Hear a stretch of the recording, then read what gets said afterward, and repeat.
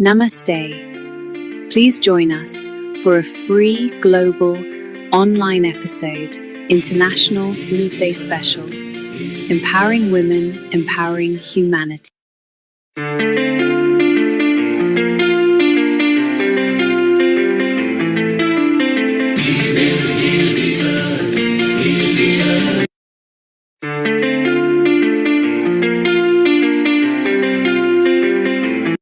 Namaste. Please join us for a free global online episode, International Women's Day Special, Empowering Women, Empowering Humanity.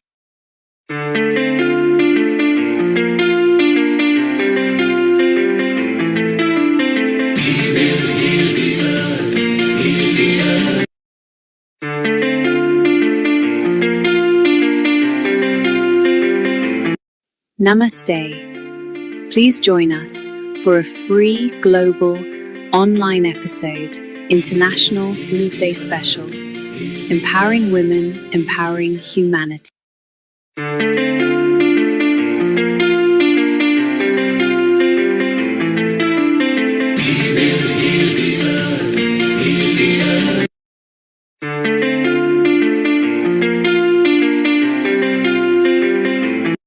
Namaste. Please join us for a free global online episode, International Women's Day Special, Empowering Women, Empowering Humanity.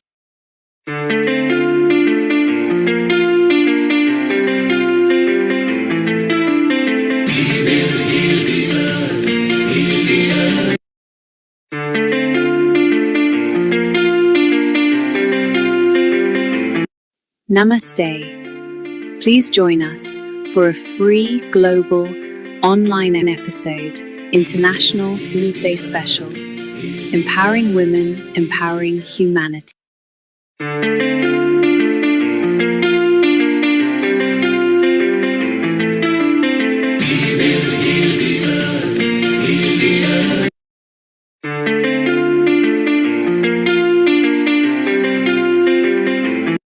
Namaste. Please join us for a free global online episode, International Women's Day Special, Empowering Women, Empowering Humanity.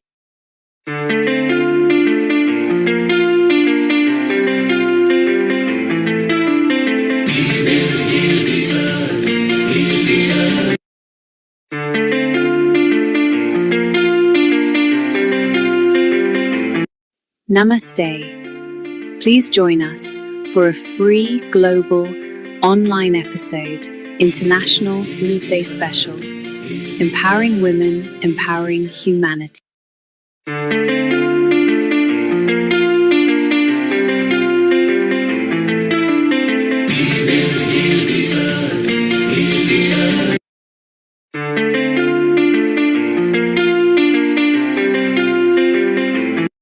Namaste. Please join us for a free global online episode, International Women's Day Special, Empowering Women, Empowering Humanity.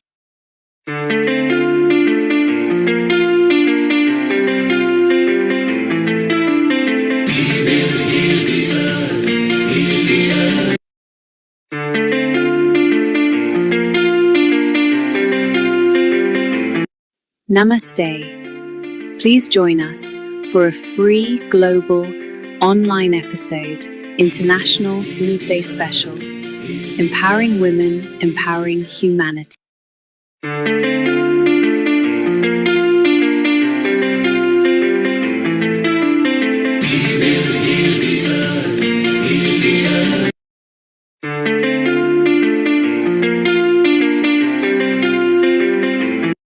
Namaste. Please join us for a free global online episode, International Women's Day Special, Empowering Women, Empowering Humanity.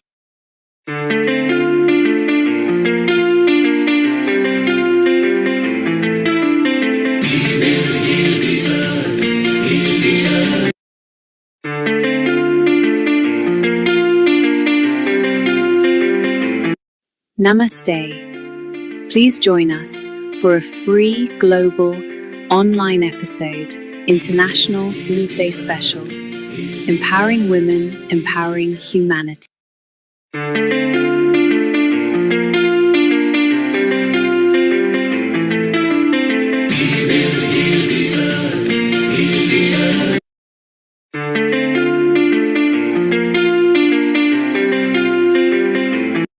Namaste. Please join us for a free global online episode, International Women's Day Special, Empowering Women, Empowering Humanity.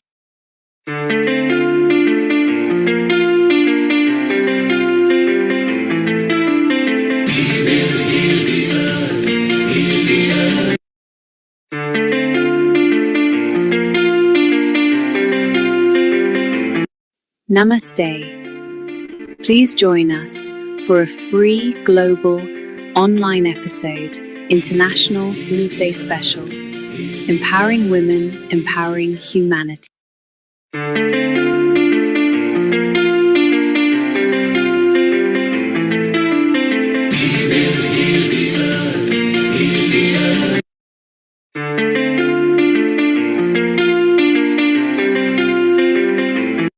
Namaste. Please join us for a free global online episode, International Women's Day Special, Empowering Women, Empowering Humanity.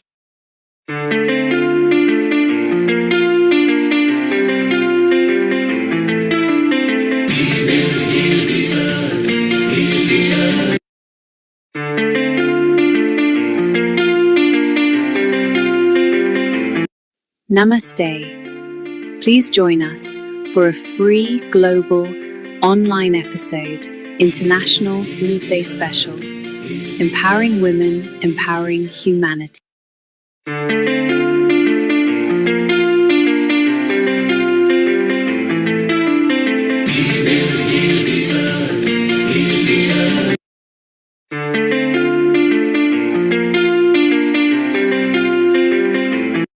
Namaste. Please join us for a free global online episode, International Women's Day Special, Empowering Women, Empowering Humanity.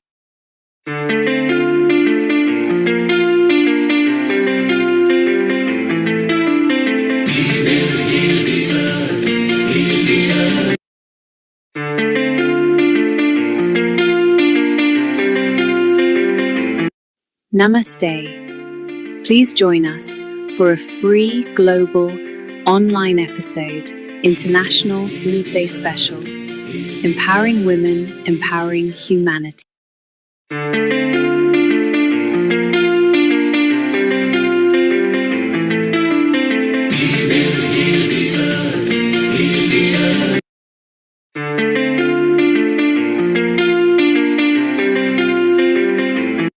Namaste. Please join us for a free global online episode, International Women's Day Special, Empowering Women, Empowering Humanity.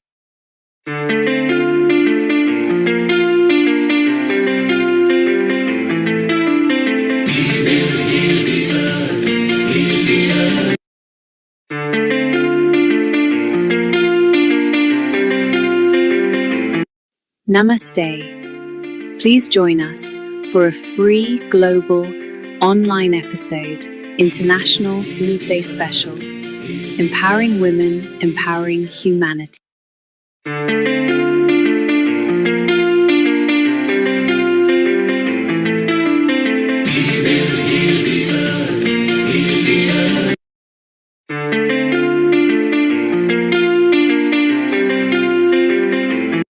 Namaste. Please join us for a free global online episode, International Women's Day Special, Empowering Women, Empowering Humanity.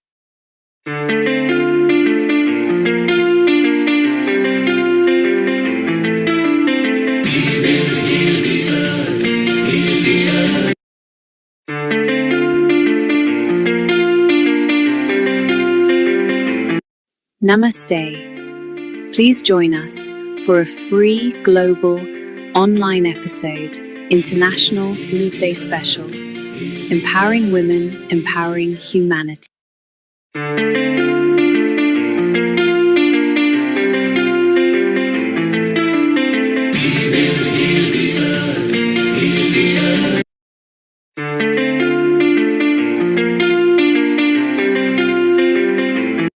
Namaste. Please join us for a free global online episode, International Women's Day Special, Empowering Women, Empowering Humanity.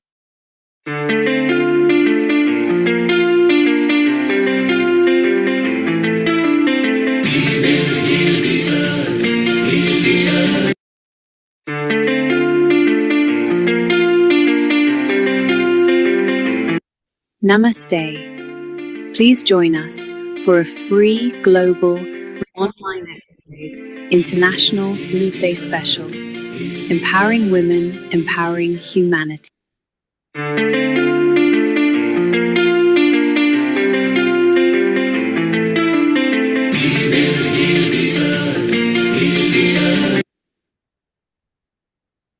10, 9, 8, 7, 6, 5, 4, 3, 2, 1.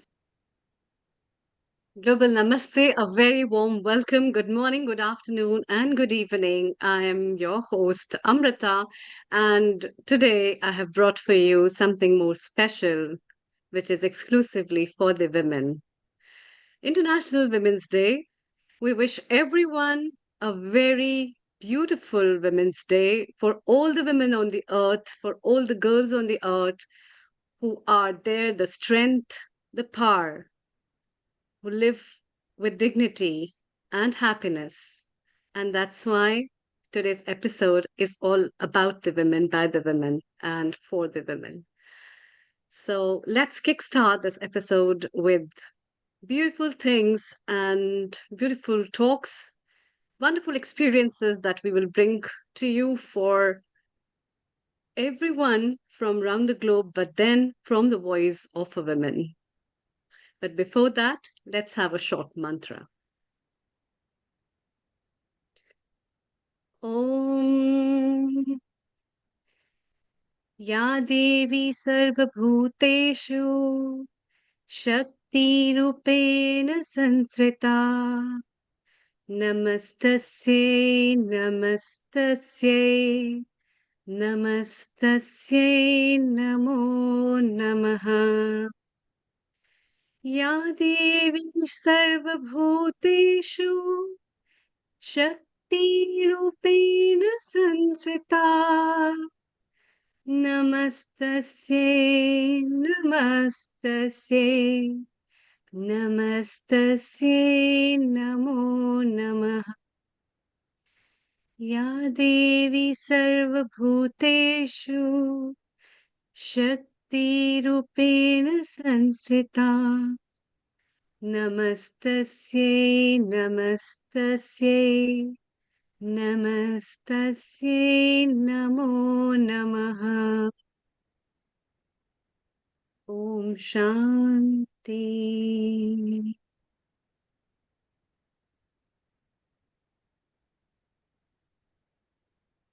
The cheering women, the glowing women, and here's to the women who knows where she's going and will keep on until she gets there, who knows not only what she wants from life, but she has to offer in return.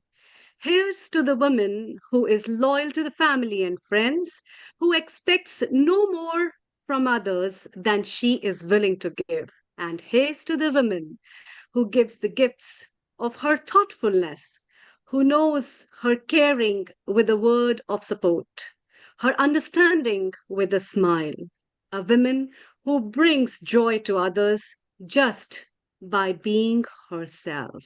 And that's for the women.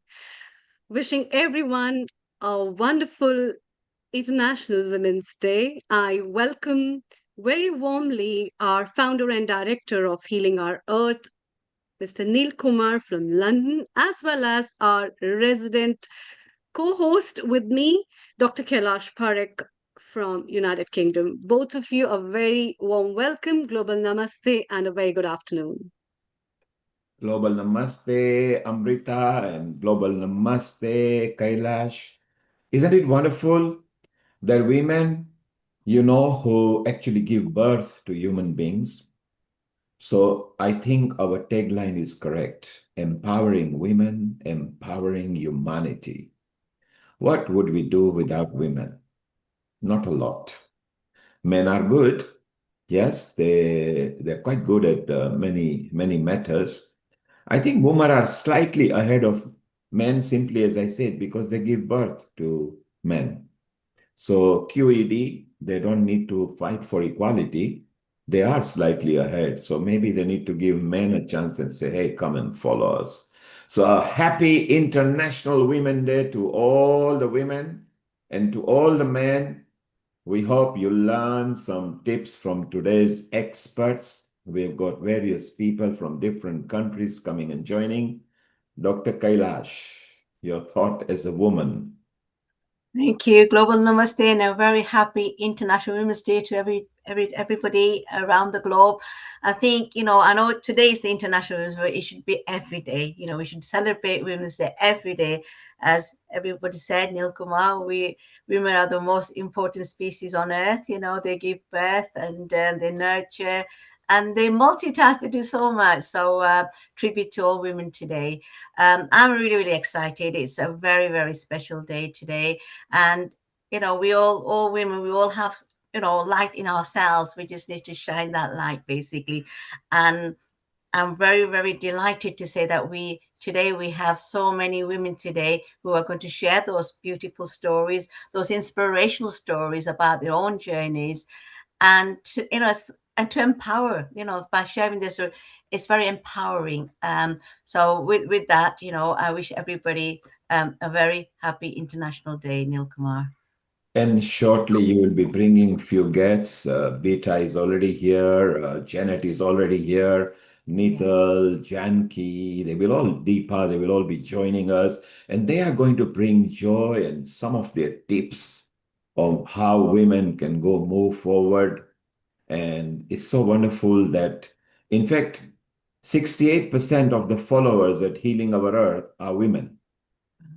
And some of the top hosts and anchors are women. Look at our chief admin here, Amrita Sharma, as a lead anchor. She's a woman. Kailash, who is there. Heather is already smiling. She has become our resident contributor from Israel. So it's so nice that we are connected to so many different countries. And shortly, we'll be playing just a video. We'll play it twice. We'll go to Paris, where Dr. Ghazala Jabin and Weena are there. So, Nishit, as you are ready, you can click that one in when you are ready for it. So, Amrita, is like Kailash said, Women's Day is actually every day. For human beings, right from the moment they spring out from their mother's womb, or in fact, from the moment they are conceived, they are actually connected to women. Do you feel in India women are treated reasonably well and equally? It's pretty pitiful, not really, but there is a lot of um, change which is happening, but then there are a lot of things which still has to be understood, and social behaviors, specifically personality traits, customs and religions, as well as cultural ethics. And there are a lot of things that come as a part where we feel women needs a lot of preferences in many ways. And it's not only just for the men to realize, but also for the women to understand these things. So it's always a bilateral work which is required. And in different parts of the societies, which we see in India, there still is a big need of equality, just because of the um, inbuilt traits of the women to be helpful, to be giving, to be nurturing. She's the one who is always doing in many walks of life, despite the odds, what comes to her. But then we also hear so many stories when we have been so many episodes that we are hosting on organ donation, where we see so many times the same cases are put forward, why women are the donors, why women are at so much of lead in so many other cases in life. So a lot has to be done, but still it's there. It's very important to celebrate these days, because these days ignite the understanding, they ignite the relevance, and also teach us a lot of things in life. So let's Here go we to have the Paris, video. where Yes. Gazala and Veena are there. Hit the button, DJ. Bonjour. Well, today is special in many ways, but first of all, this is a global namaste to all our family at Healing Our Earth. Yours truly, Ghazala Jabin and Veena Jain. So we just wanted to say today is special because today is International Women's Day. So from both us two international women right now, we wanted to send you a lovely message of a lot of messages actually within today. But Veena, what's your message to all the women out there? My message is very simple, just embrace yourself in the most beautiful way. Go with the flow and enjoy your life and be kind to yourself. Beautiful message, actually. Actually, that's really lovely. That's a beautiful message. My message to you women is, first of all, celebrate who you are, because a lot of you have come through quite a lot of difficulties, and more importantly, if you are going through some celebratory points in your life, little milestones in your life, make sure you have a cheerleader right there. And if you haven't, we are your cheerleaders. So to all those women doing amazing things, congratulations. And for those women that are struggling through many challenges, just know that there is somebody, the go-to person. And if you don't have a go-to person, you have us, sisters, here to support you. But each way, whatever the day holds for you, we just want to lift you in spirit and in our prayers to giving you the very best International Women's Day to go out and celebrate and do your thing with lots of love from Paris, from yours truly and Veena Jain and Dr. Ghazala Jabin. Over and out. Bye-bye. So that was recorded just a few moments back. They are actually attending International Women's Day conference there. And right now there is the last day of the conference happening. So there are our contributors at Healing Our Earth. Amrita, let's move to Israel for next 5-6 minutes and see what Heather has got to say about women, not just today, but every day. So over to you, Amrita and Heather. Global Namaste, Heather. And how are you in Israel? Global Namaste. Global Namaste. Happy to be here. Good to see everybody. And happy International Women's Day to all. By the way, you're looking very pretty, and this hairstyle suits you. Yeah. This was the vision. Thank you for acknowledging. Yeah. It really suits you. You're really looking beautiful. So the beautiful day with the beautiful women. Let's have a message from our beautiful Heather, who is a wellness expert. She is into so many domains, who keeps empowering women in so many different ways. And with your work of movement and your method, as well as your thoughts, what is the message that you would like to deliver to all our viewers today? Over to you. Thank you. Thank you. Global Namaste. Happy to be here again. So I would like to invite everyone to consider the power of movement as a gateway, as a portal into really, really deep remembrance of a much larger body of intelligence that we, especially as women, as the creative portals that we have, that we all have access to this extraordinary body of intelligence. And movement is one avenue to really begin to access it. So that's what we'll be diving in to a bit today to open this extraordinary session. And I feel really privileged to be among such an extraordinary panel of women. So thank you for the invitation to be here. So as we dive into this little movement session, I invite you to claim a little space around you, wherever you may be, in your home, in your vehicle, traveling, wherever this video, whether it's live or recorded, finds you. Just take a moment to drop in to your body and connect to that natural rhythm of your breath. And this particular gateway into movement will be obviously very women-centered. So for those men in the audience, I invite you to find your own source of connection to similar anatomy that we'll be addressing. So connect with the natural rhythm of your breath. And as that unfolds, as the natural rhythm of the breath really invites you to drop in and to land exactly where you are right now with all the versions, imagine all the versions of you, past, present, and future, meeting in this moment through your breath. And from that place of having gathered all these versions of yourselves, from conception to the current moment and well beyond, as well as past lives, for those of us who connect with past lives, let them all arrive right here in our bodies right now, individually and collectively. And from that place, connect with your belly button, your navel, the seat of your I am, the connection to our red thread, the maternal line. And bring your breath into the belly button. Again, staying in the natural rhythm of your breath, but as you're ready, and only as you're ready, not a moment before, allow the inhale to elongate and the exhale to elongate as well. We're just going to create an anchor in the pelvis, in the deep pelvic space. So coming into the belly button and connecting with the sensations in this area of the body. Allow your sacred attention to descend down to the perineum, to the space between the yoni and the rectum, this really expansive tissue. Connecting again the navel to the perineum through the breath and through your sacred attention. And from that point of the perineum, allowing an ascension up to the sacrum, this really sacred point that literally holds a lake within it. We have a sacral lake at the base of our spine, the seat of the root chakra, that's capable of regenerating cerebrospinal fluid every day, 1/2 liter every day, getting regenerated.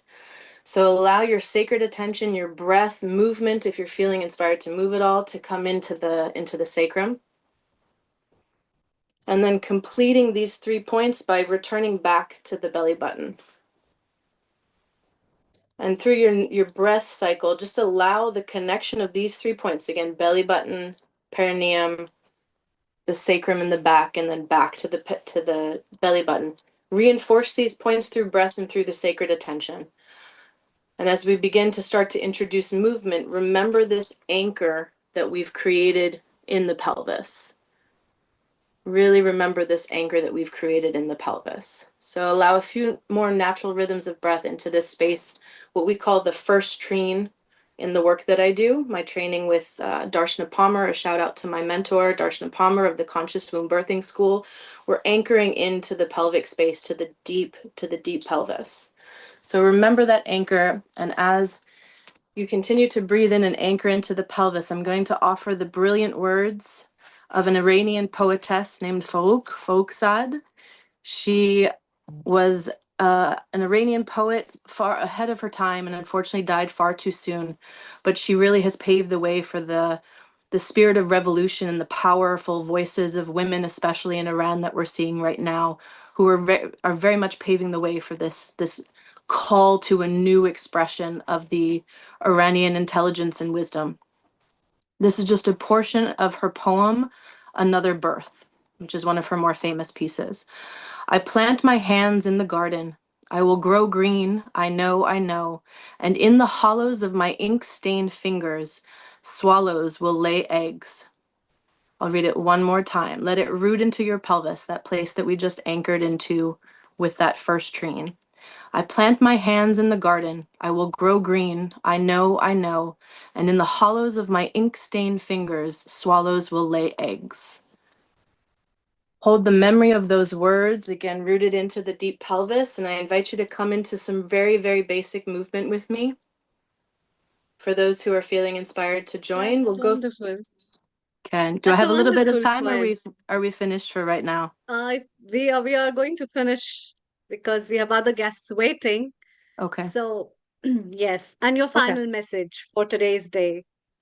We didn't get to the movement I planned, but if I can just show it really very quickly, can I demonstrate it? Okay. Just so Yeah, it's quickly. transmitted through? Okay. All right. So just rooting again into the pelvis, and just let yourself observe this movement and take what you can as a memory from it to imprint a sense of cohesion in your body. Okay.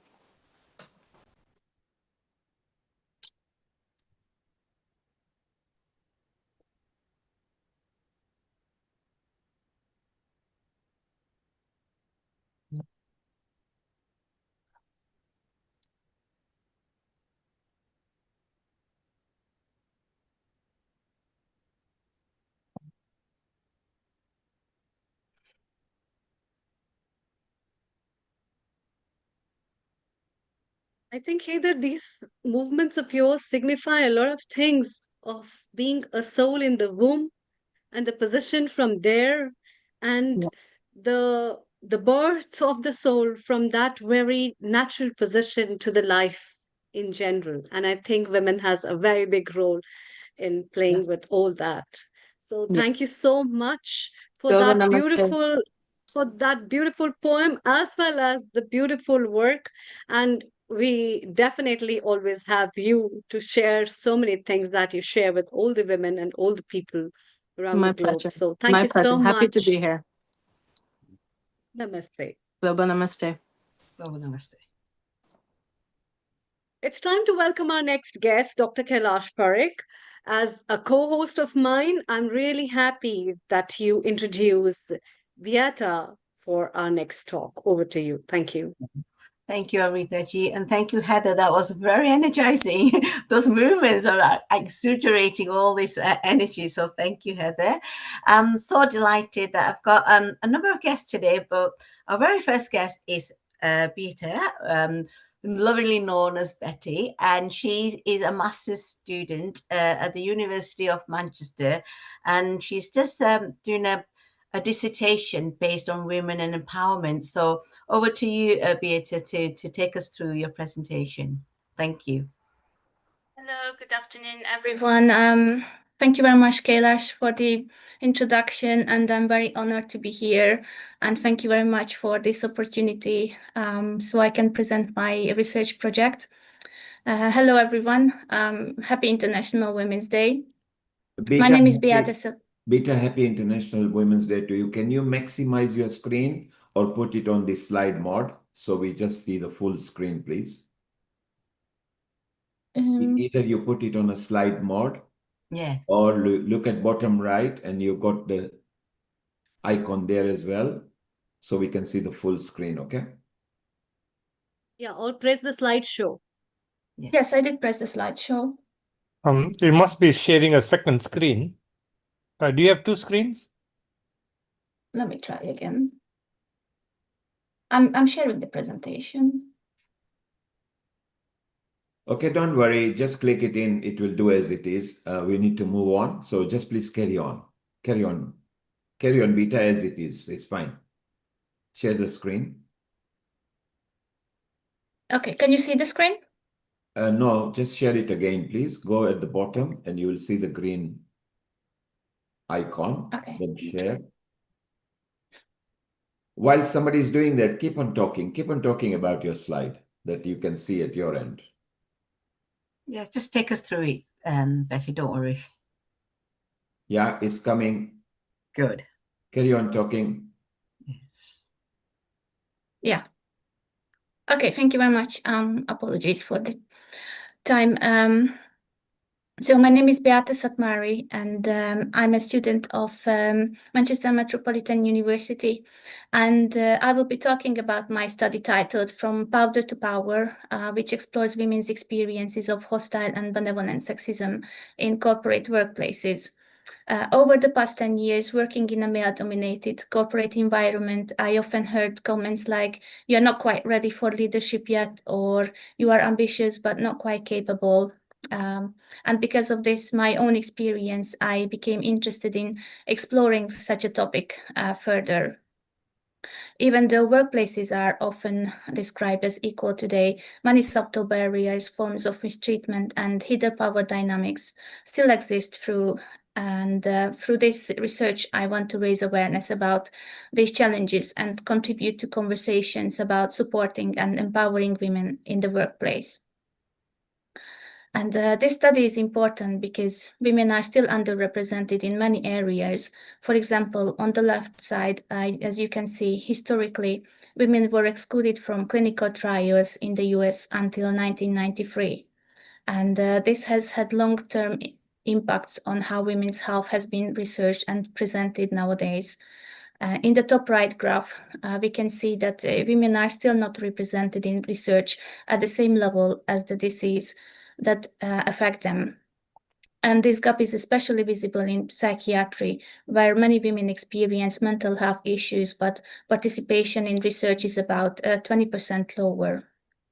And finally, the bottom graph shows that women are underrepresented across the corporate pipeline, with the biggest drop at senior leadership levels. And my study is based on ambivalent sexism theory, developed by Peter Glick and Susan Fiske. The theory explains that sexism can appear in two interconnected forms. The first is hostile sexism, which includes openly negative attitudes towards women. This type of sexism is usually more visible and can limit women's opportunities or affect their career progression. The second is benevolent sexism.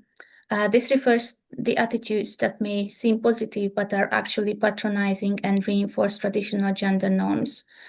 Because of this, they often go unnoticed. And the structural base for ambivalent sexism is patriarchy, which reinforces the power dynamics between women and men. In corporate workplaces, sexism can influence different aspects of women's careers, including the hiring process, promotions, leadership opportunities, and everyday interactions. It can reinforce gendered stereotypes, which can result in subtle or overt discrimination. At the same time, many women experience what is often called a double burden, balancing their professional work with domestic work at home.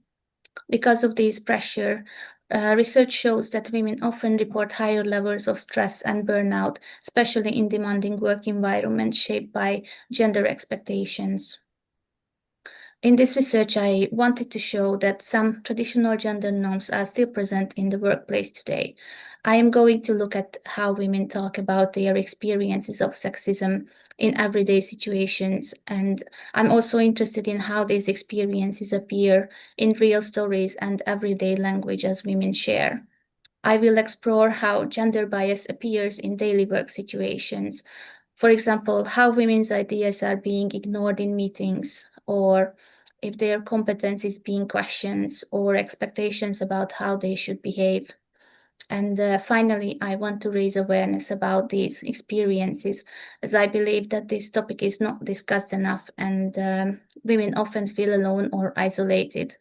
It can happen especially heavily male-dominated areas like tech or finance. And I hope to show how subtle and overt forms of sexism will shape women's experiences at work. That would be it, and thank you very much for your attention and for your time. Thank you so much, Betty. That is absolutely empowering. I love the title of your dissertation as well, From Powder to Power.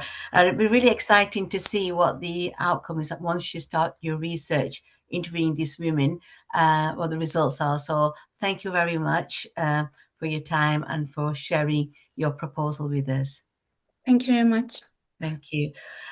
We now have our very own Janki Limbache, who is known to Healing Auras. You're a regular contributor and our youth as well. So absolutely delighted to have you again, Janki.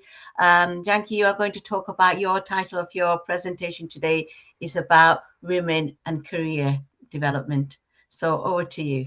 Yeah, thank you, Kailash. So good afternoon, everyone, and happy International Women's Day. So thank you for giving me the opportunity to share a little bit about my journey. So my name is Janki. I'm 25 years old, and currently I work in the tech industry. But my journey into tech wasn't as straightforward as you'd imagine.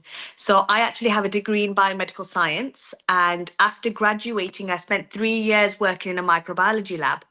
So for a long time, I believed that science was the path my career would follow. I never knew anything else other than science. That's what I'd studied for. that is what I trained for. But during those years, I slowly realized that sometimes the path we begin on isn't always the path we're meant to stay on. So after a lot of reflection, I made the decision to completely change direction and move into the tech industry. So it was a full 180-degree turn. I was leaving behind a field that I'd spent years building, experiencing, and stepping into something completely new. And to be honest, it was very scary. There are still many moments where I was, where I was worried, where like, what if I don't make it? What if this risk doesn't work out? How will I manage financially? So I come from a single parent household, and my mum has always worked incredibly hard to support our family. So watching her strength growing up has been one of the biggest sources of inspiration. My grandma was also someone who was very special to me in my life. Sadly, she passed away about 5 years ago. But the values she taught me, faith, resilience, and humility, have stayed with me every single day. And because of them, I've always felt a strong sense of responsibility, not just to succeed for myself, but to support my family.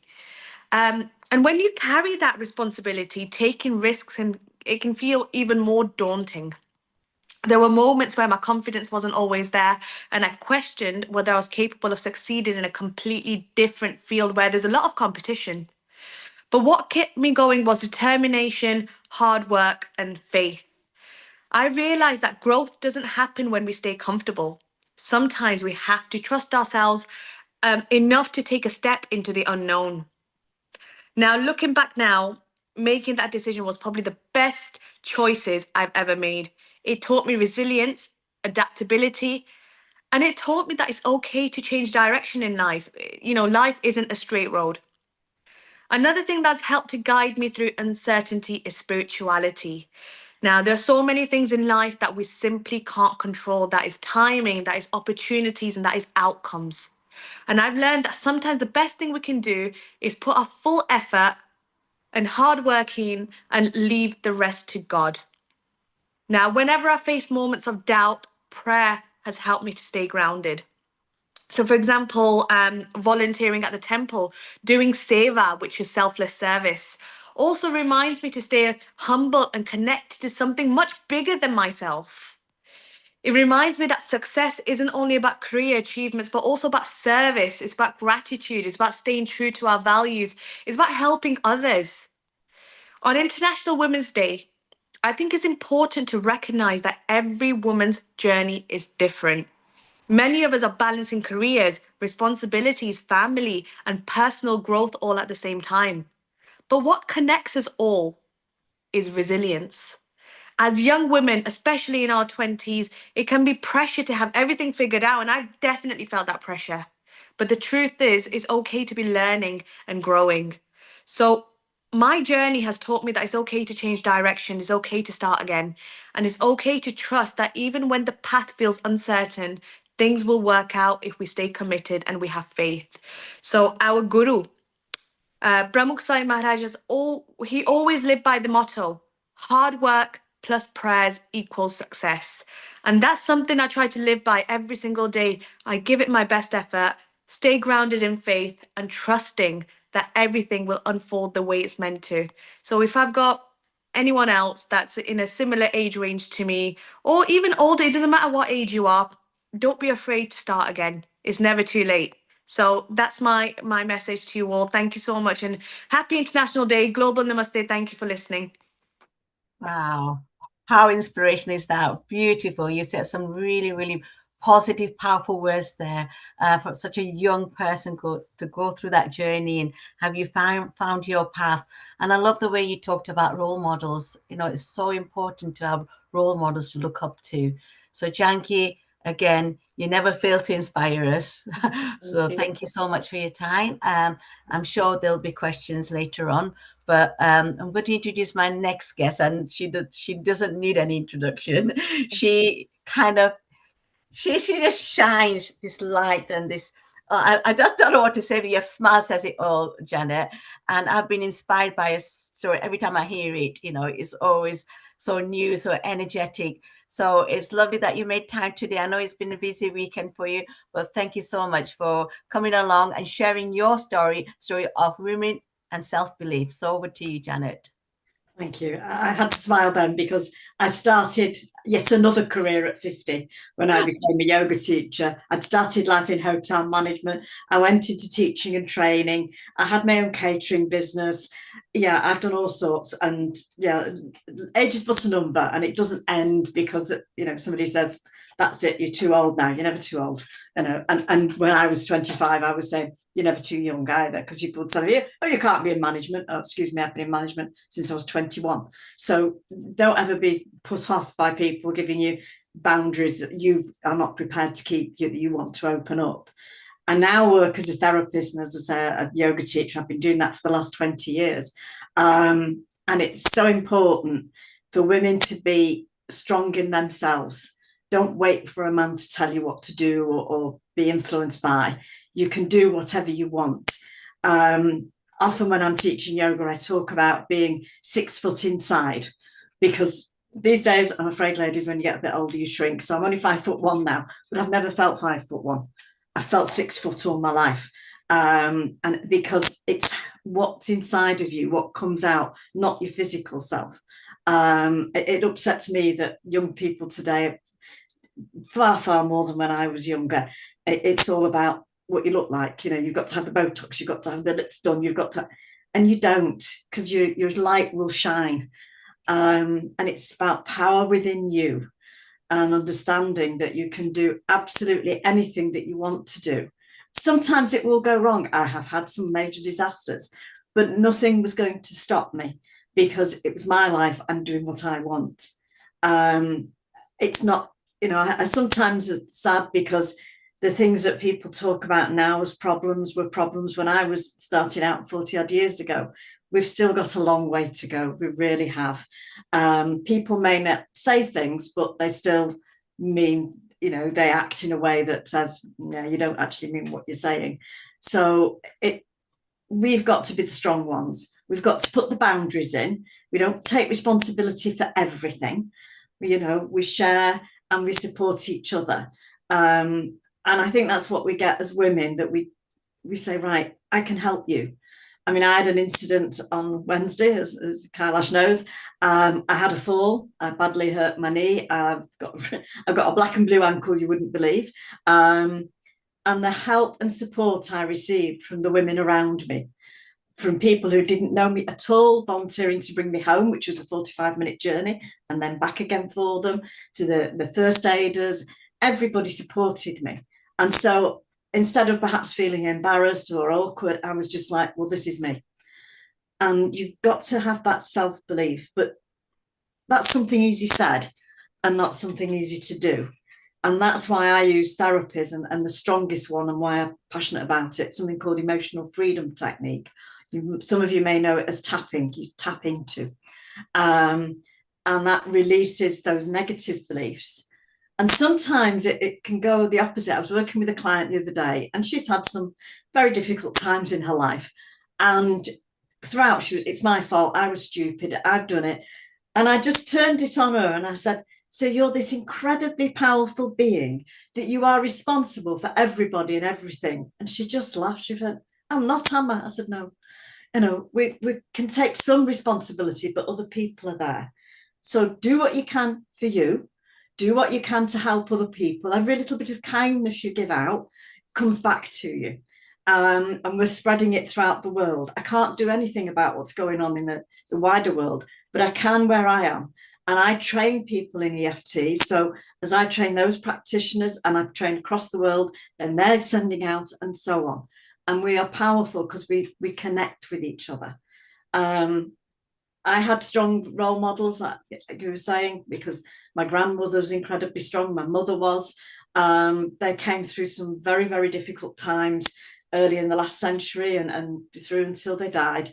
And they instilled in me that you can.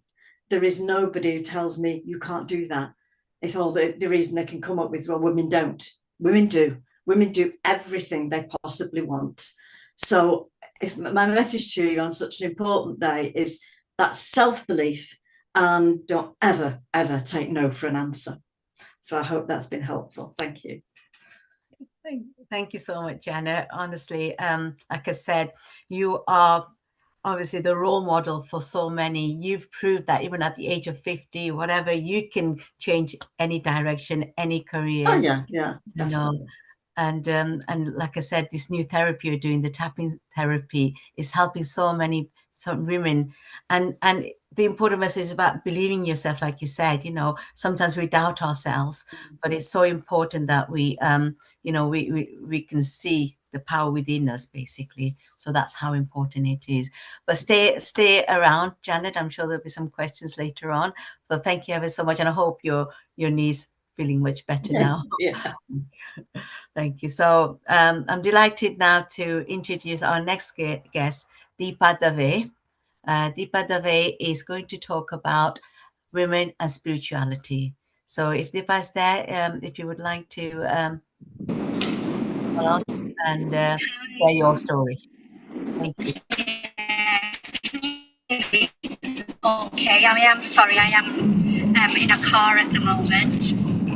Can you hear me? Yeah, we can hear you.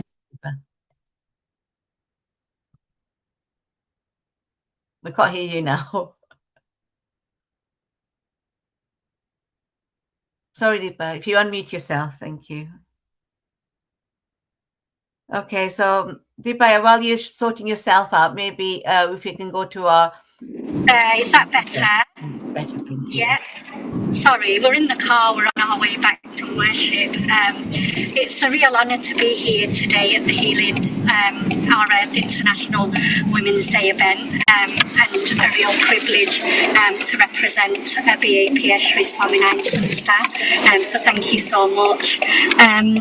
The theme for this year is Give to Gain, and at first this can sound unusual. In most areas of our life we're taught quite the opposite, aren't we? That we've got to gain first, we've got to gain success, we've got to get married, we've got to have children, we've got to gain recognition, we've got to gain that security. But spirituality actually teaches us something very, very different. It teaches us that sometimes the greatest gains in life actually come from what we give.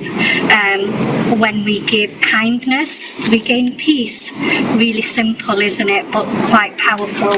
When we give time to others, we gain a connection. I came last time and I was absolutely blown away by, the group and the work that you do, and, made some really beautiful connections. And when Kailash then asked me, can you come today? It was like, yeah, absolutely.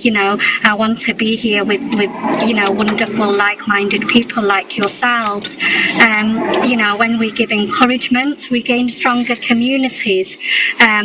And this principle was beautifully expressed by my Guru, His Holiness Pramukh Swami Maharaj, during the millennium in year 2000 World Peace Summit of Religious and Spiritual Leaders at the United Nations in New York in August.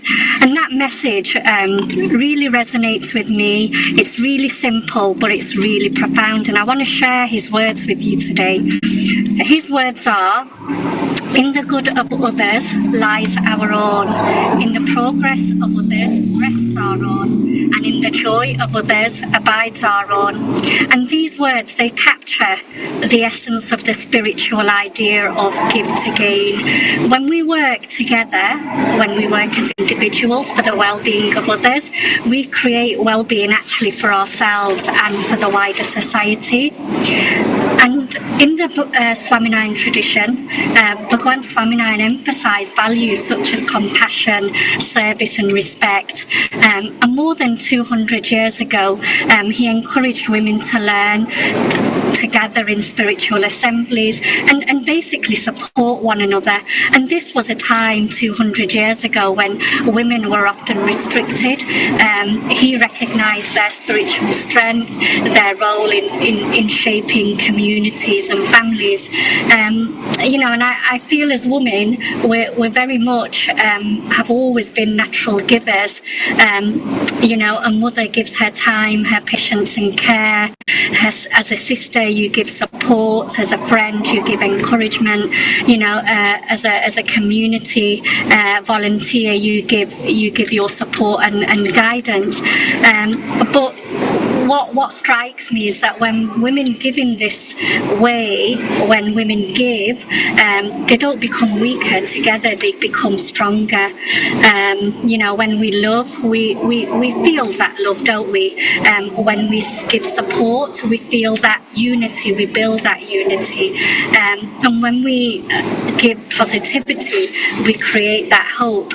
And, Janky Bin, Beta, and, everybody has talked about the fast-paced world that we work in, and we are in. Many of us are women that carry multiple responsibilities.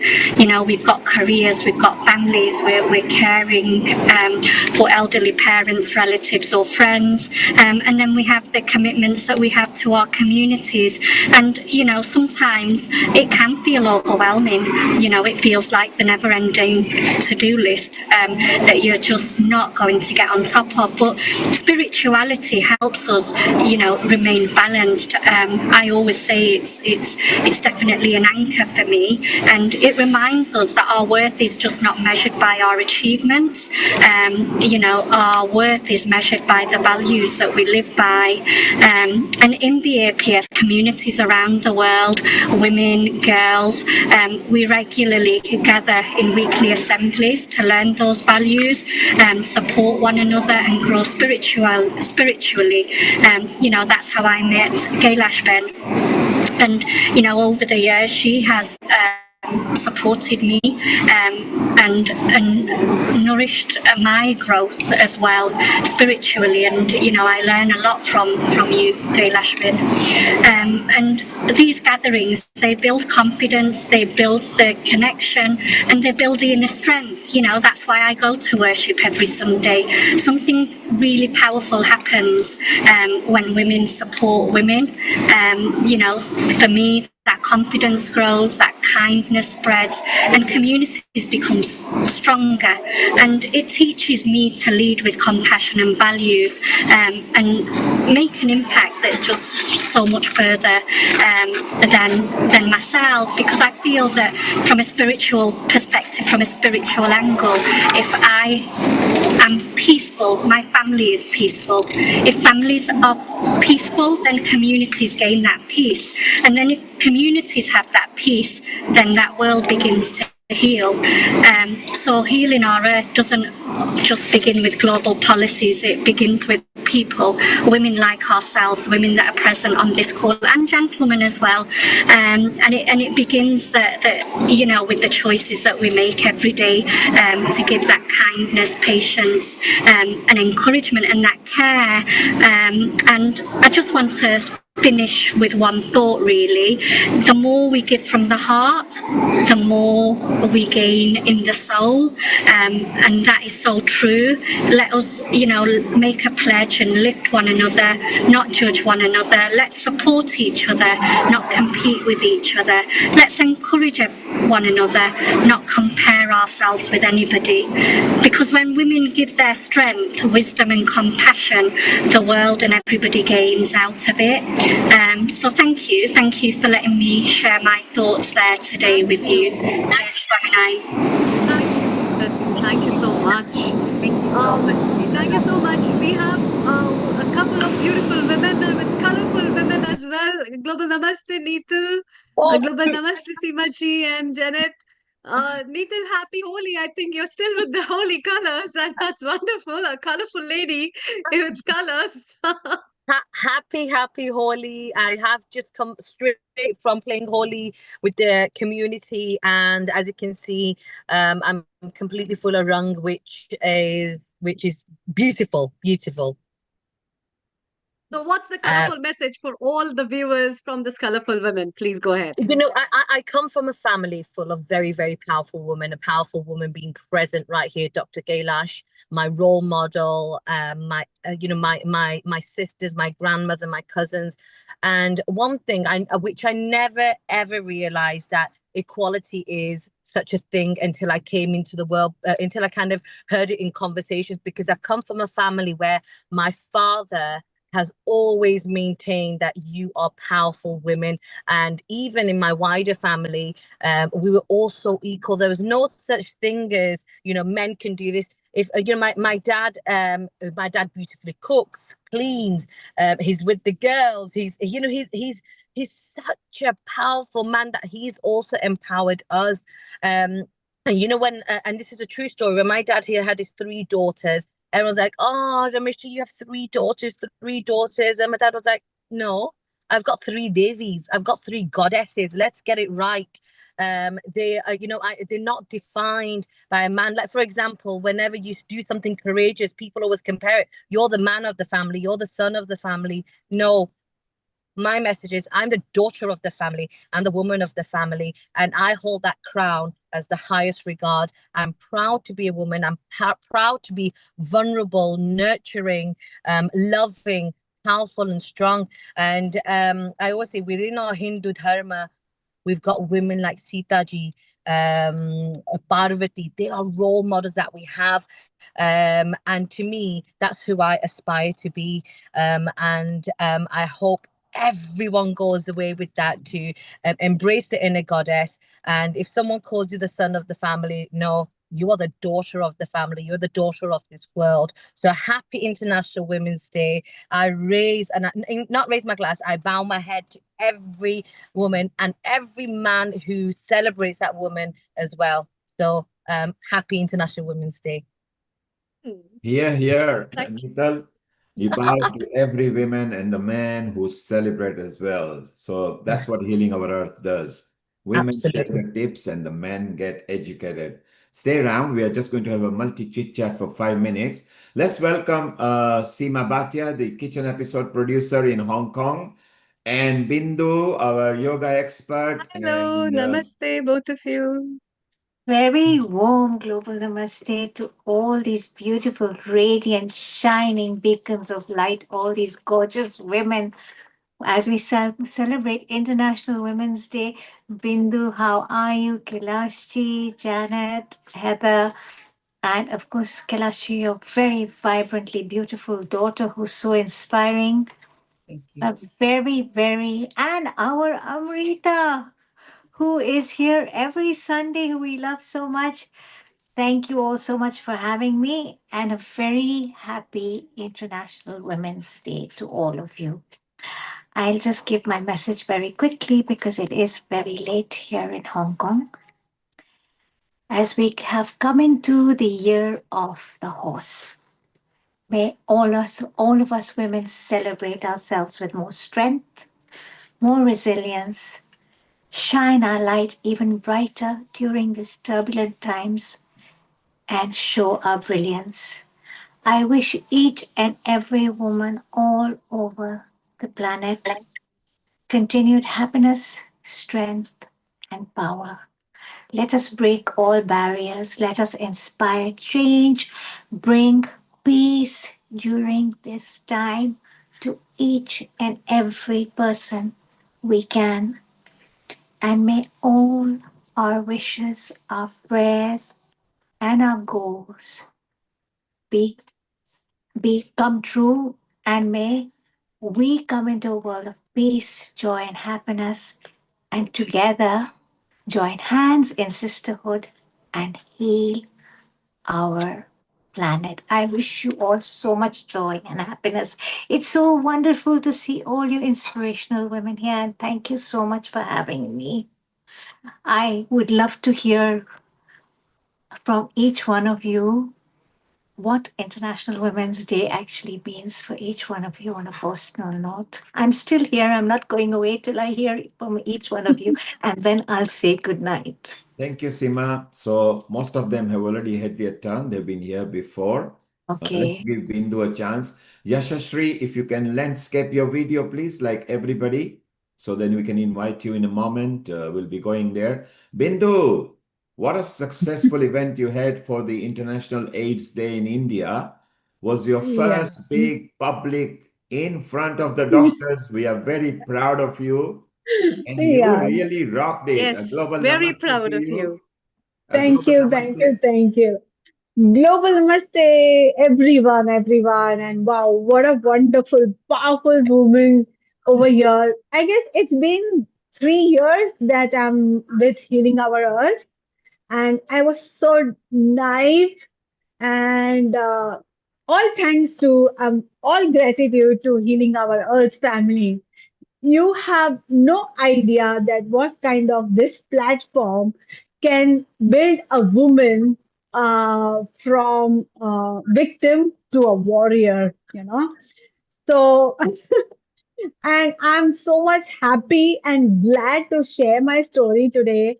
And I'm on a seventh cloud right now because yesterday only successfully one session I had, and I was publicly speaking in front of 200, 300 doctors about my journey, and I was so much appreciated, and I have come out from a lot of courage to share my stories. Thank you, Seema. It's all because of the family over here who has always supported me. They've been my backbone, and they've been always been motivating me, and I that's remember your how first phone call.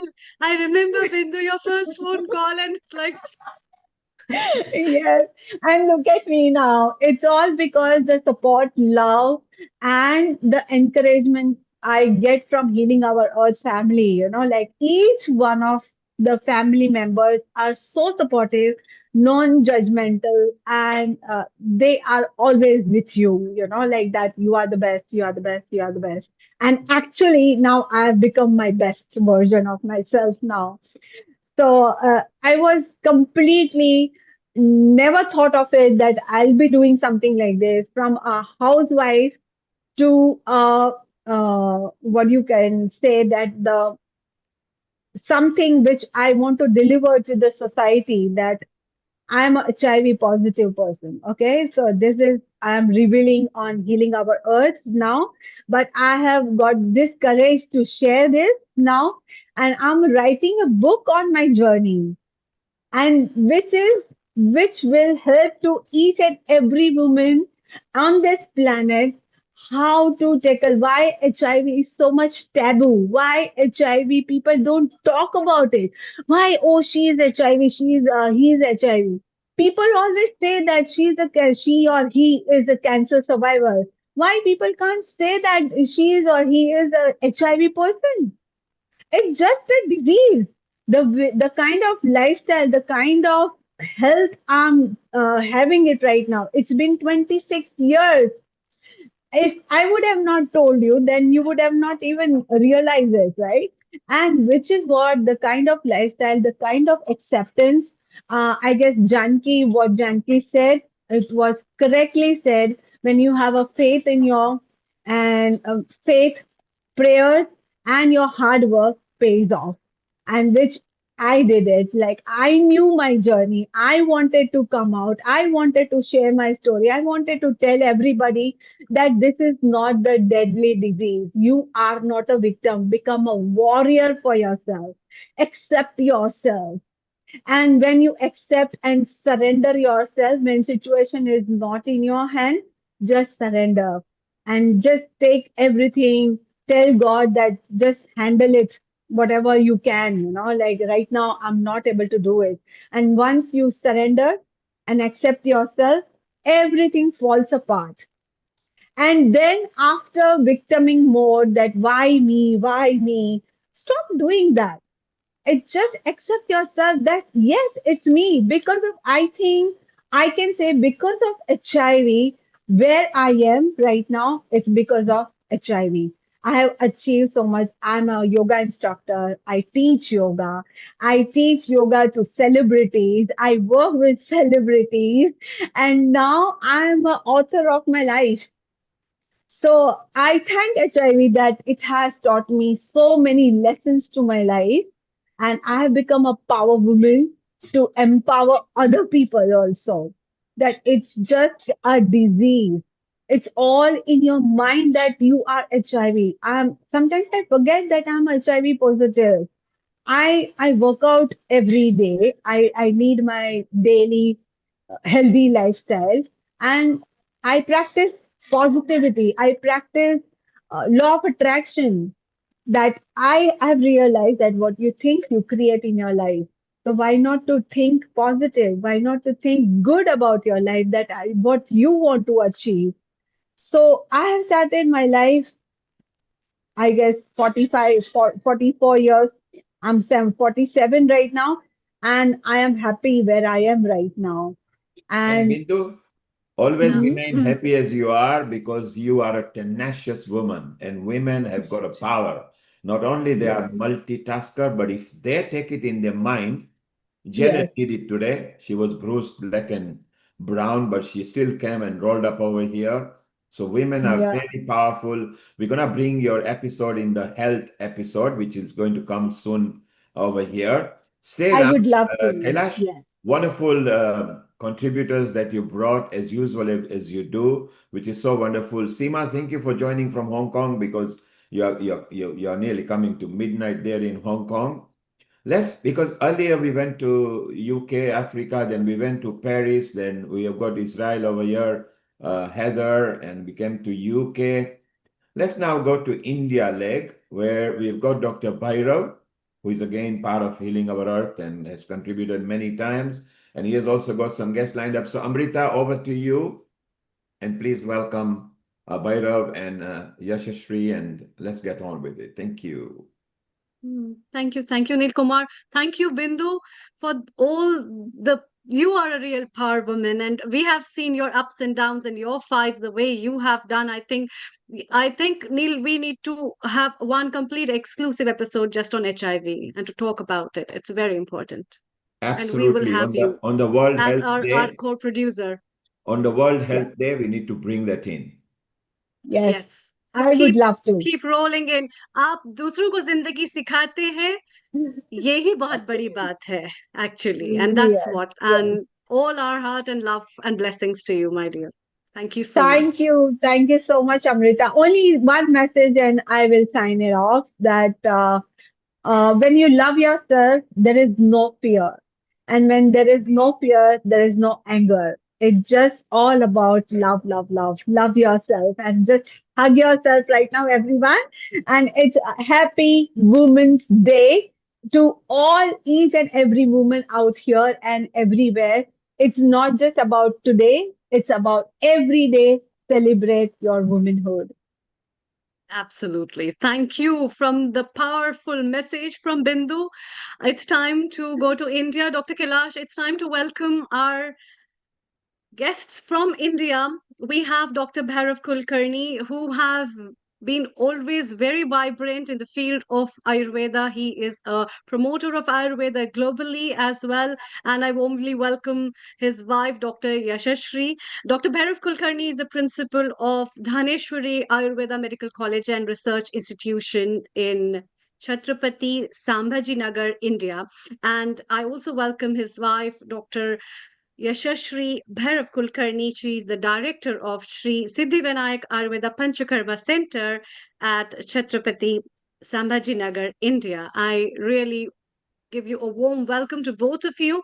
Dr. Bhairav Kulkarni, you have a couple of guests lined up with you. You have been always encouraging with so many positive thoughts to promote globally, not only the traditional medicine, but to empower women as well. And today, that is one of the symbols that I see through your works. And you just approached and you said, I want to bring the women who are related with me and they want to say something.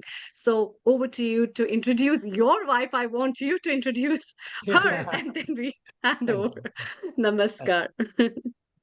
So, namaste everyone. Kindly mute one of the mics.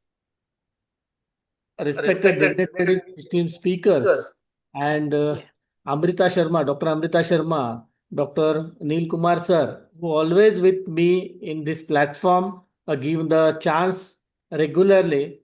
So today it's a very special occasion because I'm the field of Ayurveda. So in the field of Ayurveda, women have always held a significant and sacred place. So since ancient times, women have been like guardians of health traditionals, my dear friends.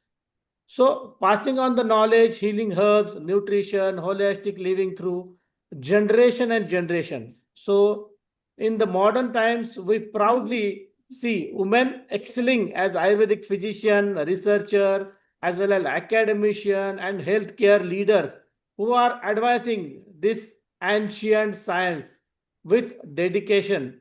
So, today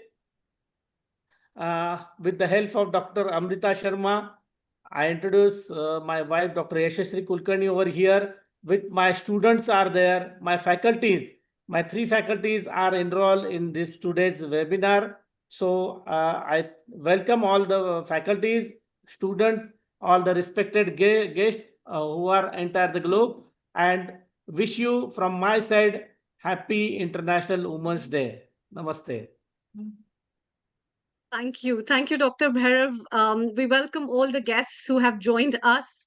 And we would like to have the views from Dr. Yashasri Kulkarni. Global Namaste. A very warm welcome to you and happy International Women's Day.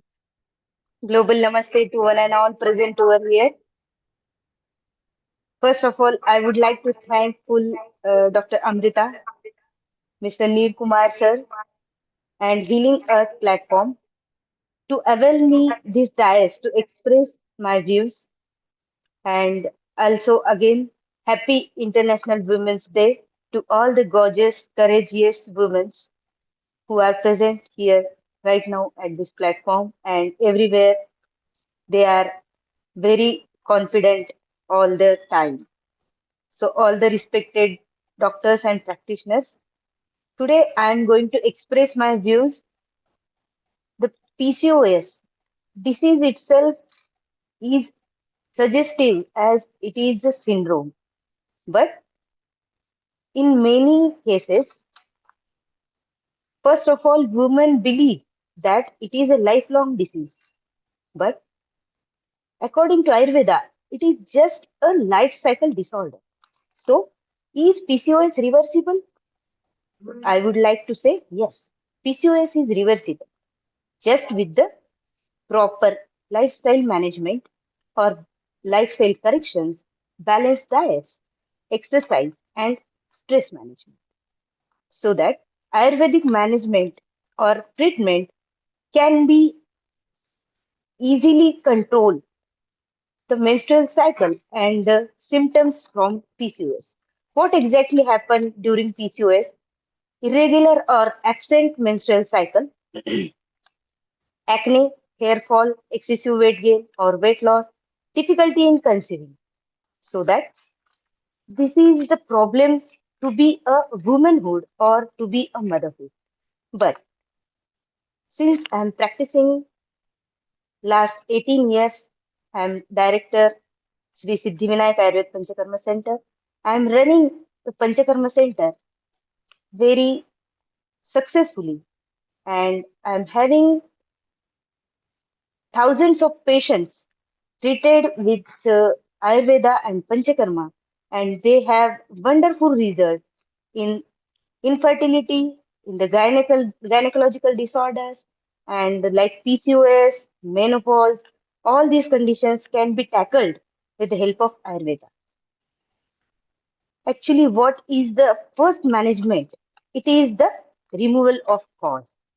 As we remove the cause, that's the disease will not get more difficult to treat. So you have to reduce your excessive weight, you have to manage your stress factor, and again you have to come for the lifestyle management. What exactly lifestyle we have to manage? In Ayurveda, there is a classical presentation of daily regimen as like how you should wake up till how you should go to sleep. So in dietary factors, you have to have daily freshly warm prepared food, green leafy vegetables, millets, jeera water like methi seeds water. These are the some digestive fire enhancers. Again, you have to do daily exercises. As before my views, the Bindu, she has explained herself how she get connected with the yoga and Ayurveda. It will help us to have our confident boosting for the management in PCOS like lifestyle disorders. You have to meditate daily. This is the stress management. So you have to do your lifestyle properly and you have to manage your stress.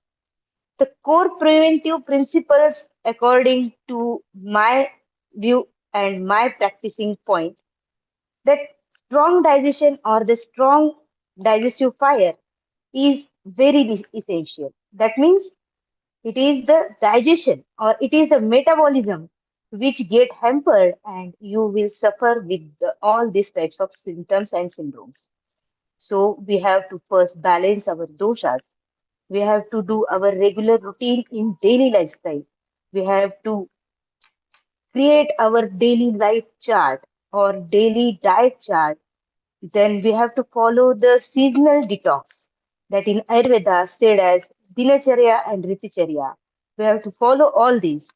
We have to regularize the Apan Vayu so that Ayurveda teaches that PCOS is not appearing suddenly.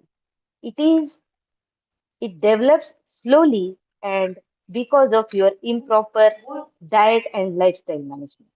So that balanced doshas and disciplined routine will protect our reproductive health. So be a healthy and happier woman and enjoy your womanhood with the good and daily routine properly management. So my this will be my message to all the women to please follow the Ayurveda and do your daily lifestyle properly. This will definitely help you to manage your stress, the syndromes or the diseases like metabolic disorders and PCOS, so that the finally PCOS is reversible, is the final conclusion. Thank you so much once again, Dr. Thank Amrita you. and Neil Kumar sir. Thank you. Thank you. Thank you, Dr. Yashashri. What a wonderful message she has given. So, all those women who are suffering from polycystic ovarian syndromes, Ayurveda has a lot of things to go and give for the women. Complete chapters have been dedicated for the women and the women care. And let's welcome our next guest, Dr. Eshwari Paratkar from the Shri Siddhivinayak Ayurveda College. No, Dhanashri Ayurveda Medical College and Research Center. And you are basically an assistant professor in the Department of Kaya Chikitsa, which is internal medicine of Ayurveda, practicing Ayurveda, believing in Ayurveda, and yourself being a woman. How delightful it is. So, what is your message for our viewers today? Over to you. Yes, I am Thank you. giving presentation. But first of all, You'll be thank you, Dr. Amrita, and Healing Our Earth platform for giving me the opportunity to present today. I also thank to our principal, Dr. Kulkarni, sir. I truly appreciate your support and the platform to share my thoughts. I am sharing PPT. Yes. Your presentation is on what? I'm sharing my screen. Yes, please share.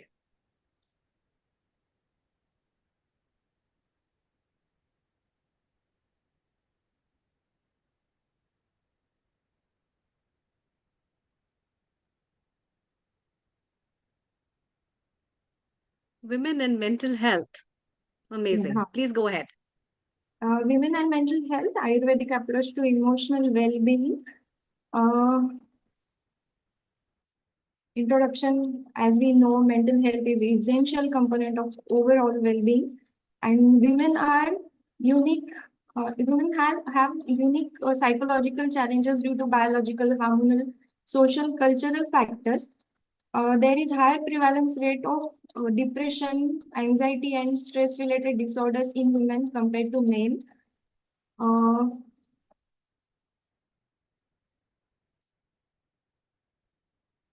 There are specific phases, certain phases affecting mental health, like we know perimenstrual phase, postpartum phase, caregiving burden, like our mothers or housewives, certain social and cultural factors that leads to anxiety disorders, postpartum depression, premenstrual mood disorders, stress, burnout, emotional exhaustion. She suffers a lot. Uh, there are some physical and mental health issues uh, related to women. Certain physical conditions later on converted into the mental health problems, like we know sadness, anxiety, irritability, and in clinical practice we see the hysteric women uh, who are who are suffered from long-term uh, violence or poverty, etc. There are insomnia, hypersomnia, anorexia. I am showing certain health and mental health and physical health conditions. What is impact? What is impact is later on it impacts on reproductive health, family well-being, and social productivity. So we are concluding that women's mental health is so much important. As we know, in Ayurveda, health is uh, health is combining the features like three doshas, Vata, Pitta, Kapha, digestive fire, that is Agni, Jathar Agni, body tissues, that is Samadhatu, Malakriya, that is waste elimination. These all procedures are should be in balance. Mind, senses, our five senses, and soul should be in state of bliss. That is what that is called health. Three doshas, Vata, Pitta, Kapha, Triguna, Sattva, Rajas, Tamas. We know the physical three dosha. Vata, Pitta, Kapha are the three dosha present in the body of human. Later on, it affects on the Triguna. Triguna are concerned with the mental health. Sattva, Rajas, Tamas are concerned with the Sattva Guna. Sattva Guna, that is mind gunas. Ayurvedic management principles. There are three components: Satvavajaya Chikitsa, Daivavya Pashraya Chikitsa, and Yuktivya Pashraya Chikitsa. Satvavajaya Chikitsa, that is psychotherapy. Yuktivya Pashraya Chikitsa, that is evidence-based treatment. Daivavya Pashraya Chikitsa, that is spiritual healing or the faith-based healing. First, we see the Daivavya Pashraya Chikitsa. It refers to spiritual practice, rituals, prayers, divine interventions to restore the balance in the body and mind. It includes mantra, chanting sacred hymns, wearing gems, herbal medicinal herbs, auspicious rituals, sacred fire ritual that we know, the home and yajna. Purpose, what is the purpose? To remove the negative karmic or unseen influences, to increase mental health and faith, to restore the harmony between mind, body, and spiritual consciousness. Second, Satvavajaya Chikitsa, that is Ayurvedic psychotherapy. It is Ayurvedic approach to mental health, treatment that focuses on strengthening and controlling the mind to overcome negative emotions, harmful thoughts, and stress. The word Satvavajaya means to overcome, to gain control over the mind or the negative thoughts. It promotes the mental balance through the self-awareness, behavioral change, and strengthening the mind. Methods to use. Satvavajaya Chikitsa includes the counseling and guidance by the doctors, positive thinking training, mindfulness, meditation like Omkara Sadhana, emotional regulations, lifestyle and behavioral corrections, developing self-control and mental discipline. Benefits, what are benefits? Improves self-awareness, enhances emotional resilience. Dr. Ishwari, I think we are time up. Can you just share in brief your message and we stop sharing the screen? There are Medhya Rasayan herbs, various formulations are present in the market. Yoga and meditation, yoga practices like pranayam, anulom vilom, brahmari, shavasana helps to reduce anxiety, improves mood.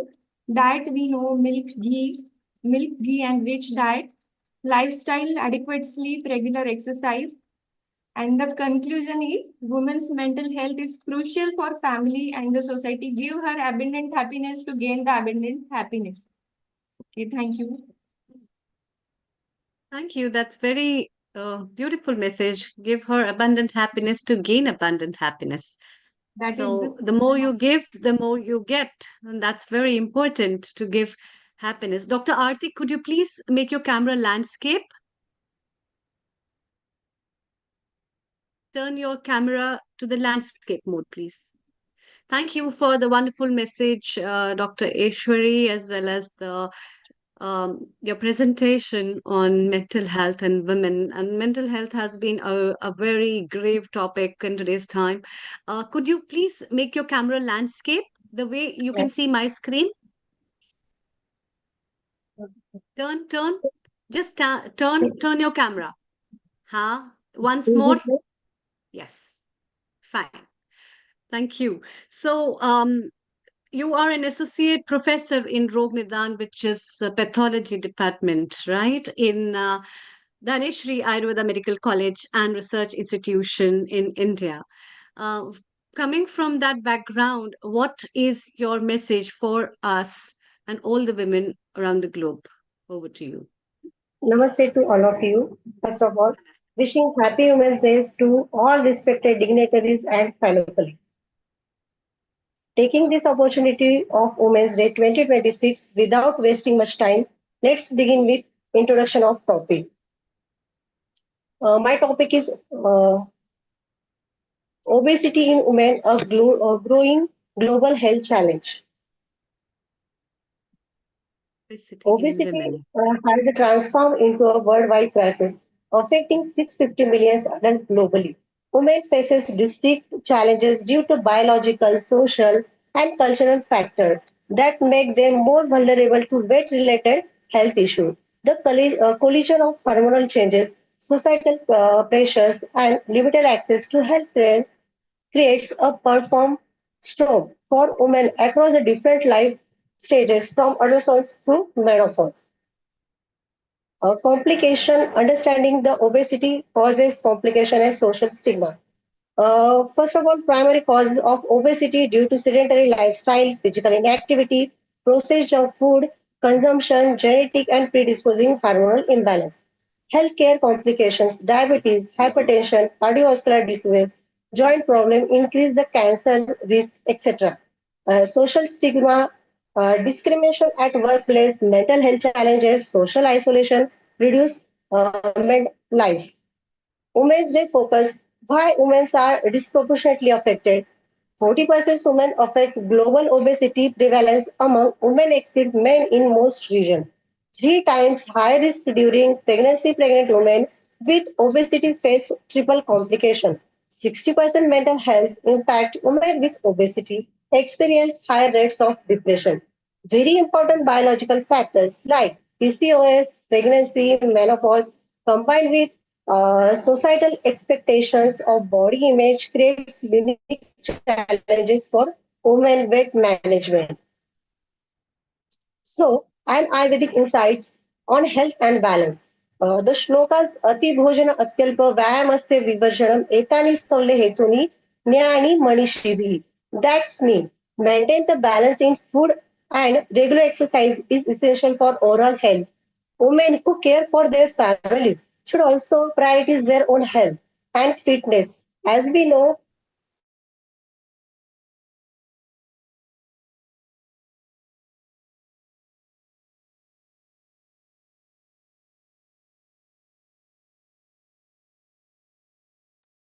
I think the signal is frozen. Yes, the so maybe signal we can dropped. Dr. Aarti, can you hear us? Yes. It's best if she doesn't unmute anymore because she's locking us out. She's not aware Um, she's muted. You are Let's take muted, Dr. Aarti. Let's take Dr. Roshni. Let's have her message in general before we take Dr. Roshni.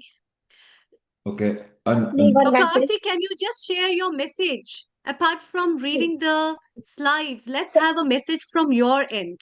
You as a Last, woman. lastly, lastly, I must say every woman deserves health and happiness. Her health is not the privilege; it's right. So, lastly, I would thank to. Okay, let's move to Dr. Roshni, please. Yeah, I think Her signal is breaking off and it's locking the Yeah, system. thank you, Dr. RC. Thank you for your presentation and your talk on obesity. But we can have you again next time to talk more better on the specific topic. Let's move further and welcome Dr. Roshni Prabhakar, Global Namaste. A very warm welcome, Dr. Roshni. You are an assistant professor in Department of Shalya Tantra, which is related with the surgery.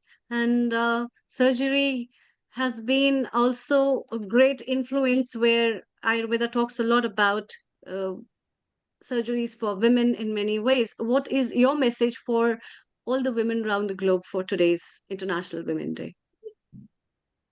Am I audible, ma'am? Yes. Yes. Thank you, Amrita Sharma, ma'am. And also thanks, our principal, Dr. Bhairav Tavshikar, sir. I'm just sharing my PPT. Just a minute.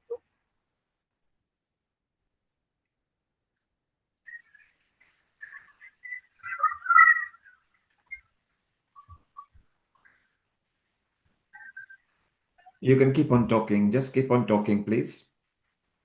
Your presentation is on what topic?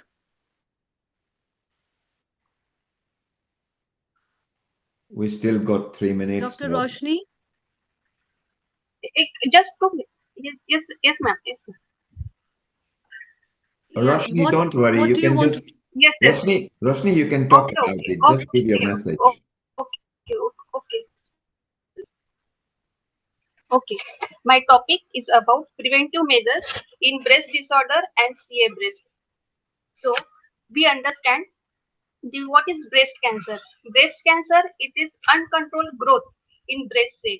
According to WHO, the breast cancer rate is getting worse and it is not spreading even young age group. The breast cancer awareness is an effort to raise awareness and reduce the stigma of the breast cancer through education, symptoms, and treatment.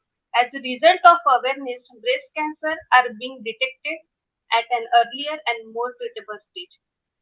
So we should know about the risk factor of breast cancer.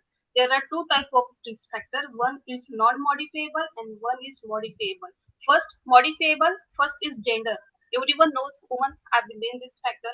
99% of the breast cancer are found in women and 1% in men. And age, the chance of getting breast cancer goes up as the woman gets older. And genetic risk factor, the women, those are having BRCA1 and BRCA2 genes are having more risk factor. Then family history, the breast cancer risk is higher among women. Those close blood relatives have this disease. Then personal history of breast cancer, women with cancer in one breast has greater chance of getting new cancer in other breast and another part of the same breast. Then menstrual history, early menarche and late menopause and oral contraceptive have more risk. Then second types modifiable, then obesity, weight gain after menopause, then alcohol consumption, smoking and lack of physical activity. Then comes on the preventive measures. Then primary prevention, first diet, eat healthy and balanced diet. Exercise at least 2.5 hours of moderate exercise weekly. And weight management. Maintain healthy BMI. Then avoid smoking and alcohol. Then secondary prevention. Secondary prevention play a very important role for a good breast health plan. First is self breast examination. It should be done once in a month and ideally the week after menstrual period ends. And in postmenopausal age group, it should be done same date of the each month. Then clinical breast examination. It is done by the doctor or trained nurses. It should be done every 3 years at the age between the 20 to 40 and annually at the age above 40. Then mammogram is a low energy X-ray, especially for the breast. Manual screening started at the age of 40. Then genetic screening is done in patient those having family history. Then comes on the how to perform self-examination. Self-breast examination performed by two methods. First is inspection and then inspection means by looking and palpation by touching. Inspection, stand before the mirror and look. Dr. Roshni, if you can stop sharing your screen and just give us your message, it will be wonderful. Yes, ma'am. Can I just tell a story? Dr. Roshni? Can you stop screen sharing? You are not sharing the screen. It's just locking. It's something else. Just stop at your end the screen sharing and just deliver your message for the women. Okay, just stop screen share at your end, please. Screen share बंद कर दीजिए. Can you please stop sharing the screen?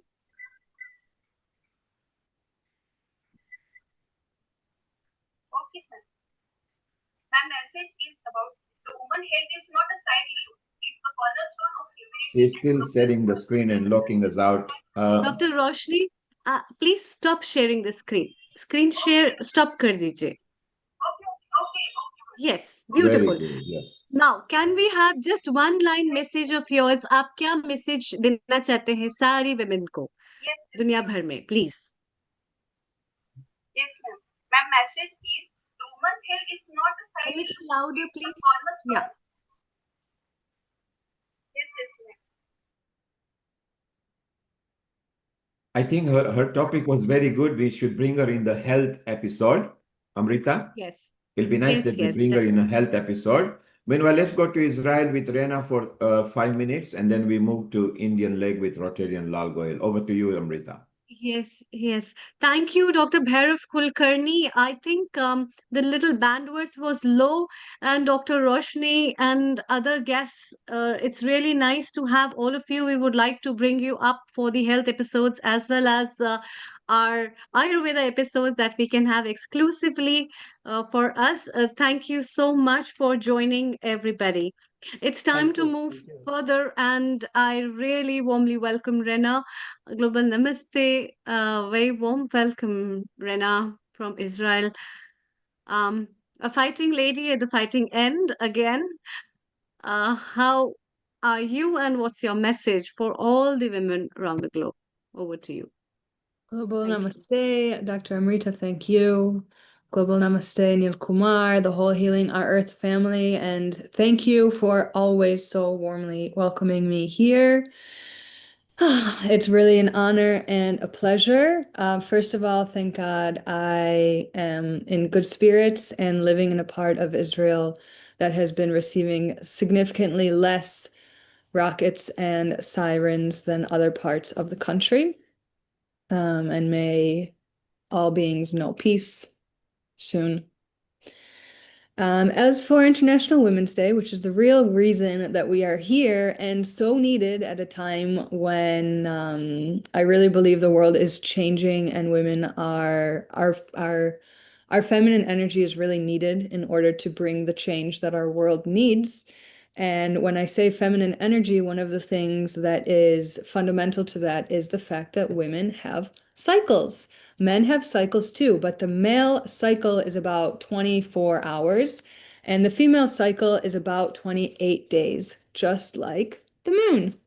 And when I talk to people about women having cycles, it's often helpful to talk about other cycles in nature, like the cycle of the moon that goes from the new moon and then opens up into the full moon and then closes back up into the new moon. Same with the cycle of the 24-hour day that starts at full darkness in the middle of the night and then lights up until peak brightness and warmth in the middle of the afternoon, and then again fades into darkness. And also like the cycles of the seasons, which go from winter into spring, into summer, and then into autumn. And all of these cycles have a lot of similar qualities to them that parallel the cycle of a woman. So when it comes to a woman, we can think of menstruation as the start of her cycle because it's just easiest to think about it that way, which parallels midnight and the new moon and winter. So if you think about things that have if you think about those things, it's like a time when we're going inwards. There's a lot of darkness, hibernation, wanting to be cozy, wanting to be warm. And when it comes to wellness, that means probably we're staying away from high intensity exercise and doing more. Maybe even it's just yoga nidra. Maybe that's your exercise, or maybe it's a gentle walk or a gentle swim or yin yoga. Food-wise, also thinking about more warm foods, cooked foods, really nourishing, cozy foods. And then when it comes to work and productivity, that's a time when women generally might be getting some creative downloads, but it's not necessarily the time to act upon them. And then at the exact opposite, we have ovulation, which can be compared to the middle of the afternoon or peak summer or the full moon, times when we're generally like out and about, having tons of fun, socializing, the most playful, the most caring about what we look like. And when you think of a woman, like those things are also relevant. She actually is going to be the thinnest at that time of the month. She might put a little bit more effort into the way that she looks compared to menstruation. Exercise-wise, that's the time to be doing your high intensity workouts, more intense weight training, maybe longer running, longer swimming, maybe an Ashtanga yoga practice if that's what you practice, or a faster paced vinyasa. And when it comes to work and creativity, ovulation is a prime time for speaking engagements. If you're giving a workshop, if you're giving a lecture, if you want to appear on a podcast, it's a great time to be seen and be out in the world. And then I know time is limited, so just really briefly between menstruation on the way up to ovulation, you can think about springtime or the waxing moon or the morning turning into the afternoon. So like we're starting to become more playful, we're starting to have more energy. I forgot to mention food-wise in ovulation, that's a time to be eating like more fresh foods. So when we think about transitioning from menstruation to ovulation, there's kind of a balance between like still having some of that really cozy comfort food, but starting to also integrate more sprouts, more fresh salads. Exercise-wise, it can be a time that some women have a lot of energy to like do more intense exercise, but we want to be careful not to jump into that energy too soon, but to make sure that we are starting to get moving. And in terms of creativity and work, that's a time to like take any downloads or intuitive wisdom that came during menstruation and start to like turn it into action, start to create structure for it. And then the last phase is when we go, I'm going a little bit out of order, but I think it actually makes more sense this way. After ovulation hits and then we head towards menstruation, we can think about autumn or like afternoon turning into evening or the waning moon. So like preparing for hibernation. So starting to have more of those warmer foods, starting to slow down our workouts and be a little bit more restorative, but still keeping the movement going. And then creativity and work-wise, that's a time to like pay attention to small details. It's a time to get things in order, get things organized. If you have a lot of spreadsheets or things like that, that's a great time to work on it. It's also a time when we tend to care less about what people think. So like if you're someone that has employees and you need to fire somebody, God forbid, but it happens, that's a good time to fire somebody because it's not gonna impact you as emotionally. Thank you, Rena. Thank you. Thank you so much. Comparison of a women's life with the phases of the moon and the seasons is really wonderful. And I think every woman in her life has these kind of phases where there's someday a full moon and someday no moon and someday the autumn and someday the spring, and that's how the life is.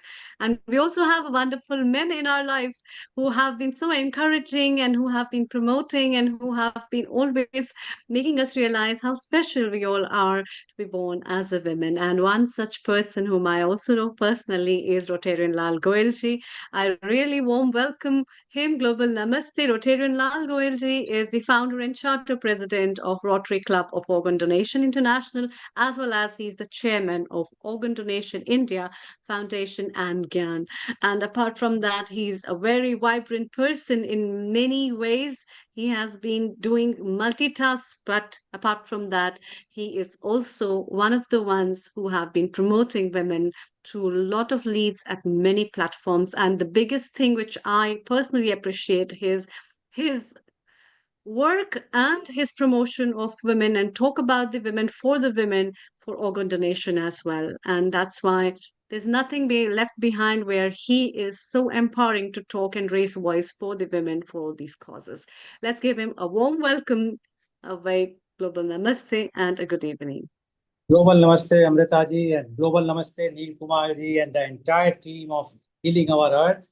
And a very good day today, because we all are celebrating International Women's Day. So happy International Women's Day to you, Amrita, and all the women who are watching today's program live or going to watch afterwards, because this program goes across the world on different platforms, so that everyone is watching across the globe.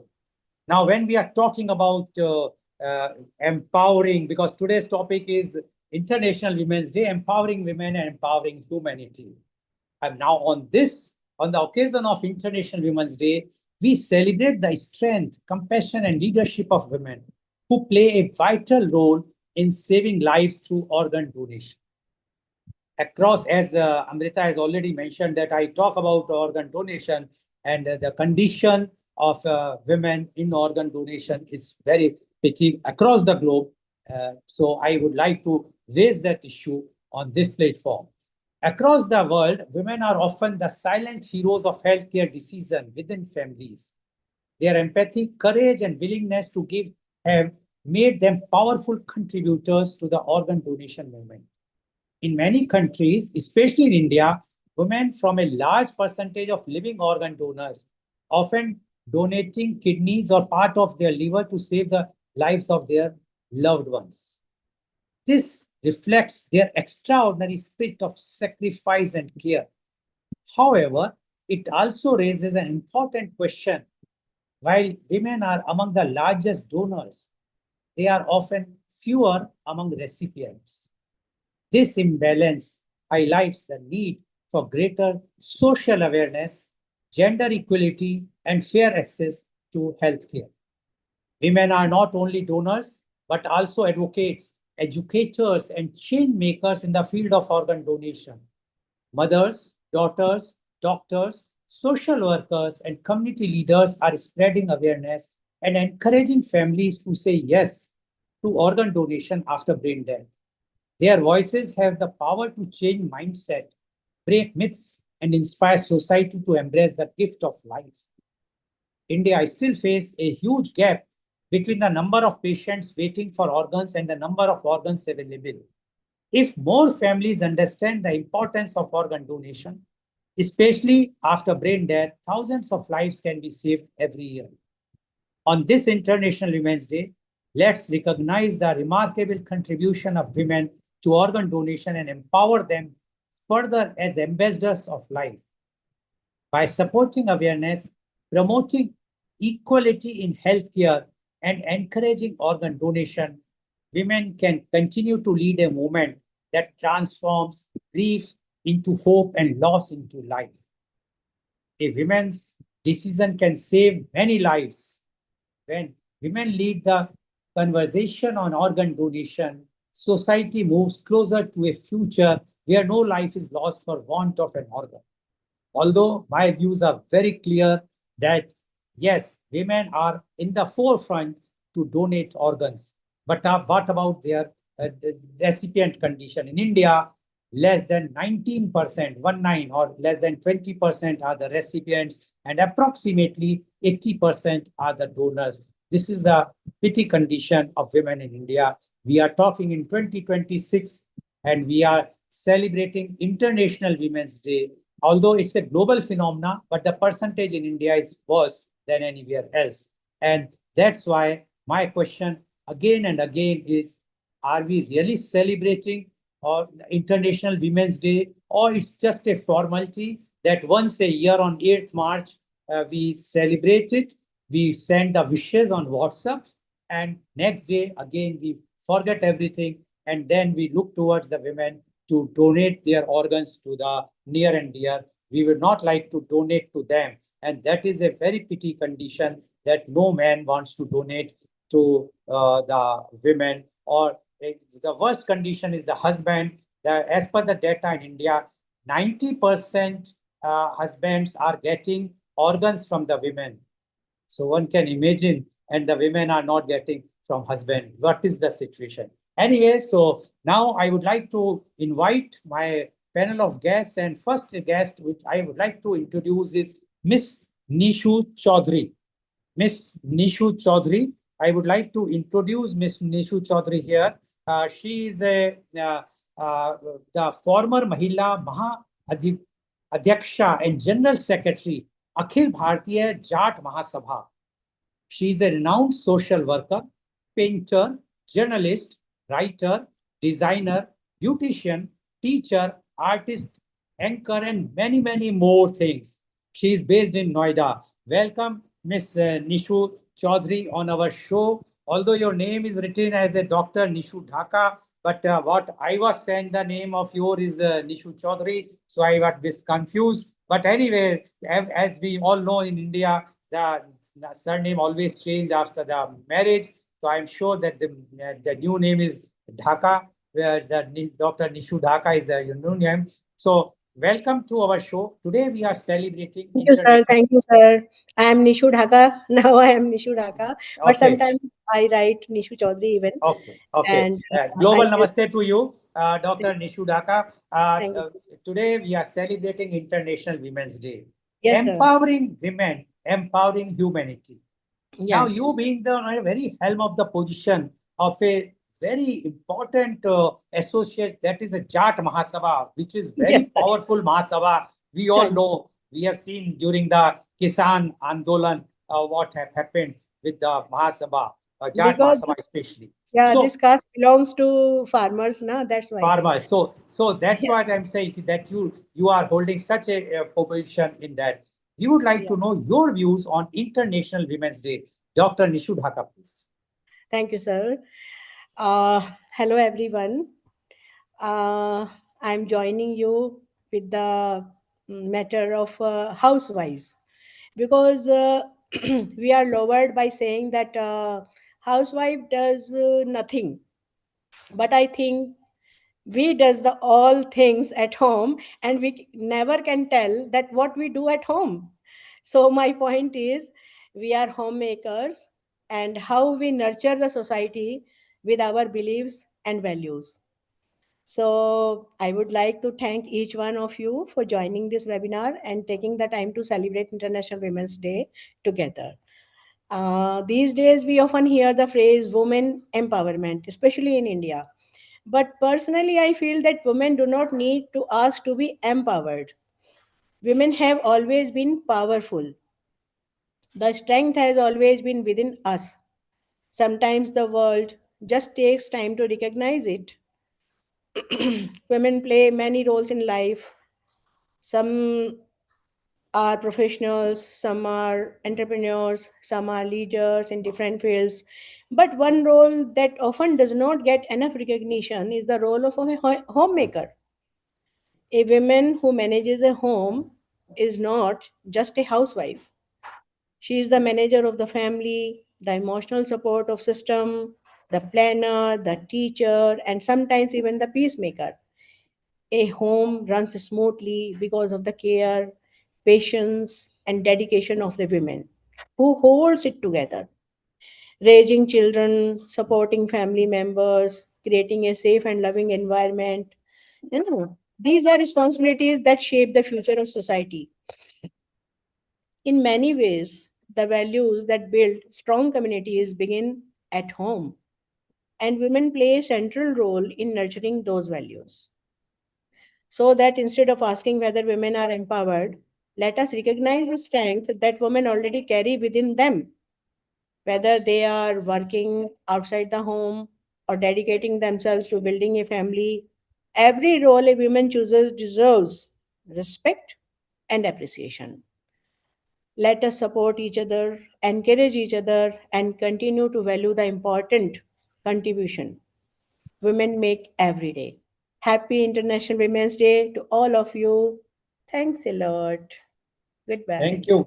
Thank you very much, Dr. Nishu Dhaka, for giving your views. And you have taken a very strong view about the homemaker. Yes, this is a very correct thing, because here in India, especially in India, we never consider as a homemaker and we never give the importance of a homemaker. We always treat them as a second citizen of the country, which is very, very wrong. Because a man is working outside, can work for 8 hours or 10 hours or 12 hours, but not 24 hours. I have seen my mother, I have seen my wife, and I have seen my children, my daughters also, how much they work. Although the new generations have now changed, that the system is changing. Now husbands are also contributing, but in our generation, husbands used to sit and the woman has to do all the works of the household.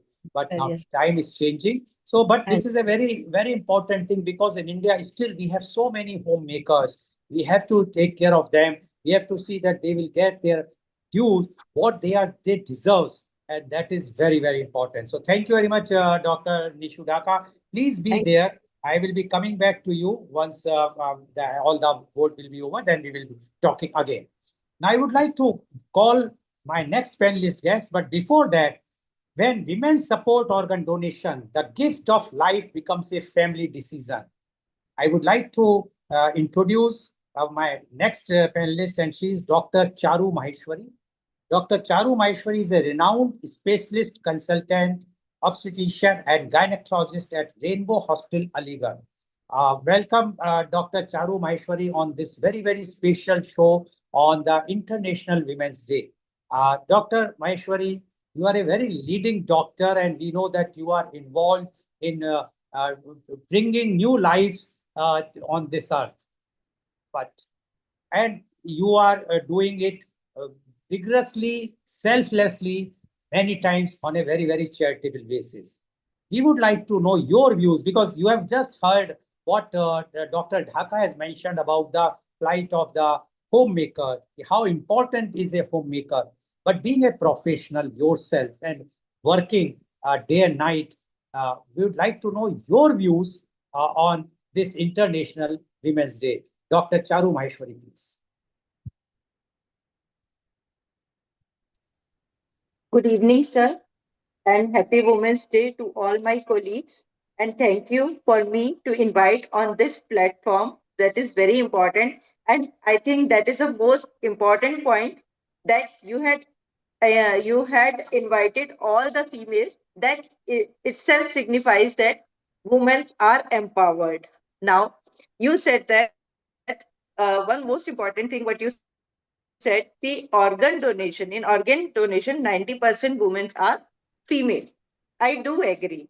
Wife can give kidney to her husband, but her husband will think twice to do that. And very rare cases we find that they are ready to do that. So that is also a part of empowering. We are ahead of males somehow, and we want it should continue. We should do it. हम लोग ये भी काम करें. We are females को हमेशा sacrifice के लिए माना गया है, that they can do anything. So here also we say that we are happy that we are ahead of boys. Next thing I would like to say, that most important thing which I discussed today are that our females are empowering, and they are supporting other females to empower them. that is very important step what we are taking. We had planned, we had made so many societies that we should help other females. When we had empowered, we had reached a certain level, that is we are empowered. We have seen our parents, our mother, they took stand to us, but still they were somewhere afraid with our fathers. And also, just as ma'am has mentioned, that housewife is said to be nothing, but she is a real homemaker. She is making home, she is managing everything, so she is of course a manager.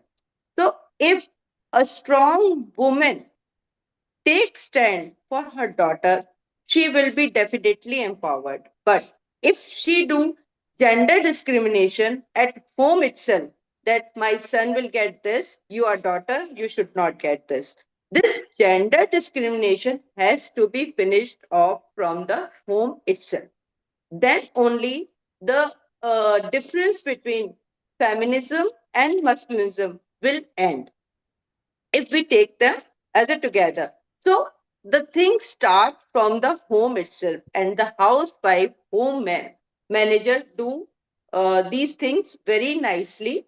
If they are educated, they are empowered, they are educated about the rights of the female, and we should guide them that you should do these things. You should not discriminate boys and girls. That is very important. So whenever a patient come to me, suppose she is coming and her mother-in-law is bringing her that she is having this problem and this problem, she does not eat anything. So I used to counsel them that you have to support her. You should not pressurize that you have to do this thing. So once you will start supporting, like if the mother-in-law is supporting her daughter-in-law, then she will also take care of her.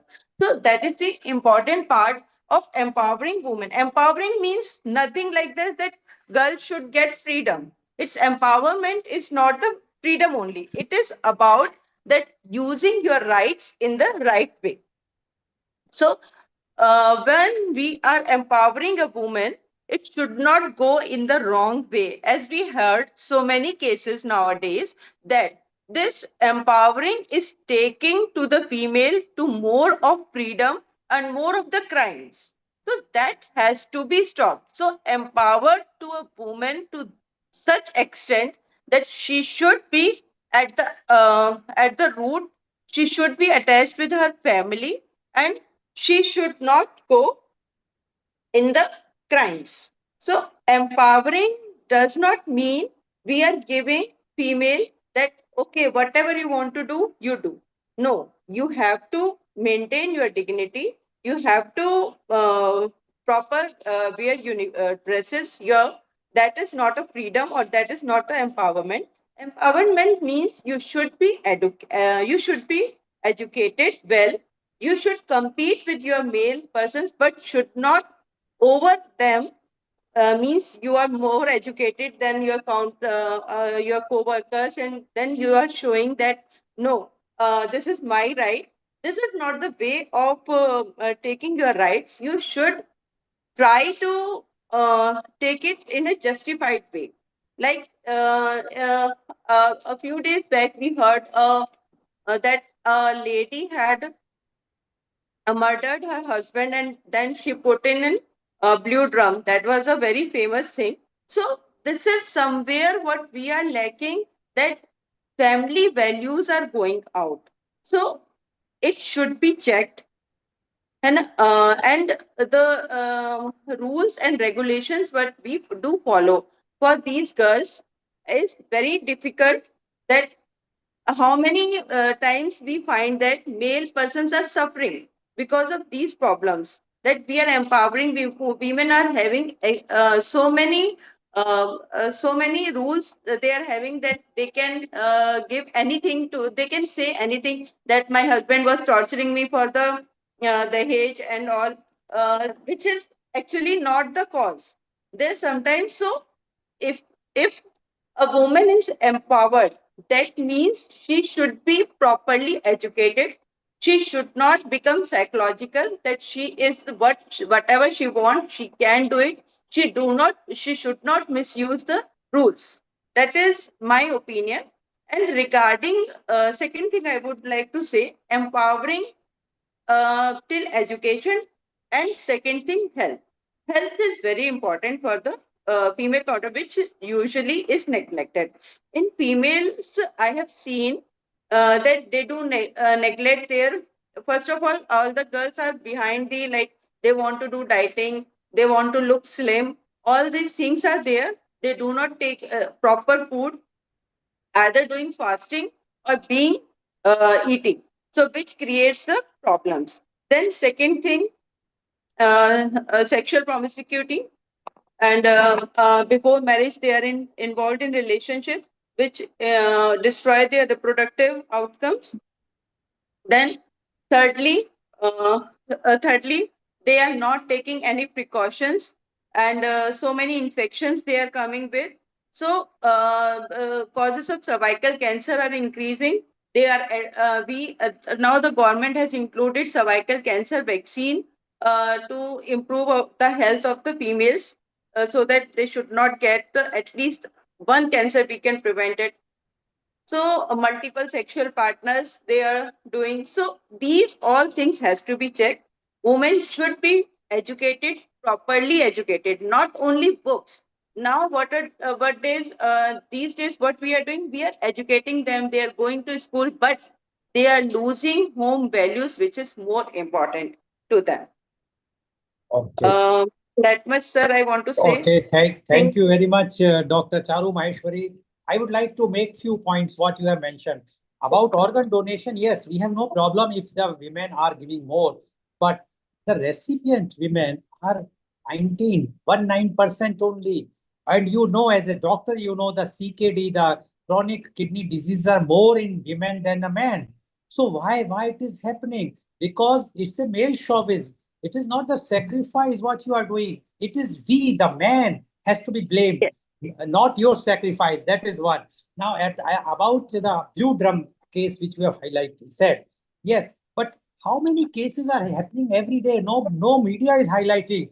They just highlighted one case where a lady has murdered the husband. So just to highlight that and paint all the ladies can be murderer is not correct thing. In my opinion, the media should also play on a very responsible position. They should not highlight or they should not paint women in a very derogatory method, which they are doing nowadays.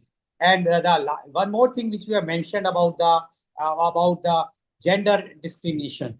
Who does it? It is the women only. The women mother always tell the boy, the son and the daughter, don't cry like a daughter girl to the son. First thing she says, don't go to the kitchen. This is the work of the girl or the woman. Why you are going? You are a man. So this thing has to be changed. And the blame goes to the women only. And I'm sure that the empowering women means that they should know that they must not give wrong information, inculcate wrong values in the boy and the girl. They should give the proper thing. Equality is required today, and then only we can come and in the society where everyone is equal. Thank you very much, Dr. Charu Maheshwari. I will come back to you. Please be there so then we can have again a discussion if time permits. Now, before I will call my next panelist guest, I would like to say, empower a women with awareness about organ donation and you empower society to save lives. My next panelist guest is Miss Polomi Kundu. She is a renowned journalist. She is the founder and editor of Sports Saver, and she is a visiting faculty at the International Institute of Sports and Management, Mumbai. Welcome, Ms. Kundu, on our show. You have heard. Thank you, sir. You have heard two panelist guests.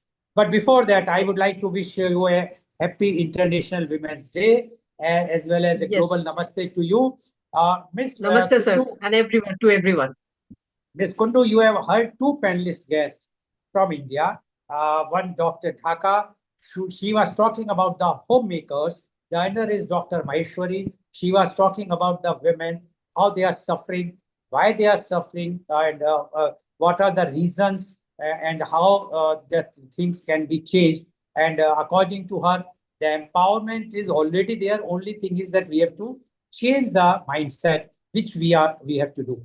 Now, my question as a journalist, and especially you are a journalist with a difference, because when I met you and you have taken my interview, I found that you are not doing the journalism as the usual journalists do. You always link it with the sports, with something which is different, not like the cricket which is going on today match, but you are doing with somebody who is having some problems or who has done something like organ donors, transplant games. You have covered in a very, very proper way.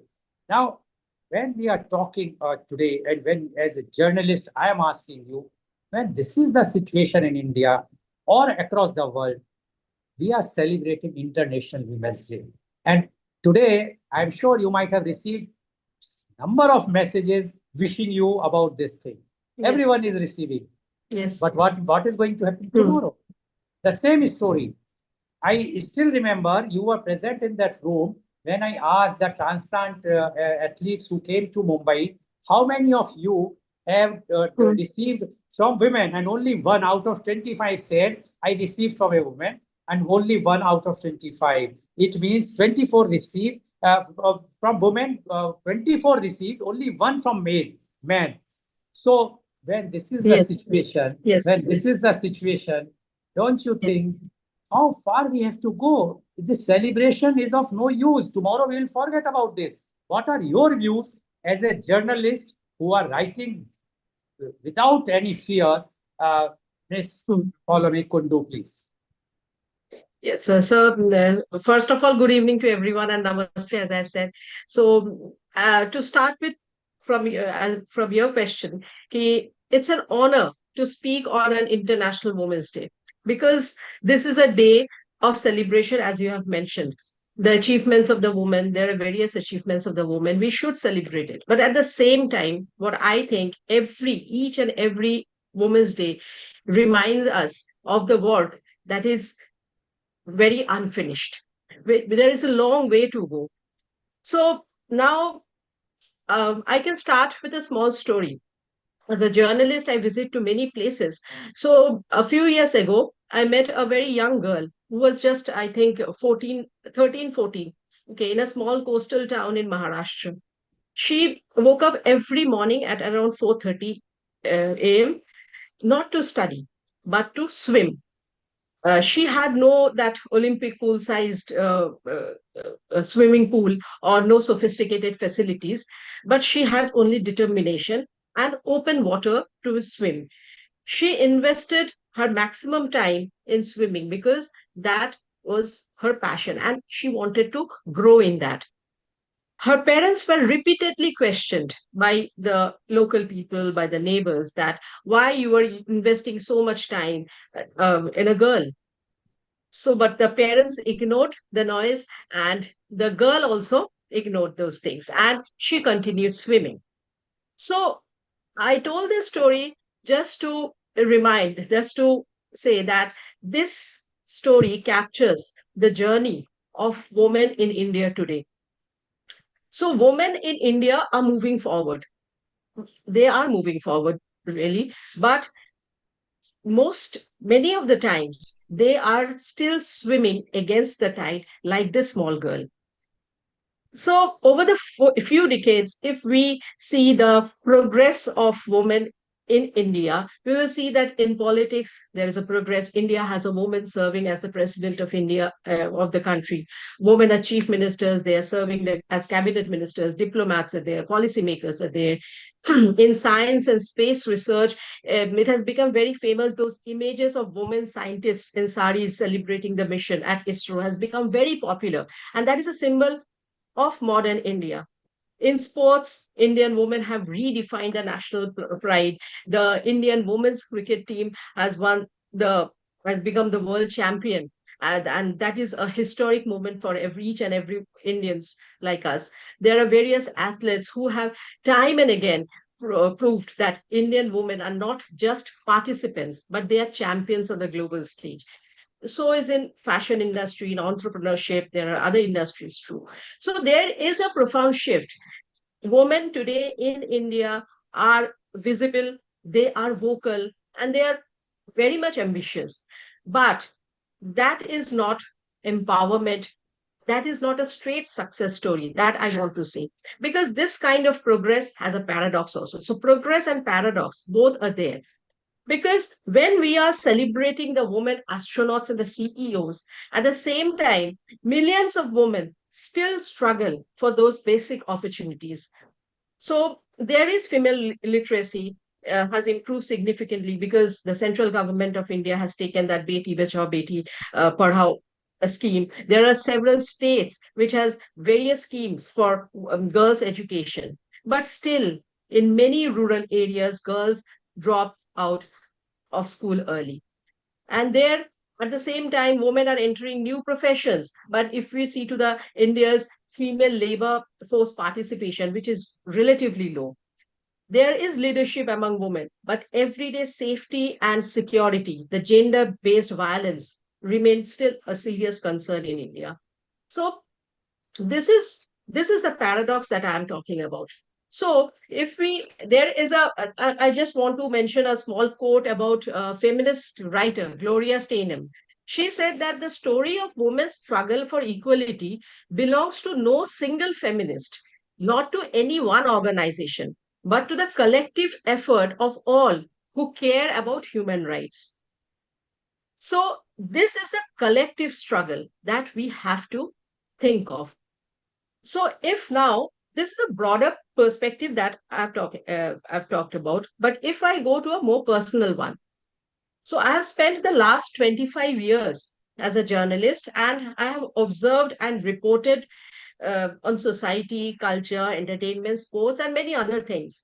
So journalism has given me the opportunity to see not only the headlines of the progress, but also the quieter stories that rarely make it to the front pages. So in these 25 years, I have seen the privilege of watching a kind of transformation in women empowerment. When I started my career, the newsroom looked very different. There were women, but they were limited to certain roles. Political journalism, investigative journalism, sports reporting were largely male dominated. There were journalists like Barkha Dutt, but they were exceptions. But today, we can find women reporters covering elections from rural villages. They're reporting from various conflict zones. They're leading in the newsrooms. They are very good anchors who shape the national narratives. But at the same time, you have to remember, I know the women professionals, including the journalism, often face a double burden. We'd all know because when they're excelling professionally, at the same time, they are being expected to carry on the traditional expectations of the family. And at the same, and in today's world, there is another challenge for women, that is online harassment is there. So women journalists, whenever they speak strongly on some subject, they face disappropriate trolling and sometimes abuse on the social media. We have to remember this. So it's a very paradoxical situation. Time and again, I'm saying this paradoxical situation in India. If I go, I have seen stories, various stories I have covered, the stories of resilience, like a rural girl who is insisting on finishing her education, a woman who is starting her own venture, small business after years of financial dependence, or a young athlete who is training with limited resource. So these are also success stories. These are also success stories. So empowerment does not always mean that there should be extraordinary success, but empowerment also mean, according to me, is the freedom to choose one's own path. So there are lots of things which we can accomplish, we as women can accomplish, but the real question is, do all women have the opportunity to accomplish these possibilities? And then only this, if they get the equal opportunities, then only women will be empowered. Total empowerment, because it will only come when the system changes. So system changes means when girls' education is guaranteed everywhere, when workplaces are genuinely inclusive, when domestic responsibilities are equally shared, when safety and dignity are non-negotiable rights. So these are the basic things, which is And another thing, another very important thing is when the society stops asking the question that can a woman do this? This is a this is the main thing. We can accomplish anything, but we should stop asking the question, can a woman do this? Yes, we can. So before I conclude, I go back to that original story, that young girl swimming against the tide. So if we look at her journey, so that journey is just not her own. It is the journey of every woman across India. So women who are trying to push the boundaries in the classrooms or the laboratories or the sports arenas or the boardrooms, newsrooms. So women who are challenging the traditions that limit them, and they are creating the new possibilities for the next generation. So that girl's journey is the journey of every woman. And so the responsibility, which I want to sum up, is that the responsibility of the empowerment, empowerment cannot be the responsibility of the woman alone. It requires the family. So to encourage their daughters, it requires the institutions to create equal opportunities. It requires leaders to have inclusive policies, and the societies should recognize that equality is not a favor. They're not doing any favor. This is our fundamental right. And I think that women belong in all places where decisions are to be made. So if the society changes, then this thing that woman has a right to be everywhere will not be a revolutionary. It should not be a revolutionary kind of thing. Why should there be a revolutionary kind of thing that women should belong to all the places? It should be a very normal one. Yes, we are there at every place. So that is women empowerment. And if women rise, they do not rise alone. I think they lift the communities, they strengthen the economy, they inspire the generation. So Yes. India's story of women empowerment is still being written. It is being written by who? By those girls who are daring to dream, by those women who are refusing to give up, by those who are demanding equality in everything. So they are writing the next chapter of economy. So that what I have started with, there is a whole lot of thing that is unfinished. So there the chapter is being continuously being written. So Okay. let us make sure that it becomes a story of courage, opportunity, and dignity for all the women everywhere. Yes.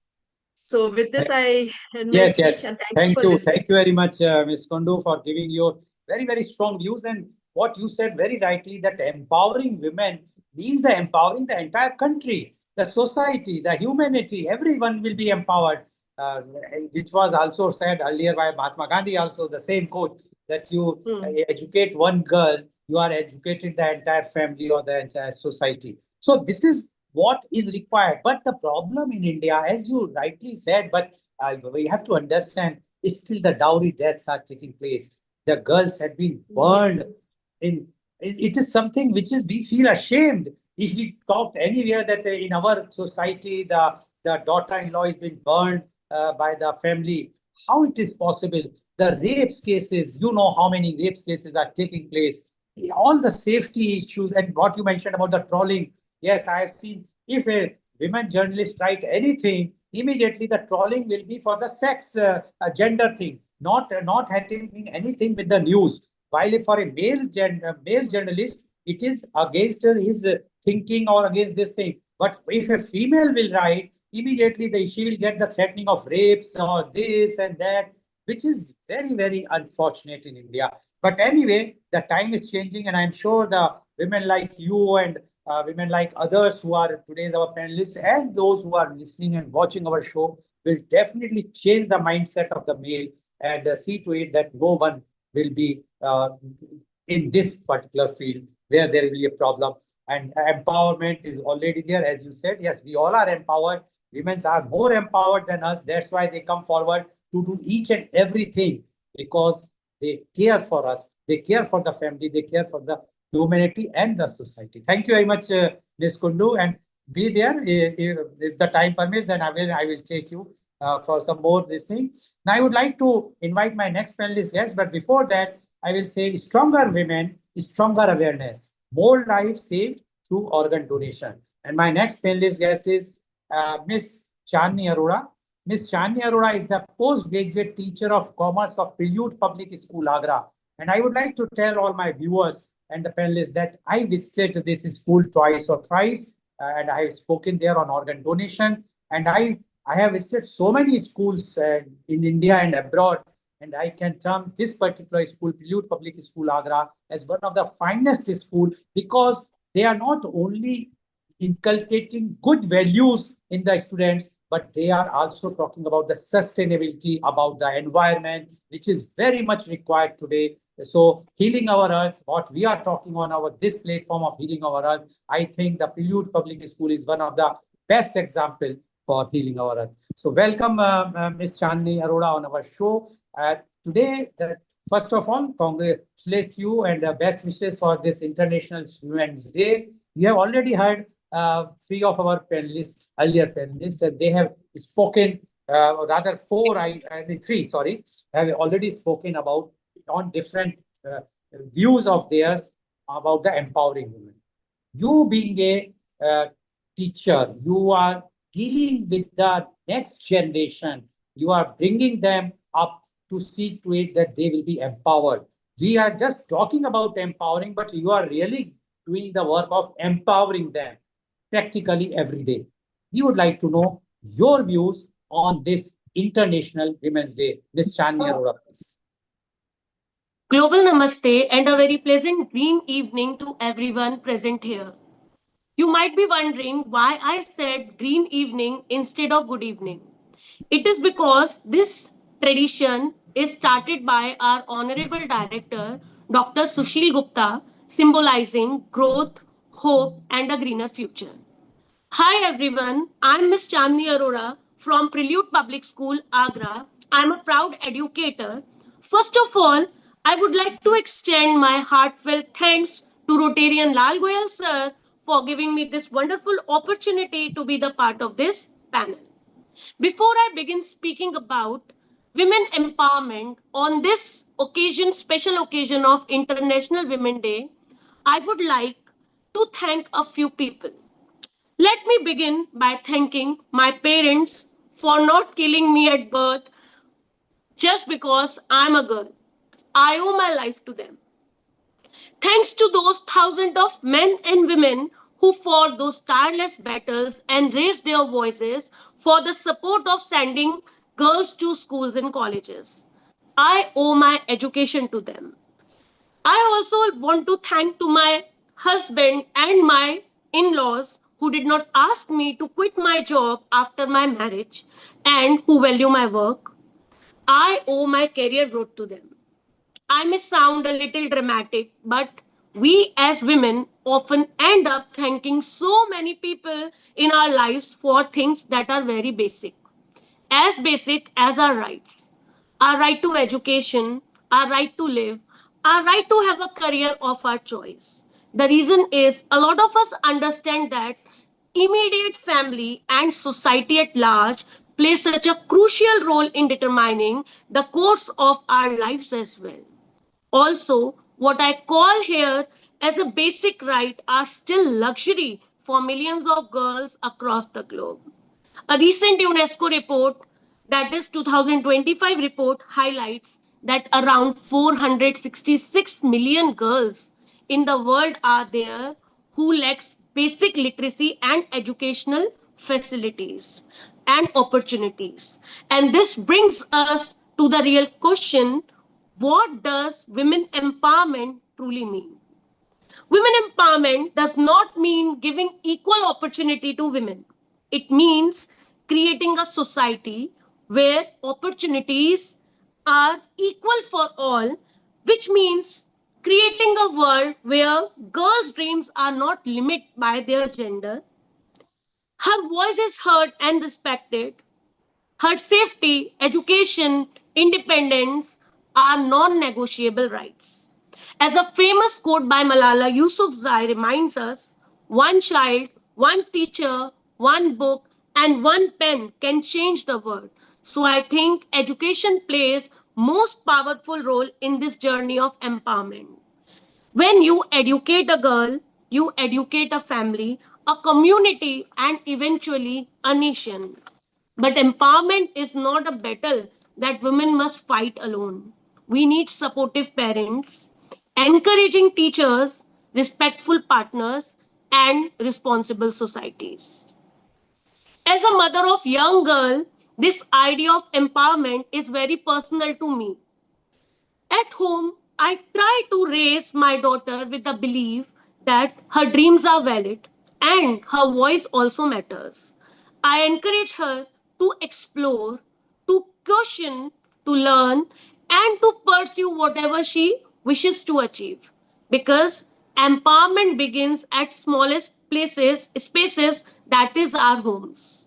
When parents trust their daughters, girls grow with confidence instead of fear. And as an educator at Prelude Public School, I really feel that it is my responsibility for nurturing that confidence in every girl who walks into my classroom. In our school, we try to promote empowerment in many productive ways. We encourage girls to participate in leadership role, debate, sports activities, science activities, and student council. Through NGO awareness program, career guidance session, and inclusive opportunities, we at Prelude try to create an environment where girls feel capable, confident, and respected. Here, I just want to say one thing which I really feel proud to share, that our school, Prelude Public School, actively supports the noble initiative Udyan Shalini, which is a flagship academic empowerment program for underprivileged girls founded by Dr. Kiran Modi. Our Honorable Director, Dr. Sushil Gupta, served as a core member and chief advisor of this organization. In support of this inspiring cause, Prelude Public School graciously provides its premises for workshop and other developmental activities that nurture the talent and confidence of young girls. Presently, the Agra chapter supports 164 girls, while more than 18,000 girls pan India are being empowered through this initiative. With this, I just want to say empowerment begins with a small change in mindset. Today, as we celebrate International Women's Day, let us not just celebrate achievement, but also commit ourselves to create a world where every girl can dream freely and live fearlessly. I want to wrap up by saying that there is no limit to what we as women can accomplish. Green, thank you, everyone. Thank you very much, Ms. Arora, for giving very positive note. I must say that about the empowerment and how you are doing in your Prelude Public School, which I have witnessed myself. And I'm sure the students of that school are going to be very much empowered when they will be become leaders, or when they will be entrepreneurs, or the teacher, whatsoever profession they will take. And that is what is required. That's why we are talking today about the International Women's Day, when we feel that everywhere this empowerment thing should go. And I must thank Healing Our Earth platform to give this opportunity, so that the message goes in a very big way. The people who are watching our show, or who can watch afterwards the recording also, will definitely learn, and they will definitely are going to understand what is the empowerment. So what you have very nicely presented. Thank you very much, Ms. Chandni Arora. Now, before I will invite my next panelist, the last but not the least panelist guest, first of all, Advocate Davishi, can you just put your mobile in the landscape position? Turn it like this. I think you have locked your screen. If you can unlock your screen. I'm sure you might be knowing about the unlocking of the screen. Just unlock your screen from the top. If you are using the iPhone, on the right-hand side, slide it down. There is a screen. Just touch it. It will unlock it, and then you will turn it again, and then you see to it. Just turn again. Is it possible? Can you turn it again? So Avishi, you are landscape, but you are lopsided. So flip your camera. You will see the landscape or portrait mode on top of your. Yeah, now if you are back to portrait, and just flip it so you become landscape. No panic. While Rotarian will be introducing you, try it, okay? Okay, you just try it. Before I will introduce her, I will like to say women are not only life givers by our birth, but also lifesavers through organ donation. And before that, I would like to congratulate Advocate Avishi because she married recently and she was my very regular contributor in media conference with Lal Goyal during the pandemic time. She used to join and give her very views, sometimes controversial views, where I used to question her. But today, Advocate Avishi, I think, can you just put it again in the same way when you were there last? Make it like this again. Turn it again, because this position will not work. Turn your camera again, the mobile. Portrait. Let no. Now, yes, now it is correct. Yes. Okay. So let me introduce the Advocate Avishi Dhaka. She's a leading advocate in Supreme Court, New Delhi. Now I was told that she is married to a business family in Jammu. So she's joining from Jammu or Delhi. She has to tell herself. So Advocate Avishi, you have heard of our earlier panelists. And they have mentioned about the homemaker, about a medical profession, about a journalist, and about an educator. You are an advocate, and today we have a bouquet of different professions in our program. So you have seen so many cases coming to you where the women empowerment or where the atrocity on women are taking place. We would like to know your views on this International Women's Day. First of all, congratulations and best wishes on this. Today is a very important day to you also. But I would like to know your views on International Women's Day. Advocate Avishi Dhaka, please. Please unmute yourself. Please unmute. Yes, please go ahead. Hello, everyone. Thank you, Mr. Lal Goyal and all the panelists for participating in this International Women's Day webinar. And here today, we are going to talk about not just about the women's empowerment and the jurisprudential value. Plus, I will be covering the sociological aspects of the same in 9 various topics so that it is understandable and very much understandable to the layman as well as for the people of the different fraternity.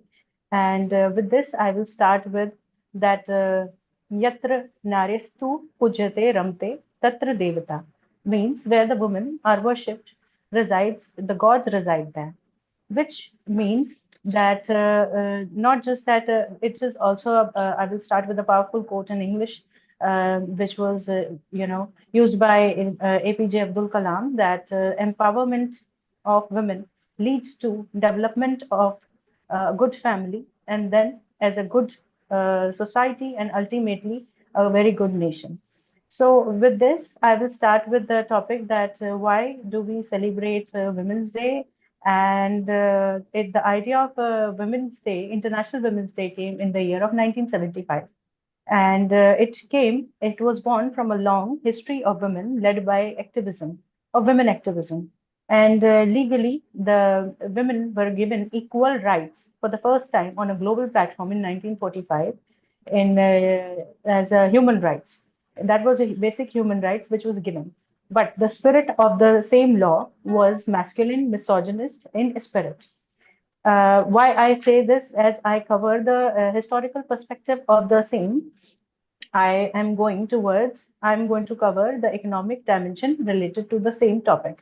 Here, the economic, as you have seen, then this present decade, that women have started to work globally as they have become, the half working army of the world. And so they are coming out as you are not just seeing the world changing. Sociologically, women are taking stand. They are marrying their own kind. They are marrying by their own choices. They are making the choice for their body. They're making the choice for their gender and everything. They're making a choice that whether or not they are going to have a baby with or without a wedlock. Those changes come from their economic dimensions also. If they are capable of rearing a baby or starting a family or taking up a property or any loan, so that covers their sociological part of economics, which is very much important, which we did not cover anywhere. And the third one is rights and legal framework, which I will start with basic rights on a global platform. I will not talk about just India, which is right to live free, right to live a life of a freedom, free from violence and slavery, right to be educated, which is universal, right to earn fair and equal wage as men. And then we have fourth right to own a property. And then fifth is right to expression, freedom to vote. These are global rights now. And if we talk about, we had those rights, started with equal rights. We became equal in 1945 after United Nations decided, and this was decided by just 4 women out of 850 men. So we cannot blame men for every bad thing. Those were 850 men, and only 4 women represented women on the world level. That was decided and signed. But the words used inside the charter while making it equal for both the genders. It was the words were used mankind, brotherhood, and the provisos, which are legal provisos, used he shall, him. So those words which were used, so that is why it was the beginning of the equal rights. And further, the decades also were led by mostly men, as the leadership economically, politically, governance ways was in the hands of men. Why I'm saying that? Because women were mostly given the chores in the United Nations or on a global platform only to represent social dilemma, social progress, family, hospitality, and the governance of the family and family values, morals, and only to the topic of empowerment, not given financially or on the leadership part or the corporate part, but only to the part of rearing a family or having a baby. That's it. So, but there became many laws after that, which not only promoted to their freedom, but also to their safety. After the safety and nutrition part was covered, there came the need for other reforms, which were on the mental level. Like we had empowerment on the mental level, like you covered healthcare, then you had sports, then you had hospitality, then you had women coming out to earn money, livelihood, and then they had like participation in each and every area of work culture and women making decisions of their own, demanding like you did not have right to vote in Arab countries or right to drive women in again the countries which are like third world countries or fourth world countries and underdeveloped or not so friendly for women rights. So now these rights became global. When they became global and the treaties were signed by the nations, it became a law. It was imposed on them that you will have to give certain rights equally as the world is also giving it. So it became a provision inside their in independent sovereign constitutions that it is to be given by everyone. Either or not your society is misogynist, howsoever, but you have to give them and respect those rights. And then later on, it also became then also there became if we talk about legality, but I will talk about sociology and jurisprudence together. I will not talk in the legal manner, which is understandable to all. That is why. So then there came the need for advocacy for gender equality. So it is, we all know what gender equality is. Then not just a gender equality or advocation, the 1945 Act became the Magna Carta and the Bible for equality of rights. So there, it was already started in the 400 BC, before Christ. So from there to this journey, it was never a concept that women were oppressed. Women never even wore clothes. But the society from time to time changed. Like in India, we had the invasion from Arabs, then we had British Raj. So we had the need to protect women. That is why women were not sent to schools. That is why they were barred. They were married early as a child. It was a way of protection. They were killed in the womb. If they know it's a woman, they will have to, keep her locked in and take care of her menstruation, take care, give dowry for her marriage, and always be indebted to the male side. That is why it all happened. Otherwise, society was never in a confusion how to take care of women and how to, men will be dominating them. It was never a concept. But society, when it grew aggressive and it was a, do or die situation, then changed the law, then changed the dharma, then it became something else. It was never a question of equality. It was never a question of safety. It was never a question of who will dominate who. But later on, if we see who leads the world or who speaks or whose story become universal. Till now, we can say a decade ago, it was only and only men dominated, as they were the leaders of the world wealth, politics, and governance. So it was not a concept whether or not women needed any rights or women are equal or women are not equal. It is not a topic. It is. I will say that Dashputra Sama Kanya Dashputra Pravadhariyan Yat Phalam Labate Matasya Tarm Talya Bhayam Kanyai Kaya, which means it is as that you raise a single girl child, you receive a boon of raising 10 sons, as equal to 10 sons. So it is not just a way of speaking or respecting a woman or females or girls. It is not. It is that the Nari Shaktishali Samajasya Nirman Karoti, which means women are the future. As not only we can procreate, it is that you have seen the chores how women play. We come, we get up, we cook for the family, we leave for work, we come back again, and then we get again. Either we do the gym, either we do anything. We will come back, look at our staff, take care of everything, and this is our nature. This is how Mother Nature has made us. And apart Okay. from that, I would like to wrap up by saying that women Yeah. are the being of the family, ocean of knowledge, mirror of children, address of love, and navigators of life port of the family. Thank Thank you you. very much, Advocate Ravishi. Today, it is not the empowerment of women. I think you are empowering us, the male, from the history what you have given from the United Nations and the entire history. So the question of empowering women, already we have seen today, all the 6 panelists or the 5 panelists of this segment has given their views, very, very strong views. And I'm sure that these views represent the country, the society. But the only thing is that we have to change our mindset. The male has to change the mindset so that tomorrow, if we will go further, if we want to develop further, we should know how to respect, how to give safety, how to give the equality to the women, which is very much required in the present scenario. So thank you very much, Advocate Avishi, and all the best for your married life. And that's all from my side, Mr. Neil Kumar. Over to you. Thank you, Rotarian Lal Gohil. You can see that Avishi is a lawyer because she said everything without prejudice.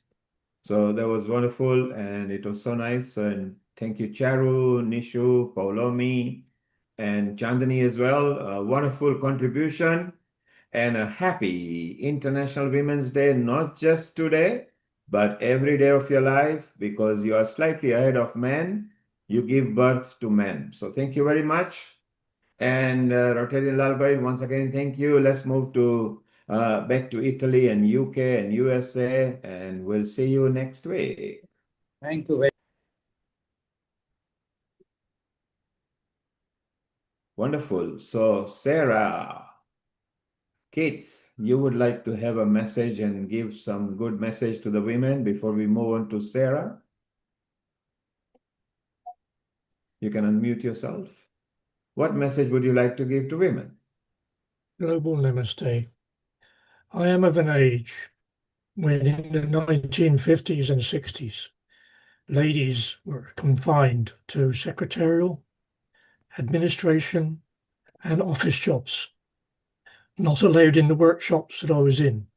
That was in the 1950s and 60s.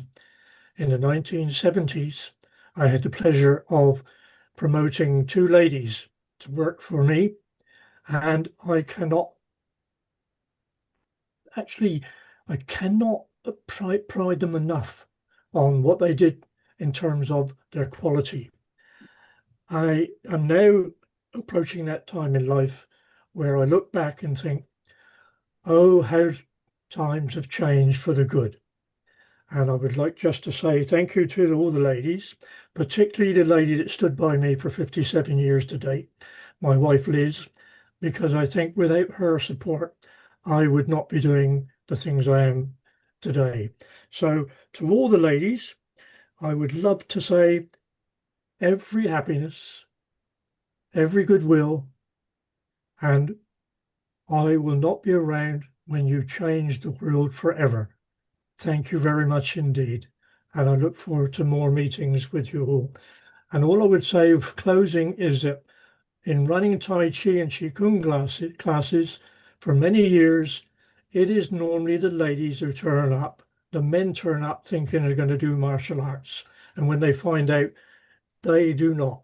And I think we have a wonderful opportunity with our social media, etc. Good to you, ladies. Thank you very much. I'm very, very grateful to all of you, particularly Amrita, Sharon, and those that make arrangements for other speakers.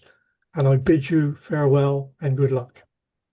Thank you, Keith. Thank Well, you, there, Keith. Keith is an example. Behind every successful man, there is a woman. So, women, you might be behind men, but you are the one who prop them up, lift them up, nurture them, cherish them, and more importantly, you give birth to men. So, you are next to God or Supreme because you create that human being that can move, talk, sing, laugh, dance, etc. So, it's beautiful.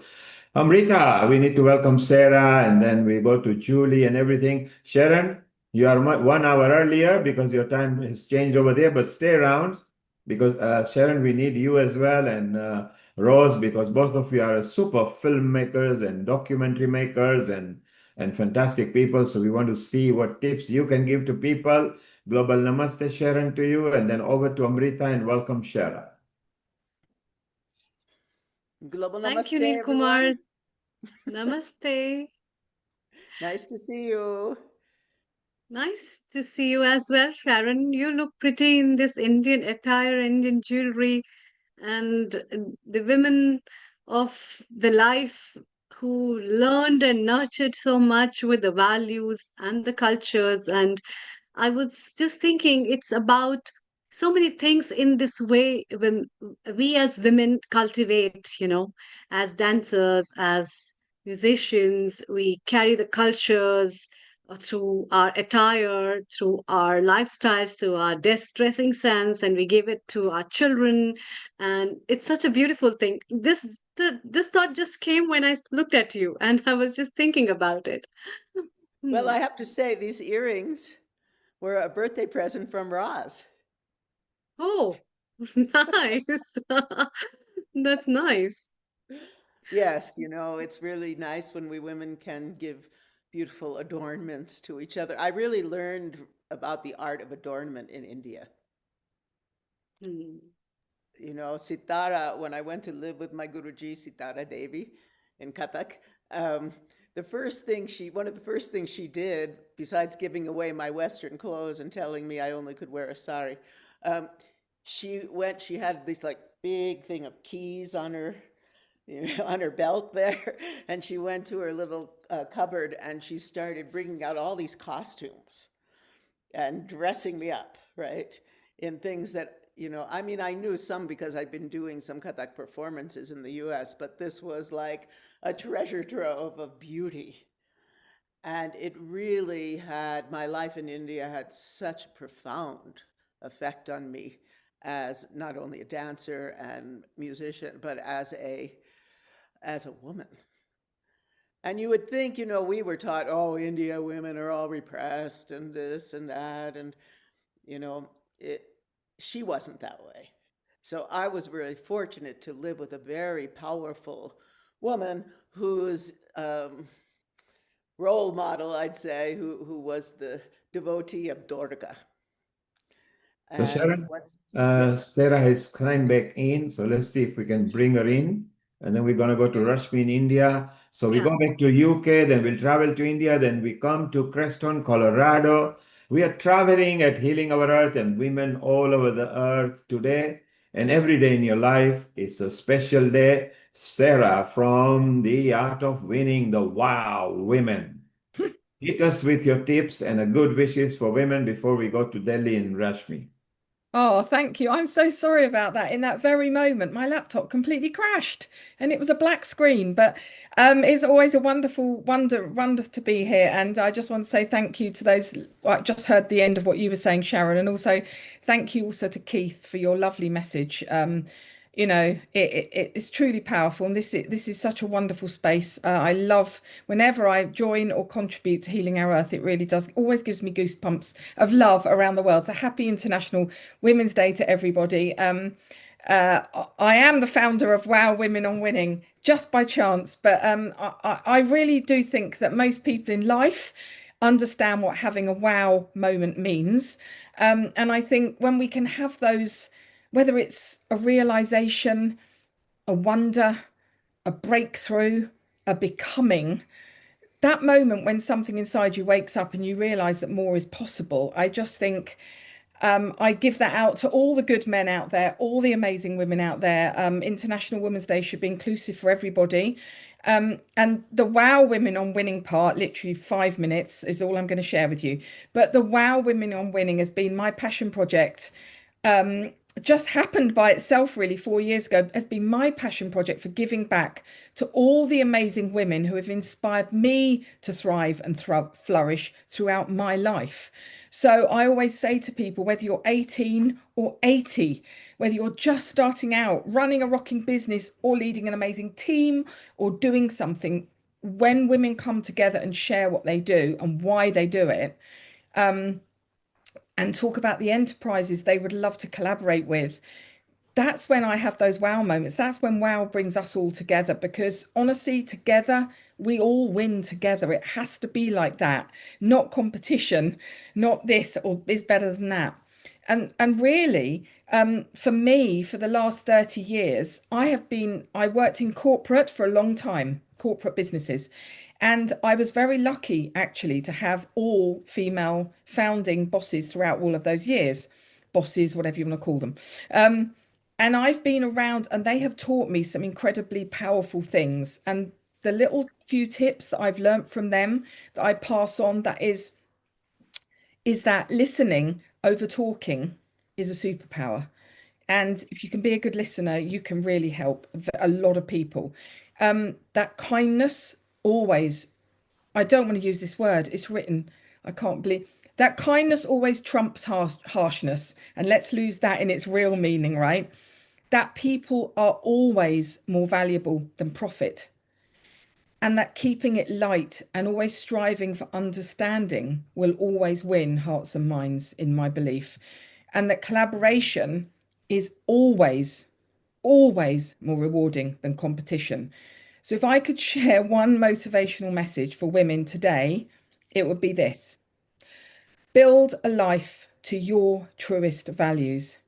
Grow your voice and your confidence so you can share it with others, so they can see what is possible for them too. That is how I have learned to do the things I do. Surround yourself with people who are positive and encouraging of you, and who are already maybe where you would like to go and where you would like to be, and they will take you with them to lift you higher if you need to be than you are now. Because I always say, we all, you, me, every actually man and woman on the planet, right? We deserve to live a happy, purposeful, abundant, fulfilled life. But it will need vision. It will need time. It will need belief. It will be hard. And it will need purpose. And it will need consistency. And it will need ambition. And most importantly, it will need other people, and it will need you to potentially change. And it will need you, most importantly, to never ever quit on you. But that will be so much fun and so rewarding that this is the ultimate way to me to live limitless personal freedom. So here's my question for you all listening today or dialing in or sharing. What would your life look like if you truly believed in your own power and you were prepared to share it? What would you start? What would you build? And who would you take and lift with you? So please be unapologetically you, because we are all smart, we're all kind, we're all funny, we're all winning, we're all giving, and we have to stand in our power and shine. And I would ask you just finally to think, what if now? What if now is the moment you decide that the winner in you is ready? Thank you. Wow. And That's what I have Sarah, to say. the winner is ready in you and has been ready for quite a while. And for every woman, as Sarah says, the time is right now. Don't wait for tomorrow. Just go for it, because if you want to win a lottery, you need to buy one. You want to be a winner, you need to be the best version of you. Thank you, Sarah. Stay around. We're gonna still have some fun and chit chat and open session. And we move to India, to New Delhi over there with Rashmi, who is multicultural. And Sharon, you two hit off very good in about 4 weeks back when you were in a session. I'm Both so of happy you to see love you again. dancing. Thank You've you. got common things in practice. So Amrita, you, Rashmi, and Sharon, go ahead and let's bring Rashmi's knowledge of how women celebrate every day. Yeah. Thank you, Neil Kumar. Thank you, Sarah. That was really wonderful to know about beautiful aspects of who we are and how we are and what we can make. And it's always lovely to have you with us. And definitely you make a difference. Thank you so much for being with us. Thank you. Sharon, it's time to welcome Rashmi Khanna from India. And she herself is a voice that speaks through movements. And therefore, she has so many melodies that holds her to be what she is as Rashmi. So let's hear from her what she has to say for International Women's Day, and a very warm welcome, Dr. Rashmi, and happy Women's Thank Day you as so well. much. And it's lovely to see so many faces I've already seen before. So, wishing you all a very, very happy Women's Day. And, I was just hearing right now, and what Sarah said is absolutely right, because it should be extended to everybody, because all of us are human beings multitasking. We have so many dimensions to our personality. But I also do agree to what Mr. Neil said, that I think women are slightly a cut above the rest. So a woman is capable of giving way more, doing much more. And if I start translating that into the arts, so it was very interesting when Amrita, you asked me to talk about feminine ragas. And, because feminine ragas have been described only in one particular text, that also mythologically ascribed to Narad. And the ragas are mostly male, and then the female versions are called raginis. So I was just then beginning to think, because they correlate the feminine Shakti to love, laughter, joy, sorrow, compassion, devotion, motherhood more than anything else. And it's from there that a couple of very good Carnatic ragas have emerged. For example, if I have to just have some fun, we can use like a rag which is called Kamas, and it's just extremely happy, because if I sing something like tadim tana tadim tana tirana tirana tiradani tadim tana tadim, or if I want to use something like a kalyani, which in the Indian notes we have so many different notes of the same specific, like do re mi fa, re can be one, re can be two, re can be three. So all of the kalyani will have everything as in two, you know. So if I do a kalyani, it'll have a very soft high pitch but extremely devotional. if I am supposing singing for the Devi, then it'll go something like Namostute Devi Saraswati Sukumari Bhushite Suravinute Namostute. Or if I'm a mother, then I have to sing a lullaby. So we have specially prescribed rags for lullabies which have to be sung soft and really slow, because you'll be criticized by the critics if you sing it too fast. So if I have to put a small baby or a child to bed, then I will use something known as Nilambari, which is a rag for the night for singing lullabies. Then you will go really slow. You will just slow down all your consonants and vowels, as in shring you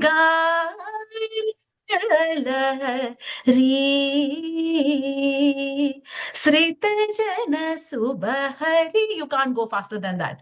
So there is so much joy in womanhood. There are so many different roles that we play. And I think that translates into everything, into music, into dance, into academics, into everything. So we have to enjoy ourselves, not just on 8th of March, but rejoice and be happy for each other every day of the year. So I would like to stop here because there's so many people who would like to say so much, and I'm waiting to listen. Thank you for having me. Thank you so much. That was amazing, actually. And we would love to hear so many things about that. And yeah. So, the hold, the flow, the, the gush and the serenity, or and all these spaces, I think women holds it very well. And the feministic character of her is, that's why when you were talking, it just clicked me. I would say I want to listen about the feminine ragas, because that's what I wanted you to talk about, which you said about the different faces, like Rena also said, the faces of the moon. So there's a Purnima phase, the full moon phase, there's the Amavasya phase, which is a no moon phase, and there are so many phases in between, in which the cycle of the women, the faces of the women, and the transitions of the women in the way she lives and the diversity she holds. It's really nice. Sharon, your comments before we make Oh, up with Julie. Could talk to you, Rashmi, for days. It's really fascinating. You know, I wrote a book called The Path of the Priestess, a guidebook for awakening the divine feminine. And so where I looked, starting with my time with Guruji, and I looked at the feminine and how the spiritual aspects and what's happened to the feminine actually through the yugas. And so I started with that foundation and then looked at Tibet and ancient Egypt and the Hebrew tradition and the mystical Christian tradition. And what unites them all is this love of the divine goddess, of the highest in the feminine, and all of the beautiful principles. And what was really wonderful about working and living with Guruji is that she gave me the full spectrum from the Hindu tradition, not only telling me, but teaching me to embody the powerful Durga and Kali, or Lakshmi, or Radha, or Saraswati. Sharon, we will definitely talk about it in your slot, and I think it's time to say hi to Dr. Ghazala and Weena, who has joined live from Paris, who are there to celebrate International Women's Day. Is it possible to make it landscape, please? Is it possible to make it? Oh, perfect. Lovely women from Paris. Yes. Hello. I did say that And first you of are all, back of the Eiffel Tower. we're back on the Eiffel Tower. That's right. Live, reaching you live here from the Eiffel Tower. I made a promise, didn't I, for a happy International Women's Day from Bina and myself, reaching you live to be part of this celebration. And we did put a message out as well to other people. In fact, we got stopped in the street here wondering, and people were asking, why were we dressed up? What was happening? And we shared that the support for International Women's Day, and that we couldn't even be on a program that we're supposed to be, but we're supposed to go live at some point. So this is our best try to get away from the conference, to get here to say hi to you all. Gazala and Yes. Veena, we played your video live right at the starting. So it was a nice start for us, and it's so wonderful that you kept your promise right in front of the Eiffel Tower, the landmark of Paris, where you are celebrating International Women's Day. And as we have all agreed, it's a Women's Day, not today, every day of the life. Absolutely. Absolutely. And it's wonderful to be part of this celebration, milestone, and recognition for the wonderful work that the women have created in the milestones of their life. But, you know, some have needed supporting and some have supported others, both in the capacity of cheerleaders and the helping hand that has lifted the women up. So to all the sisterhood out there, kudos to you all. And yeah, we just wanted to reach in to say a quick hello. It's very loud here, but I just wanted to make sure our presence with, you know, it was present. Yeah, we were here with you guys all live. And it's just coincident that you, Veena, Sharon, Rashmi, you all love dancing. And just 4 weeks back, you were in the same time zone on a different episode, and you're all dancing to here. Our Amrita dances as well. Excuse me. Yeah. Yeah, dancing. We've been doing more dancing than we could even imagine. My feet are killing me from dancing and walking, but celebration actually does lift you in the spirit to do the dance, to celebrate with some music, melody, and a good lift in our heart with it as well. So it's nice to be part of everybody that is in this same space as well. So big love and respect. Brilliant. Stay around when you can. Otherwise, enjoy yourselves. When you are enjoying in a party or something, we'll still be on for an hour, so you can tap back. We're going to make our way now back to the hotel because we have a flight to catch, so we need to pack and move on. But yeah, so continue the program. Thank you for allowing us to step in and be part of it with you live, and have a good rest of the program. And we'll catch on the replay as well to hear everybody else's message. Thank you once again. Bonsoir, au revoir. Thank you. Thank you. Bye-bye. Well, it's so wonderful. Look, it's nice to catch up because at Healing Our Earth, we like traveling different countries. We love enjoying. Rashmi, stay around. Sharon, stay around. We're going to go to Julie. Sometimes she gallavants into UK and sometimes she runs off to Italy. And in between, she comes from the flight as well. So Julie, a global namaste to you. And which country are you in presently? And a happy International Women's Day today and every day at Healing Our Earth. Thank you so much, and global namaste. Today I'm back home in Italy. I've just returned from the UK last week and did some really fun work over there, working with women. So it's nice to be home, and it's really great to be part of this celebration today. So thank you for the invitation. And what message have you got that can enhance women's mood, not today, but every day? Well, I've been listening to all of these powerful speakers, and one of the things I can say is I'm reminded of how much amazing progress has already been made for women and how much work still remains. So today, I would like to talk about something a little bit quieter, something that happens inside us. Brene Brown once said, "Courage starts with showing up and letting ourselves be seen." And for many women around the world, that simple act of being seen has not always been encouraged. For generations, many of us were taught something different, to shrink. And that's what I want to explore today, which I am calling the radical art of taking up space. Because for years, we've been saying that women deserve a seat at the table, and we do. But something interesting happens once we get there. Sometimes we shrink. Not because we're not capable, not because we don't belong, but because many of us were quietly trying to make ourselves smaller so that everyone else could remain comfortable. And shrinking is a habit that doesn't magically disappear just because the chair has our name on it. Now, I want to be very clear about this. Women are not weak. We are watching women break world records in sports.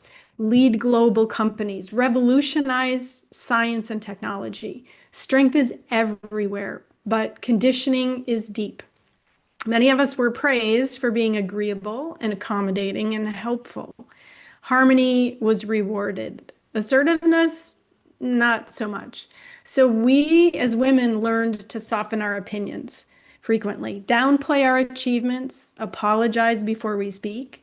And if you do that long enough, you start to believe that shrinking is simply good manners. Now, I learned very young through a personal trauma that keeping the peace mattered more than making noise, that protecting other people's comfort mattered more than protecting myself. Nobody formally taught me that, but I absorbed it. And in my adult life, I carried that habit into different rooms, conversations, relationships, and I became very good at being agreeable, minimizing myself. And the problem with shrinking is this: it works. People like you. You're easy, you're cooperative, you're no trouble at all. Until one day you realize something uncomfortable. And this happened to me. You have slowly disappeared from your own life. Now, taking up space does not mean becoming louder. It doesn't mean becoming aggressive, and it doesn't mean abandoning compassion. That would be contrary to who we are as women. But taking up space means speaking without apologizing, holding a boundary without explaining it 5 times because you feel guilty, allowing your success to stand without immediately softening it to make other people comfortable, letting silence sit after you've made a point, and trusting that you belong without feeling like you have to prove it over and over again. That's pretty radical for some because it interrupts generations of quiet conditioning. And here's the part we don't talk about enough. Taking up space isn't just about men making room, it's about women allowing room for themselves and for each other. Because sometimes, and certainly in my experience, the sharpest criticism we experience can come from other women. Comparison, competition, judgment. It's not always intentional. Sometimes it's inherited. So historically, in many places, there's only been room for a few women at the table, so to speak. So competition made sense. But if we want a different future, we cannot recreate scarcity inside the very spaces we fought to enter. We can't demand inclusion and then police each other once we arrive. So taking up space also means making space, celebrating each other without comparison, supporting without suspicion, disagreeing without tearing each other down. That's maturity, and that's the evolution we need. Because the truth is, healthy communities need grounded women and grounded men sitting at the same table. As we said, today is about celebrating everybody. We need people who aren't threatened by each other's strengths or shrinking from each other's voice. We don't heal societies by replacing one form of dominance with another. We heal societies through partnership, through steadiness, through people who know who they are and allow others to do the same. So how do we practice the radical art of taking up space? It often starts with the smallest moments. Notice when you're apologizing unnecessarily. Notice when you minimize something that you're proud of. Notice when you hesitate before speaking your mind. Notice when another woman succeeds and your first instinct might be comparison instead of celebration.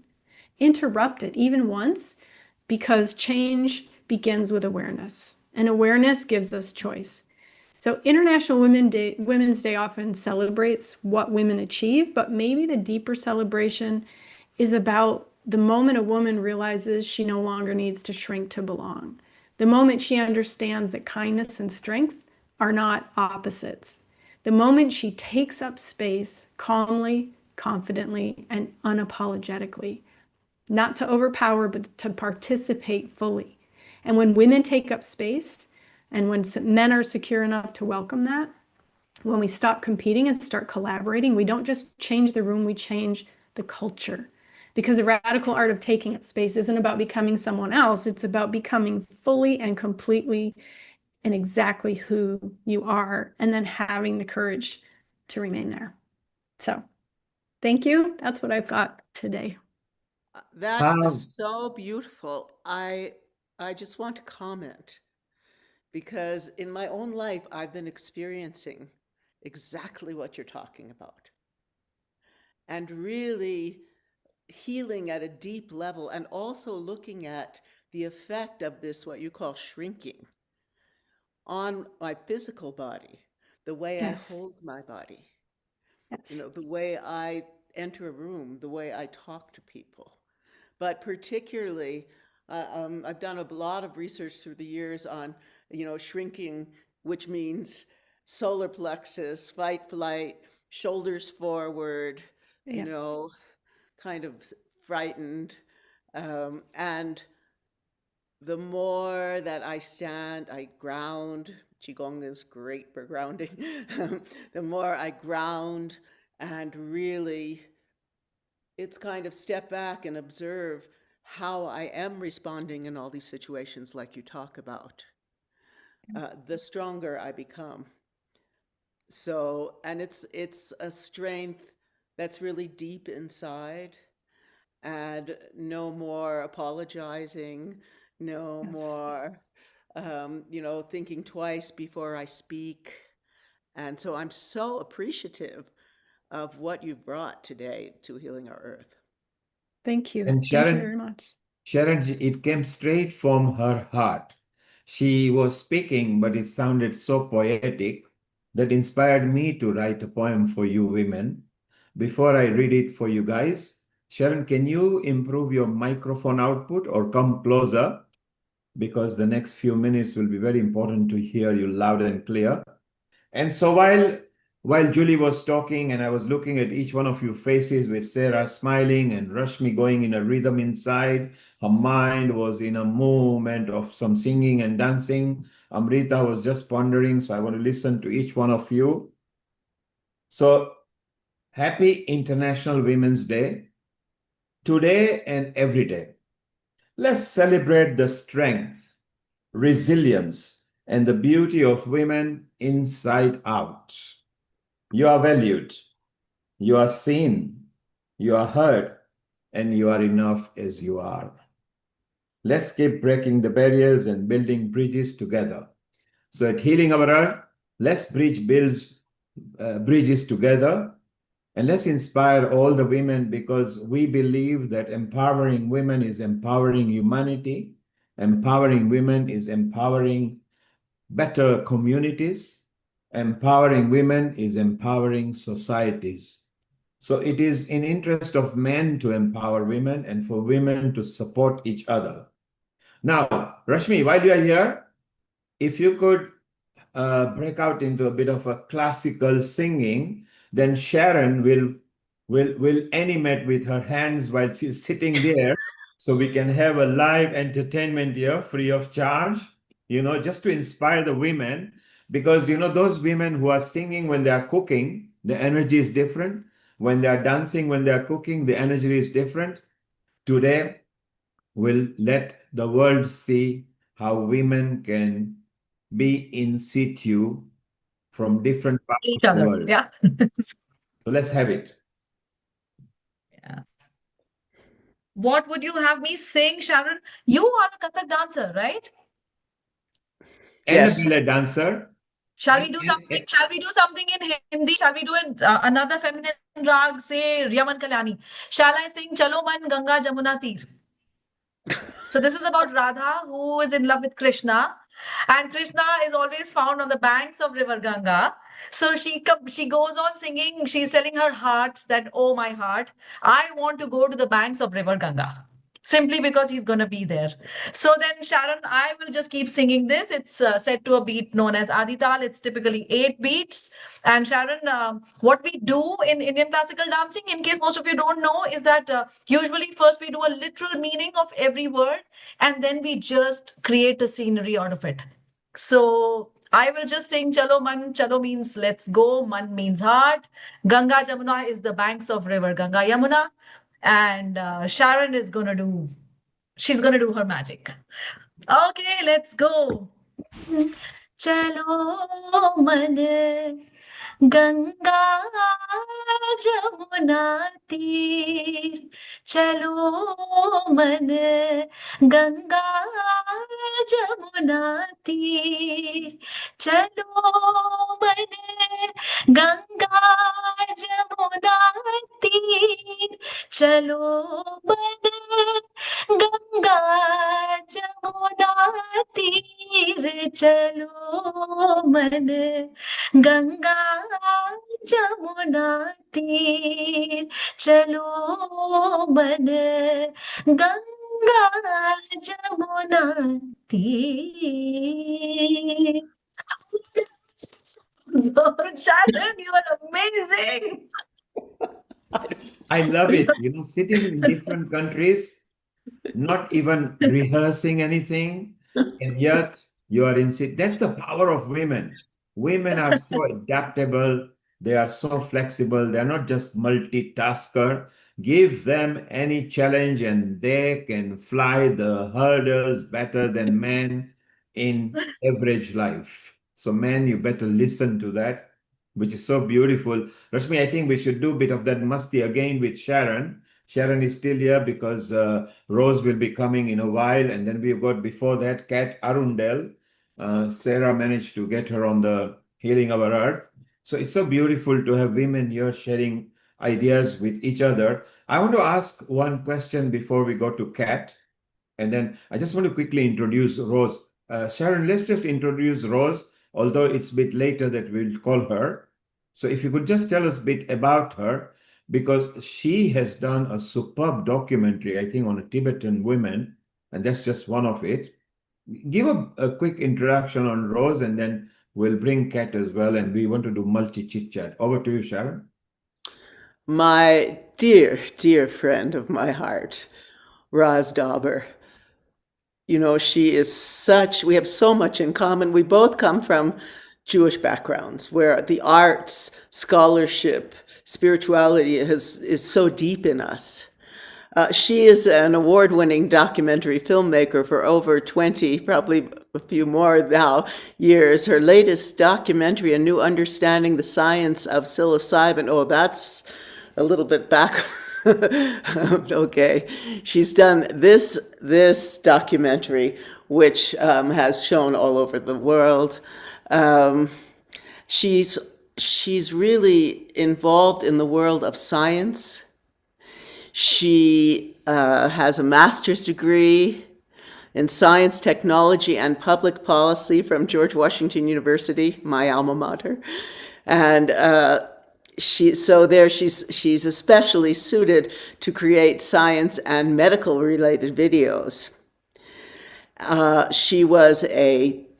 She's a cancer survivor, strong. She's really been through it. It's given her great strength as a feminine person, as a woman, as a filmmaker, and as a spiritual practitioner. And her film, Tara's Daughters, is about Tibetan women refugees. And she's also made a film, Upward and Outward, the educational film showing the scientific method for the National Science Foundation, among others. She's been to Tibet, the Gobi Desert, Peru, Europe, and research facilities around the world. Currently, she's working on a film about medical cannabis and the benefits. She's been all over Israel. They have a very strong community there, doing a lot of deep science research, and interviewed people throughout the world about the benefits. She was a journalism associate professor at the University of Colorado Boulder for 7 years. She brings to her work a deep, deep love of humanity and compassion. So that's going to be very exciting to Rose. Welcome over here to Rosaline, or Rose as we know you. Welcome to Healing Our Earth, and so wonderful that during this International Women's Day, not only are you going to bring your wisdom, but what you have achieved in your life, you're going to share to people. And then now that you are a family of Healing Our Earth, you'll be meeting Julie, Sarah, Rashmi regularly with Amrita and other people who are down here. And it's so beautiful to have you. So stay around. Just a quick hello to you at the moment. You are still in a morning time zone in America. Some of them, like Amrita, is on a midnight time zone, and we are in the evening time zone over here. So it's wonderful for us to get together. Rose, stay around, and we'll come back to you in a while. and a global namaste to you and welcome to Healing Our Earth. It's an honor to be here today and to have things to celebrate with this group of people. It's quite wonderful, especially given the conflicts we're seeing in the world right now. It's good to know that like-minded and like-hearted people are gathering, because I feel like it's critical more than ever now for that. Brilliant. And somebody to stand out with her brand of talking and her brand of look.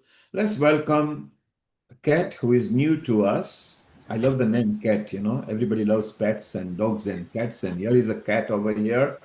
Kat, a global namaste to you. Tell us a bit about you. Oh, hello.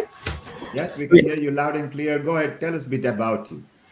So my name's Kat. I am a copywriter here in the UK, and I just came across this thanks to Sarah. I just want to say thank you so much for having me here today. It's lovely to be here and to hear some of the stories and things being shared. And I've got a little presentation that I wanted to share with you about a book that I was involved with. So I'll see if I can share that screen. Yes, you are a co-host, so go ahead, please share it. And let's enjoy what you've got lined up for us. Let me just get it on a presenter. You want to maximize the screen or put it on a slideshow so it's full screen? Yep. There we go. So hopefully you can just see the presentation there now. Yes, perfect. Go ahead, right to be heard. I love the title actually. What was going on in your mind when you brought this title? It wasn't actually my title, so I will tell you a little bit more about the title as I go through. Go ahead. But what I wanted to share today was, I think we learn from reading books, but we also learn from writing them. And so today I wanted to share the story of this book and what I learned as its co-creator. So you'll see there's a little QR code in the bottom. If you were interested in finding out more, that is the Amazon link where you can buy the book, and all the proceeds from the book go to charity. So I would like to tell you kind of the story of this book, but we will make that a short story. Kat, you can still go for maximum screen. You see that minus sign and a square sign on the top, right? Oh, yes. Yeah, if you could click that, maybe then we'll get the full screen on. Oh, you're not getting the full screen. Hang on. Yeah, we are. Yeah, now that's Is that better?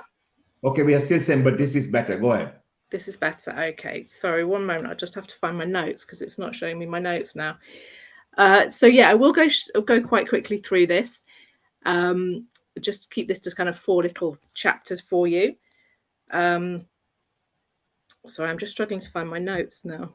So the first part of the story will start with me. So I'm Kat. This was me quite a long time ago. And at that time, I used to love writing stories. I've always been interested in stories and books. Sorry, I've lost my notes. Function 11. I've got it. There we go. Yes. So as long as I can remember, I have been a lover of stories. But I also remember being told when I was just a little bit older than this that I should wait until I grew up by a teacher to write stories. And although I've got older, I like to think I've not actually grown up. So I've never written a book for me, but I've become a copywriter, writing words and sharing stories for brands rather than for me. But that changed a few years last year. So I've been working with a charity for a few years called Mums in Need. And what they do is they support women who are going through coercive control and post-separation abuse.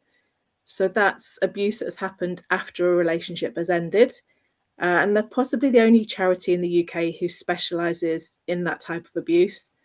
And quite often that will involve children, because after an abusive relationship has ended, that's usually the only way that a perpetrator of abuse can maintain control over their ex-partner is through the children. So I've been working with this charity for a while, and then I'd had an idea about a book that I wanted to write for them. And so I spoke to Laura, who's the CEO there, and she introduced a new character into the story of this book, and that was a lady called Beverly. And she's a writing coach who's written her own books and helped people to write books. And I had a meeting with Beverly. We shared lots of cups of tea and ideas. And in the space of an afternoon, sort of this new and exciting story had emerged. So it wasn't the book that I'd planned to write originally, but it was actually a far greater adventure and a much more exciting proposition. So this is Beverly. And what happened with the book is we decided it needed to be a collection of voices from people who had been silenced by coercive control and post-separation abuse. And I think touches on what we've talked about here. People can be silenced in lots of different ways. So that might be through a partner, through the family court system in the UK, and also by themselves, because it's, I think, as Julie touched on, we can make ourselves small and quiet. And what we decided to do was to run therapeutic writing workshops for some of the women that Mums in Need supports. And then we asked them if they wanted to, they could contribute their poems and writing to this book. But we also opened it up globally and said if anybody wanted their words in the book, they were more than welcome to submit them. But what was really critical was that all the poems that are in the book are anonymous. There are no names of the authors in there. And the main reason for that was actually to protect those who could come forward and give people that protection that they could write their own story without fear of any comebacks on it. But it was also a statement of solidarity because some people were willing to put their names to it, but we wanted it to be that solidarity and that recognition of just how silenced people can be. And then thinking about the lessons that I learned through writing the book, well, there were so many lessons that I learned through going through the process of writing the book. So I've picked some of the kind of most important ones. And I think the first one was just that reminder of how privileged I am, and those of us are if we are free to speak and to speak up and to speak out, because I think we see more than ever just how many people are silenced in so many different ways. So it's been definitely a reminder of that. But it's also been recognition of what courage means, and the fact that courage is often quiet and not seen by others. It's quite often an internal courage. So when we ran workshops for the women who were involved, these therapeutic workshops, the courage of them, of the bravery of some of those women just to share their stories, even just to put their camera on, that took a lot of courage for them to do that. And also the power of connection, which I think we're seeing here today. There's connection between myself and Beverly and the people who contributed, and that connection. But also within the workshops that we did, we saw how important it was for people to feel recognised and heard and understood by each other. We also created an online launch event because we had contributors from all around the globe. Not everybody could make the physical launch events. So we had one online, which was just for women who'd contributed to the book.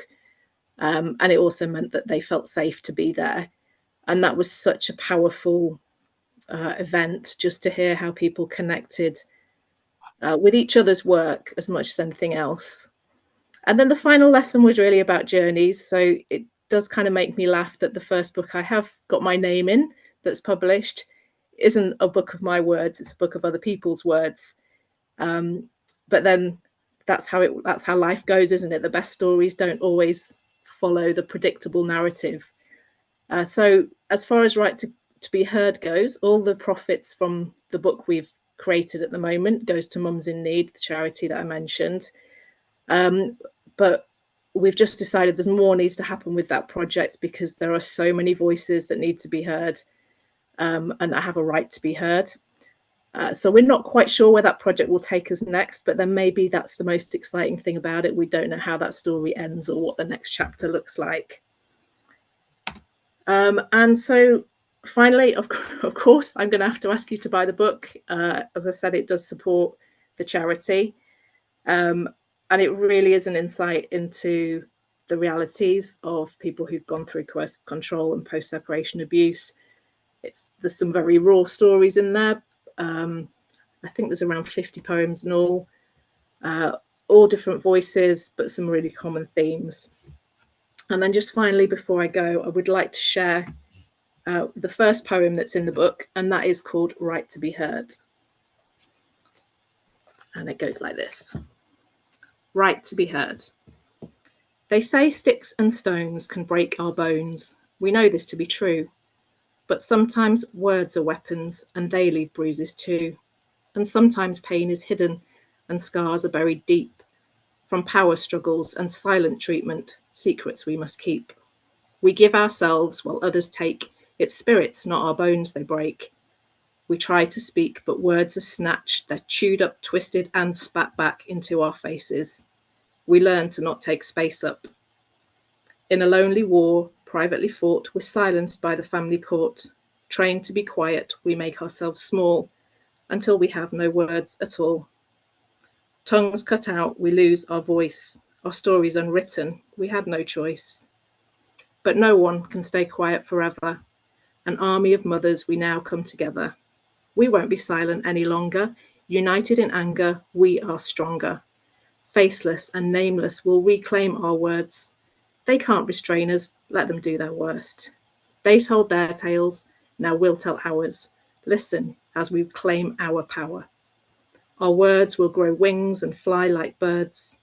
Our stories matter. We have a right to be heard. Thank you. Beautiful. See if I can find a way to show. Oh, there we go. So there you are.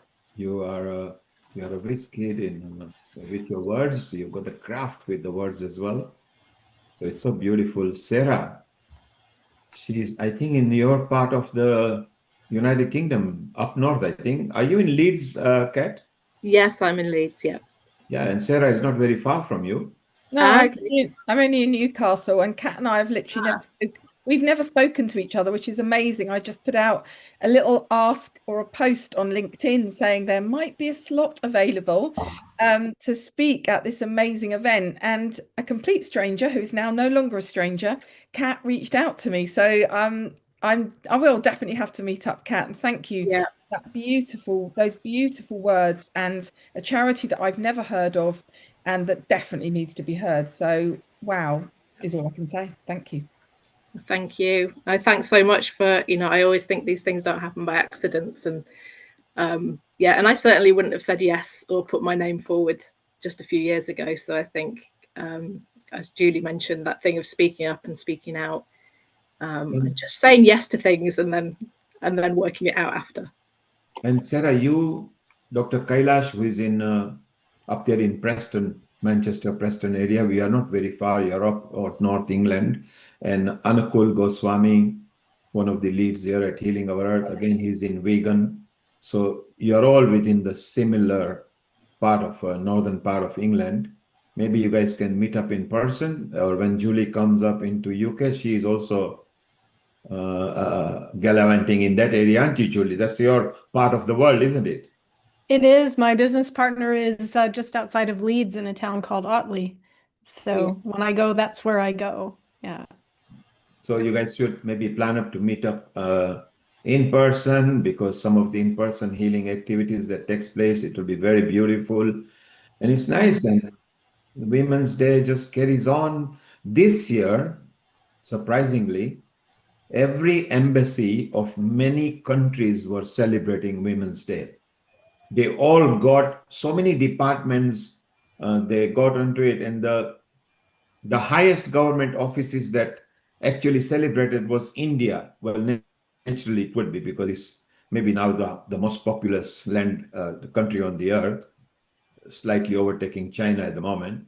And every government office have been celebrating. And then came Italy, France, Mauritius, East Africa, South Africa. It's just amazing, the power of internet. And I think women societies, women organizations, women bodies are really up on the move. And maybe about time too as well. So it's so wonderful. Let's now multi-chit chat. And before we do that, Sharon, tell us more about, I mean, you are a filmmaker as well, and as is Rose. And Sharon, your film will be coming out very soon, and your music will be coming out soon. maybe for 5 minutes, if you could tell us about you, and then go into Rose and tell us about it, and then we can all chit chat and ask questions. I've devoted my life to the arts, healing, music, dance, really that really focus upon the sacred and focus upon uplifting humanity. I have studied many, many cultures, particularly the feminine experience in these cultures. And I've made films, I've done concerts, I've done a lot of things. Most of you know me and know my background. The deep teachings of the Vedic tradition are my real foundation. And from there, and the Dzogchen teachings of Tibet, I looked at all these different cultures. I reconstructed the music, dance, and ritual from the temples of Egypt. And I started yoga many, many years ago. And then for 10 years, I've been working on this project, Quantum Chi, the Taoist Art of Nurturing Life, a feature documentary. And I've not only directed and produced the film, but produced and co-composed all the music. And at this point, at 77 years old, I feel like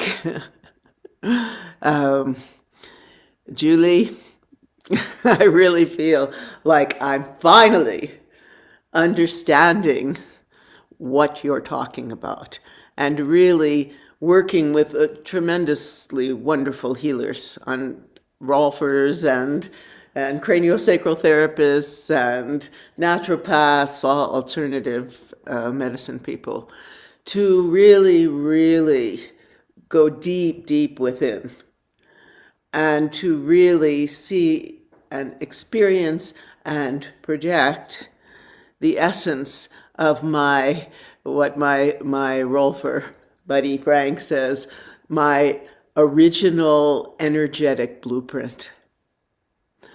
I am so grateful to my mom, who really nurtured me through the arts, and to my Guruji Sitara, who really brought me to this woman went through so much difficult as a very powerful woman in India and a dancer.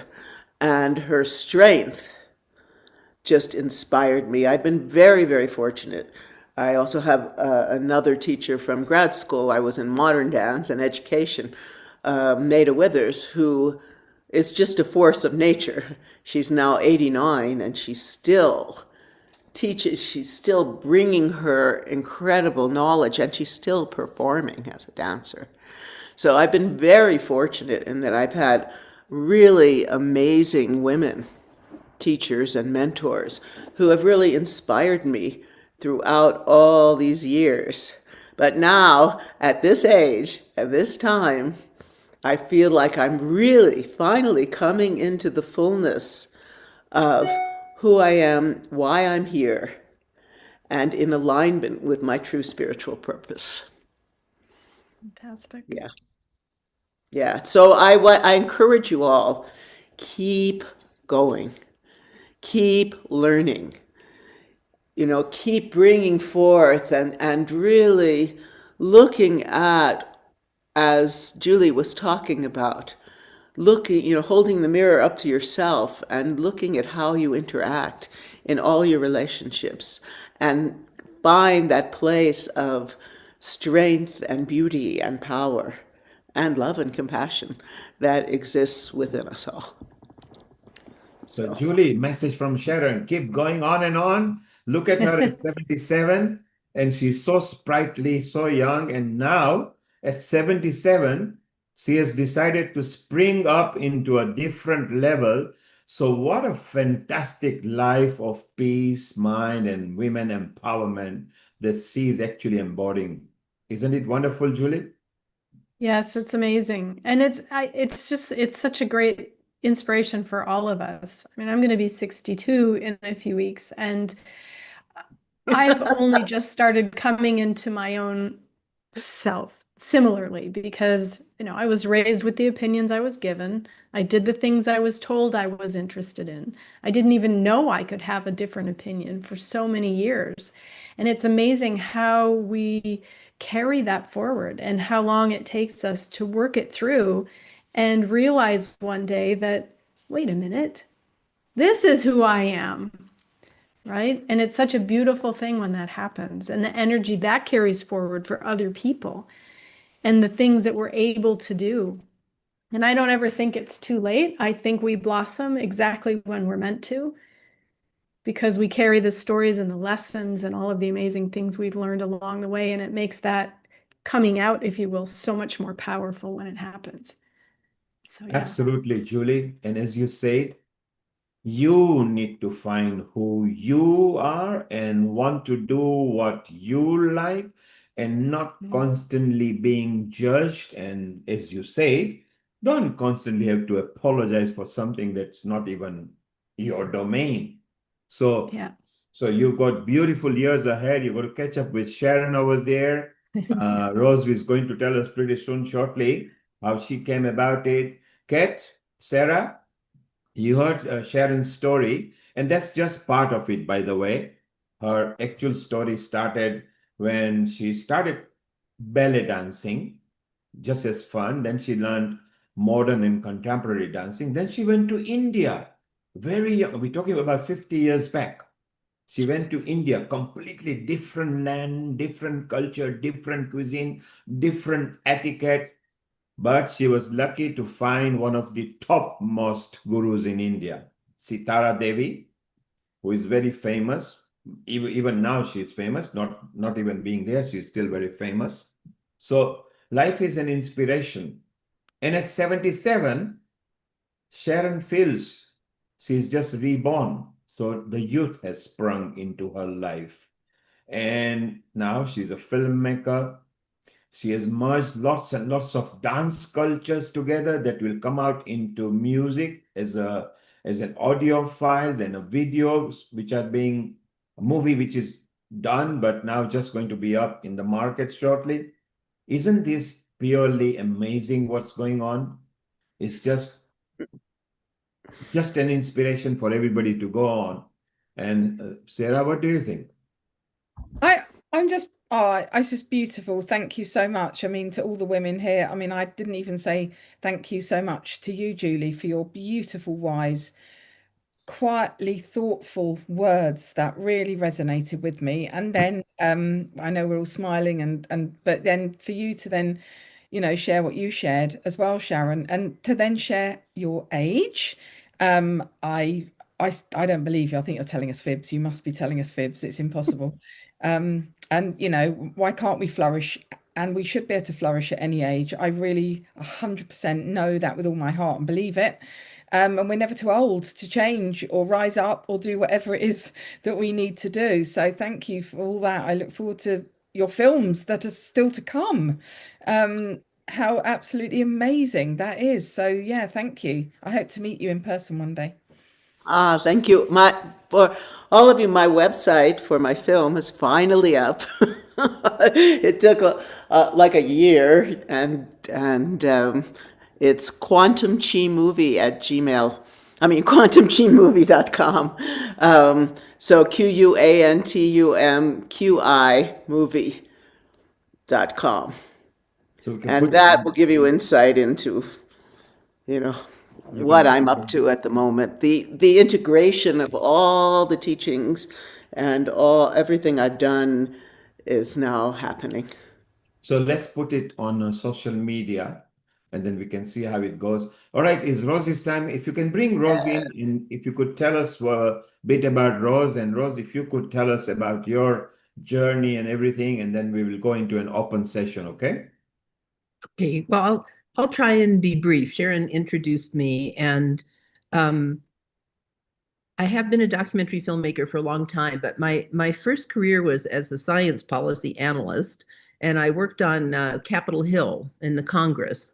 as an analyst, and I got very involved with how women relate differently to technology than men, modern technology versus traditional technology. And so that was sort of my area of expertise. I went to, I don't know if you remember, but there were United Nations women's conferences for a while, for every few years. And we could see that there's an international community of women developing.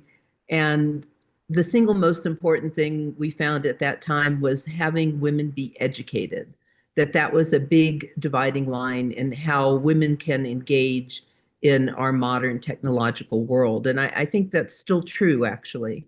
So, but I was the person doing the research who would seek out people's stories. And I really resonated with your book about people writing for themselves and expressing themselves. And that's really what led me into documentary filmmaking, that the abstractions and the planning we did, at a national level, I think, was meaningful and important and ended up, helping a lot of people.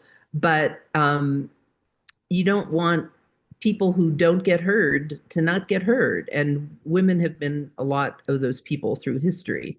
So down the line, I became a Dzogchen practitioner, which is kind of Tibetan meditation, but a pre-Buddhist one. And I started working with the Tibetan women. Well, first I started working with Tibetan refugees, and I made several documentaries about different monasteries. And an American friend of mine was living in Delhi, and we got together, and she was also working with refugees. And we started asking each other, well, where are the women in this? Because whenever we were introduced in a monastery or a school or a hospital, we were always introduced to the men. And the women didn't seem to want to talk to us, and we didn't know why. And we found that very upsetting. So we decided to do a documentary about Tibetan women refugees. And they have an organization, and this is sort of a case study. And they're very critical in maintaining their family lives, all the people in their lives and their culture as refugees. But I guess traditionally Tibetan women are not supposed to be very public. They have been restricted through history in their homes. But I was also told that of all Asian women, the Tibetan women were the freest because they were also allowed to do business and trade, I guess, from village to village. So originally we were going to do a film about a family of 13 brothers and sisters. And some of them had gotten out of Tibet, some were still in Tibet, some were in the United States, England, Nepal, India. And it was very interesting, and everyone in this family was helping each other, but it was decided that the two women that couldn't get out of Tibet, the oldest, stayed while they helped their younger brothers and sisters leave, that would be too dangerous for them to have a film about the family that would be released, in the West. So we had to switch gears, which happens with documentary filmmaking. It's reality that you're dealing with. And so we looked more at the Tibetan Women's Association, which is an international organization, and how women organize. And it turns out research shows that women organize differently than men traditionally, that probably because women were used to having to run our own households and the people in it, so that when we get together with other women for some kind of community problem or issue, we're kind of collaborative in a different way than men are raised to be. And that was definitely true in this Tibetan refugee community. And again, education was the most important thing that was helping them adapt to life as refugees. And they've had really an amazing, it's not great being a refugee, but they've had an amazing outcome in terms of being able to keep their culture together, keep their families together, become educated, become professionals. And it's been interesting to watch. This is sort of a jump, but in the United States right now, more women are getting college degrees than men, young women. And it's really affecting social relationships and our economy and the way this country operates. So it's a kind of a curious thing to watch. But women, when they're given the opportunity, will rise. There's no doubt about it. And we go for it, and we help each other. And mentors have been important in my life, and I'm sure in most people's lives who have any degree, of success in the world. That said, I have to say my father was very supportive of me becoming educated, and he was a social worker, and he really believed in the importance of community. And somehow, for me, that got translated to feminism. And he sort of later in life became a feminist in his own way, and I was very proud of him. So, yeah, I mean, I do believe this is a critical time in the world, and people of good heart, we have to pull together and we have to help each other. And just, I don't know how we disintegrate this warlike attitude we seem to be living in at the moment that people don't really want. I mean, our leadership has gone crazy. So I don't know what to say about that, but it's still wonderful to be able to celebrate with a group of people internationally today who kind of know what matters as far as I'm concerned. So I'd be happy to answer any questions. And the film is called Tara's Daughters, and it's still available actually it's in English, a British distributor online. It's called Journeyman TV, and you can rent it or buy it there. And Susan Sarandon narrated it, who you don't hear about so much anymore, but she was a very prominent female actress and a feminist. That's why she narrated it. And it was quite an experience to get to, have her record narration that I directed. And yeah, that was remarkable because she's a really quick study and actually very kind. So that was an exciting moment in my life. And I'm happy that the film's still in distribution because that doesn't always happen. So nice to meet you all. And I'll definitely be back now. I like this group. Amazing. Thank you, Roz. Any questions for Roz? And Rose, you are Any part of the comments? family now, and Sharon will send you. You're also connected to me on Messenger. You can come to every Sunday. There is an episode. There will be something for you to talk to. Let's take a comment from Julie, Sarah, and Kat, and then Mita wants to dedicate a message for her mom, who is no longer over here. So Julie, let's go with you first. Then Sarah, then Kat, then Mita.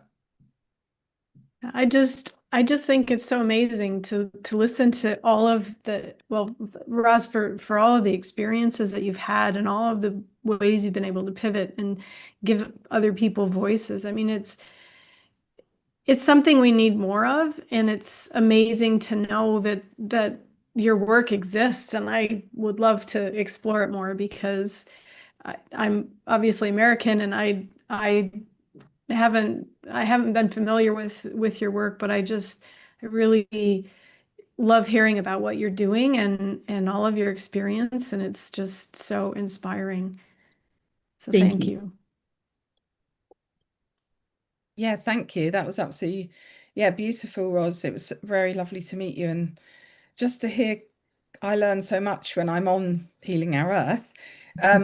Just culturally, the differences in cultures, we must assume nothing, because our way is not someone else's way and their way is not our way. So to hear the women that you've mentioned from Tibet is fascinating. And yeah, I'd love to connect with you and find out more about your work and how that is. I just wanted to add two things that I meant to include. One is the current Dalai Lama is very progressive. So he's the first Dalai Lama in history who made sure that the nunneries for Tibetan women had the same educational opportunities that monks have for generations. And that's a real breakthrough in the change of how that religion is observed and the opportunities for women. So, and that's in all of our lifetime. That's just happening now and is very exciting. And when you meet the nuns,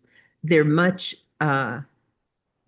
meeker. They're still part of their culture, and it's hard to start getting them to talk. but they're very scholarly, and once you get them, they're just, delightful. So I'm trying to encourage nuns. It's a hard time now, but to bring Tibetan nuns over so that they can learn English and teach in the West, because there are a lot of monks that do that now. And I think there are a lot of women practitioners who would really like that. So we'll see how that develops. And Rose, somebody who knows about Dalai Lama is our chief admin, Amrita Sharma. She is from Himachal Pradesh, and at Dharamshala, she knows where it is. Amrita, Dalai Lama, and Rose and her affinity with Tibetan women. Great. Yeah, I was hearing that actually.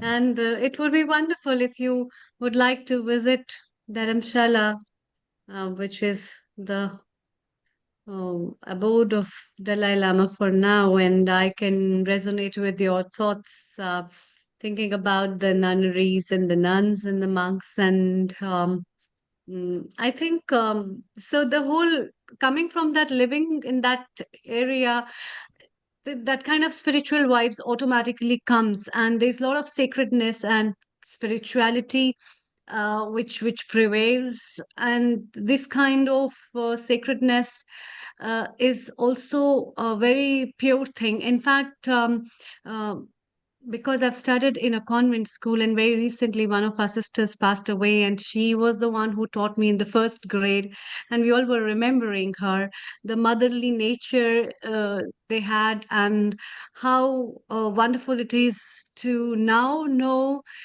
those people, those women who have been the part of your life in a small way or the big way, have played a very big role in one way or the other. And I can just recall that one of my teachers, class teachers, I always wanted her, she was very beautiful, so I wanted her to look more beautiful. On her birthday, I gave her two beautiful hairpins, which my mom used to wear. And I said, no, I want to give it to her on her birthday.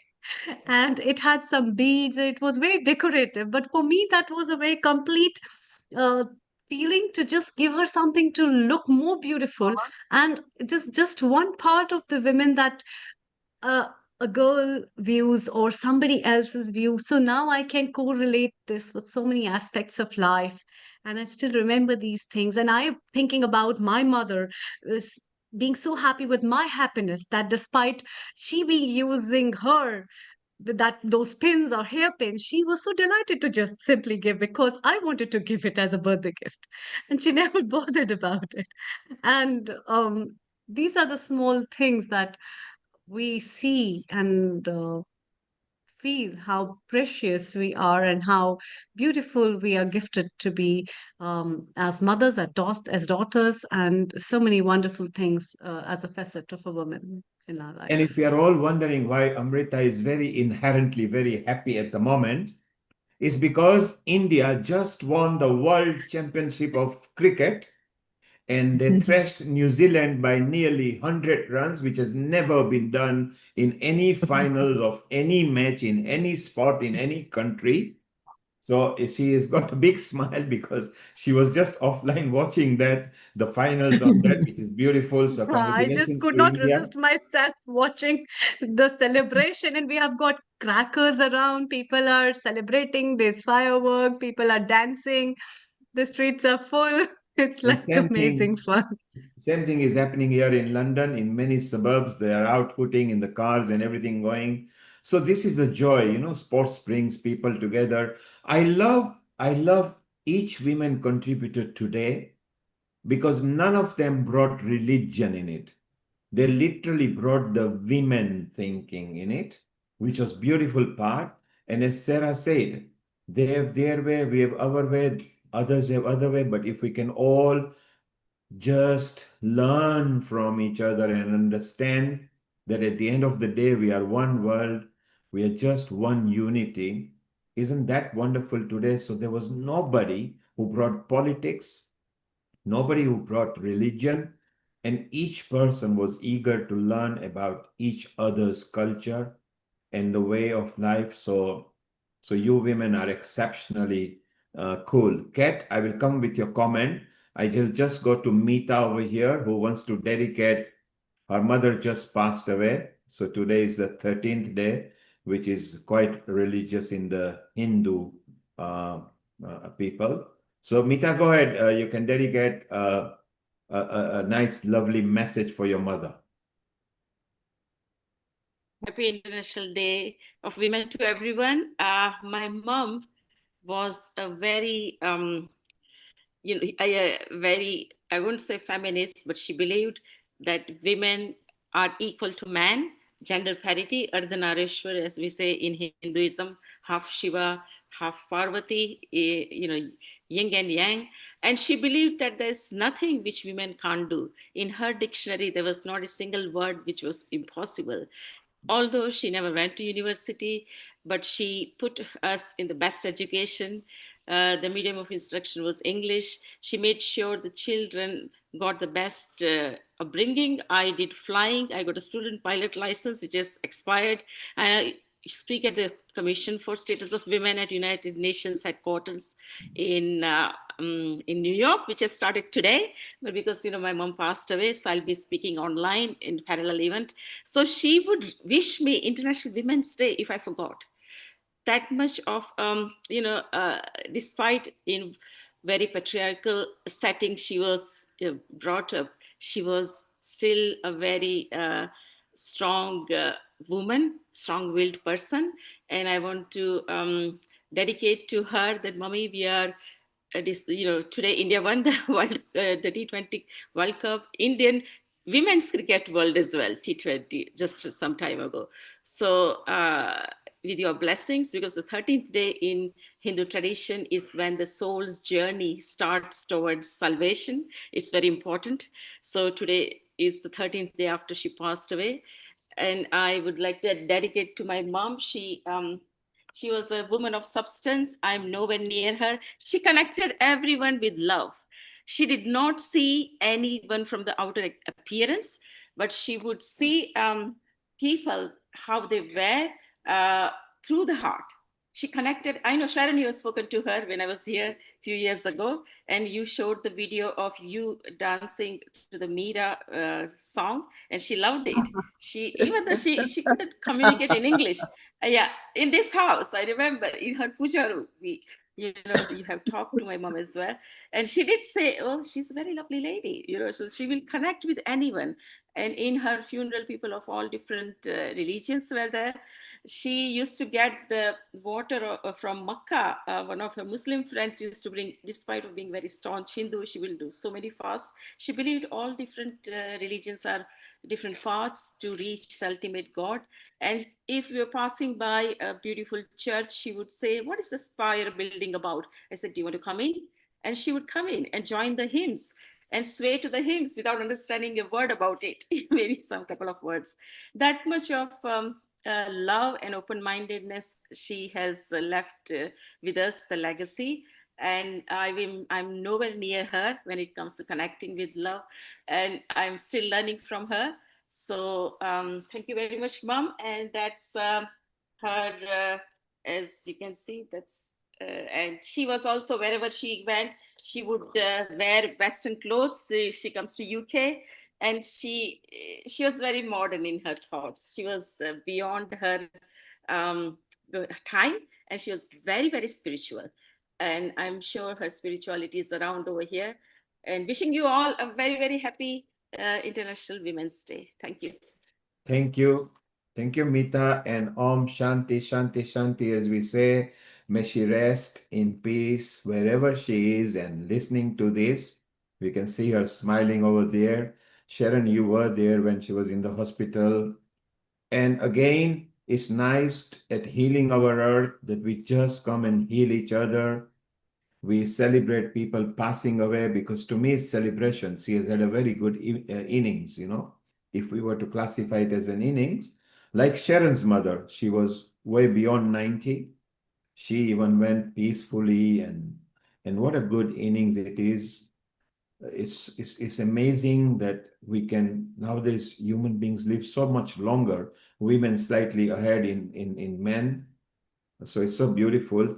And Kat, you heard Sharon, you heard Mita as well, you heard Sharon. you were listening quite intently, and your comments on that, and Rose, please. So much, really. I think I was born on the 13th, so 13th is a special number to me as well. And it was lovely to hear you talk about your mum, and what she gave you in terms of that connection and love, and how that's carried on through you. And I think it just reminded me of all those people that we are no longer here, but live within us, who have changed the world for us, and have changed where we are now. And just to be grateful for all of those who have given us so much, and people that we know and people that we don't know, because I think that's so powerful. And it also reminded me of what Rosalind was saying about how the kind of the different ways that women organize. When you're talking about your mum, how she's just that with her family, but I think the way that people organize, the way that women organize, it probably comes from that organizing family and managing so many different things and different parts of society in different ways. And I think part of me believes that that's where the change is, in seeing how women can actually organize and run things. And maybe the bit we're missing is that men haven't quite caught up in terms of the changes that they maybe have to acknowledge. And I have hope, and that is changing. It's just that will take a while. For it's not just about women doing things differently. It's about all of us working together, and seeing things differently. And Sharon, yeah, thank you. It was amazing. I'm so looking forward to finding both those films to watch. And yeah, it's been so lovely to be here today and just hear all these different stories, and that I think from Sharon that we never stop learning. And I think I'm learning more than ever before, and realizing the importance of that knowledge, and that comes from hearing from all of you here today. So thank you. Brilliant. And I think women, it's time now to encourage men and say you can have your own International Day, which there is in November, but not many people know about it. So it'll be nice to maybe educate men that don't feel jealous. There is an International Men's Day, not that any government or prime minister celebrates it as much as they do the Women's Day. But yes, women, you are very special. Not just because you bring personified beauty, the power you've got so much that the earth is called she and her, and this is where we live, so it's just amazing the influence women have got in society, in community, in organization. You are maybe the first guru of any offsprings. Men like holding the baby when they come out and then suddenly pass it back to the woman and say, okay, it's all yours now, because the mother's instinct, a man can never learn. They can maybe try to sympathize and empathize, but to go through with that is not so you're very special, each and every one of you. Sharon, we are looking forward to the movie when it's available in every country openly. Your website, if you put it on the social media, if you give it to Alexandra when you are ready, Amrita, if you could ask Alexandra to propagate that. Kat, also your outreach that you are doing, if you pass it now, you are connected with Amrita, who you are connected via email, but I think both of you are WhatsApp connected. If not, just get in and then ask Alexandra to put it. We've also got behind the back, we've got a women section as well, which from next year we want to try to see if it's in person as well. Sarah, your WOW organization, again, use the power of social media.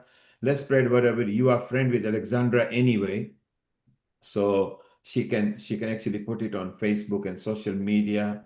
And it's time to say that we love all you women. You're very special.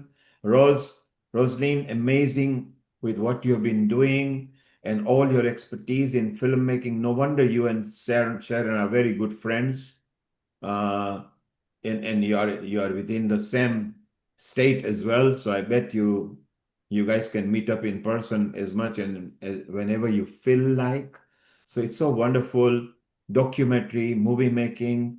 This is not the first time Sharon is doing a film. She has done in the past as well. Whenever she produces a video reel for any festival for Healing Our Earth, we all love it because she uses camera angles that other people may not be too accustomed to.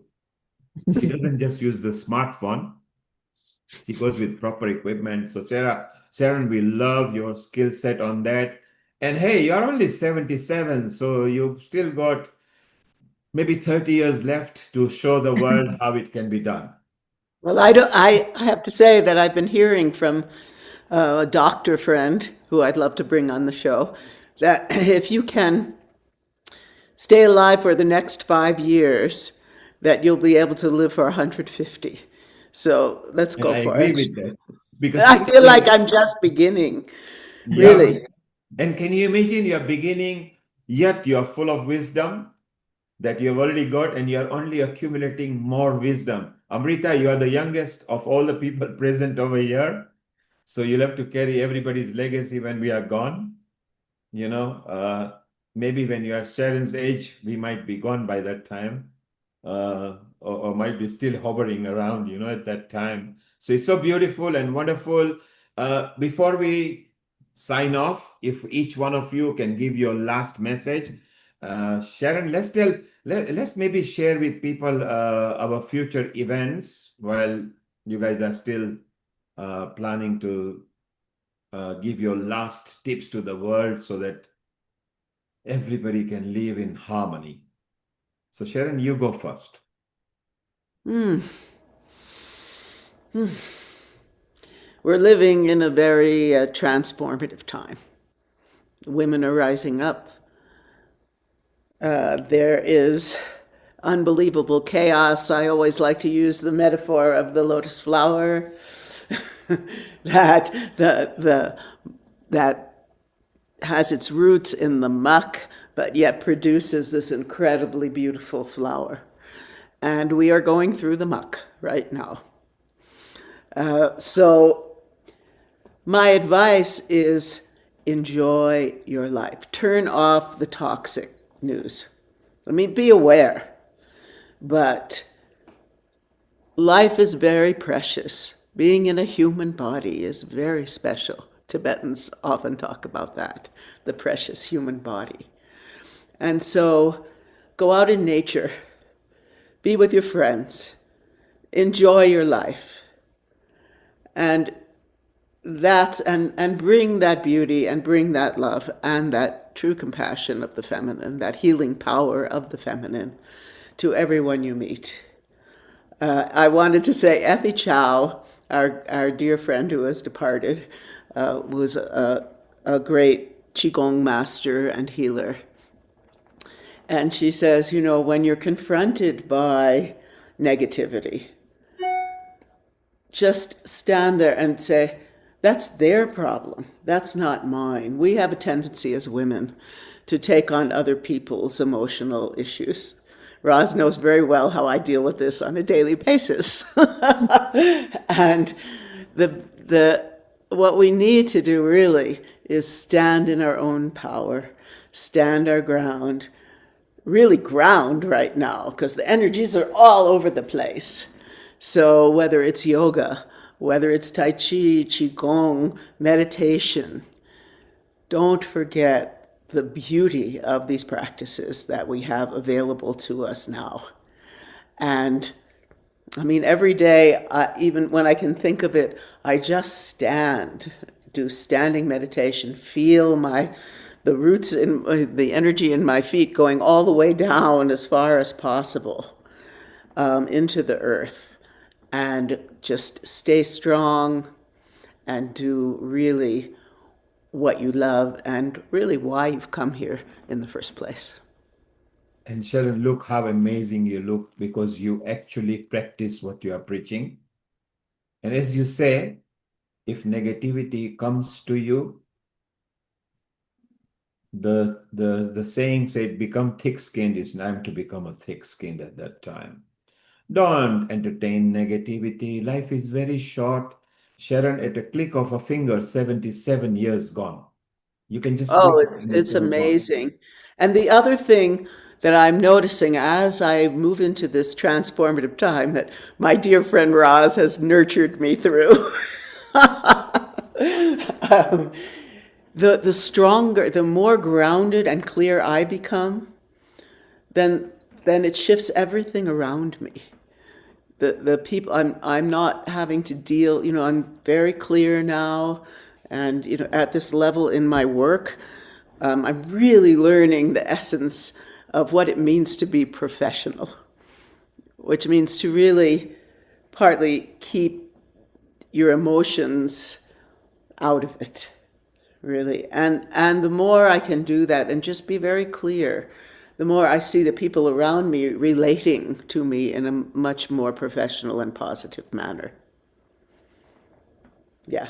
And also I do want to say that I really would love for Ross to come back when we have one of our healing programs, because she has deep, deep experience in that realm, and her level of articulation about it is, as you could tell today, really profound. Well, not just healing, there will be many episodes where she can come and bring the wisdom, because this is our platform.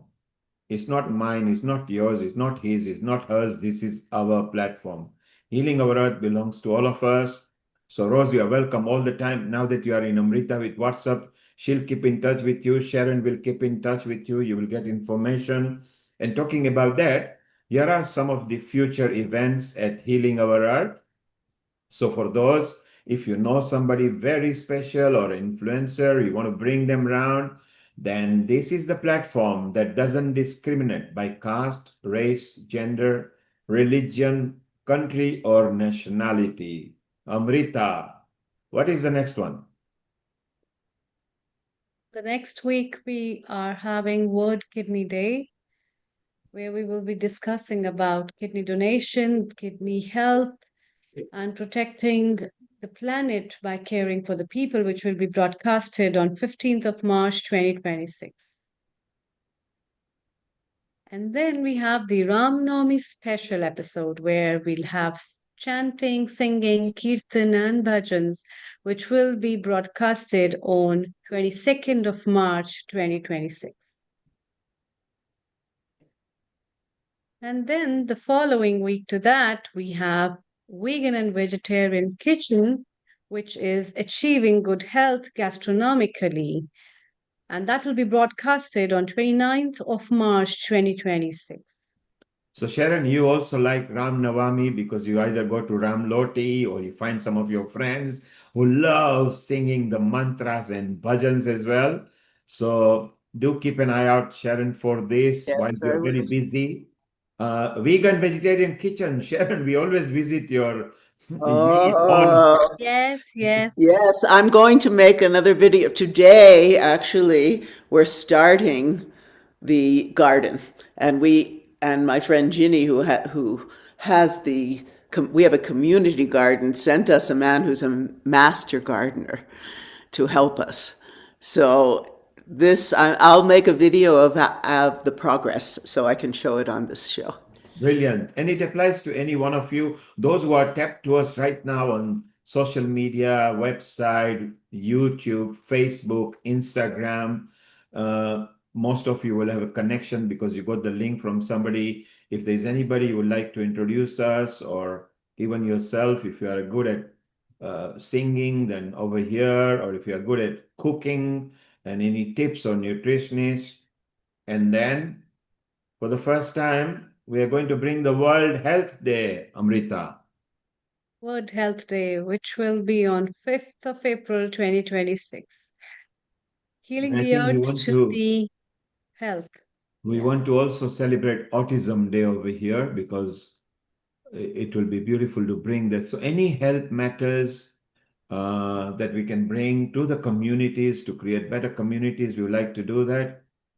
Then it is the 6 years for Healing Our Earth. Yeah, 6 years, yay. And that we will be celebrating with you all on 12th of April 2026. So in this episode, Julie, Sarah, Sharon, anybody you brought in the past, you can welcome them and they can just come and bless. They can either sing a song, do a poem, leave a message, or even tell us what healing our earth means to them. So it will be beautiful to have as many people.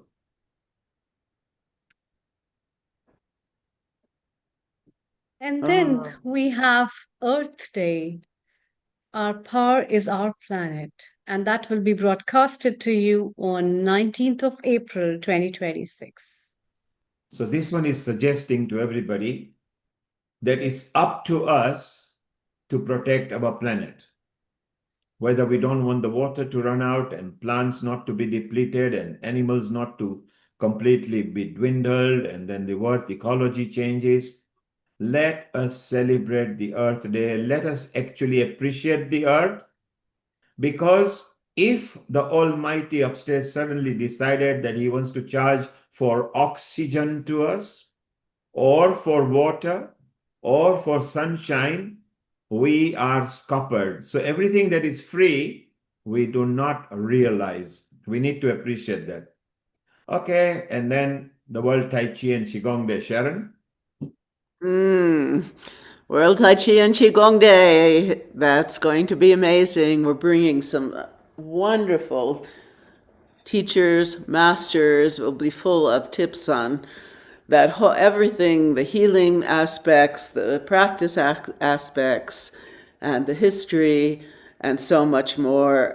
Bill Douglas, who has created World Tai Chi and Qigong Day, who was one of my associate producers, and Amalia Wai-Ching, that she's also associate producer, will be on. And hopefully by that time, I'll be able to tell you where you can see Quantum Chi. Absolutely, because you are one of the senior hosts on that episode, which will be beautiful and bring in so many people. It'll be so nice, and Tai Chi and Qigong also helps people's life as well. The plan is to have health authorities of different countries starting to recognize the modern Tai Chi and Qigong, which we call continental and Western style as well, because there is so many non-Chinese practitioners who are now following it in a different way. Effie Chow, Sharon mentioned, who was part of also Healing Our Earth. It was Sharon who brought her once, and then she was there in as many episodes as we could. And suddenly, one day, she left us. But what an innings she had. And I think when Bill Clinton was there, she had a part over there as well, didn't she, Sharon? Yes, she was part of his. Bill and Hillary had a committee of alternative health. So she's been fighting, I don't know if that's the word, but for many, many years, Effie was at the forefront of bringing yoga, Tai Chi, Qigong, meditation, mindfulness, all of these and other, I would say, massage, physical therapy, all of these different healing modalities into the mainstream. So she was just a force of nature, and we miss her very much. But I feel her being very excited about, because she was like my biggest cheerleader. She was just amazing. And she was as good as, I don't know if any of you have used AI, but AI is like, you ask a question, what a wonderful question. AI is telling me, I am so honored to be working with you. You are doing things to heal the planet. Chi is medicine. It writes me this like gorgeous stuff. It's been very helpful in terms of emails and lists of places. But Effie was just amazing. And I do want to tell you, all of those that Hannah Strong, who's had some health challenges. Hannah's my dear friend. And she's like 85 now, but I went to see her yesterday. She's doing great. We did about 40 minutes of Qigong together, and we will continue to help her recover from some health challenges. But I'm really happy to see her so bright and, just recovering. So I wanted to give Sharon, that I'm news. glad She you sends her mentioned. love. I'm so glad you mentioned her because we love her. She's such a nice, bubbly personality. I suggest that on the Earth Day, if you can Yes. convince John, Hannah, because one day they were all at your house and we had a nice environment and we talked about because each one of them loves the earth. Yes. Maybe for the Earth Day, if we can have everybody at your in your lounge somewhere where you can just quickly put them on the screen at the right time, that will be very beautiful. And Yes. it would be our chance to bless her as well to say, hey, we still miss you. Yes. Wonderful. Beautiful. Pass the message to both of them. So it's so beautiful. This is what we love at Healing Our Earth. Once you become part of the family, we want to know about you. Keep us posted. Keep in touch because either you enhance our knowledge, or you encourage us, or you nurture us, or you share your energy with us. And it's not just, we don't want anything from you. We would rather give you something. So we, at Healing Our Earth, we want to just give love and a platform so we can share and harmonize, unite, love, bring people together to create better communities. So it's wonderful time. Amrita, Sharon, time to close off now and thank everybody and love you all. And next week is kidney. Don't forget. Thank you. Thank you so much. Thank you, everyone, for the wonderful cheers everybody has brought. And I think you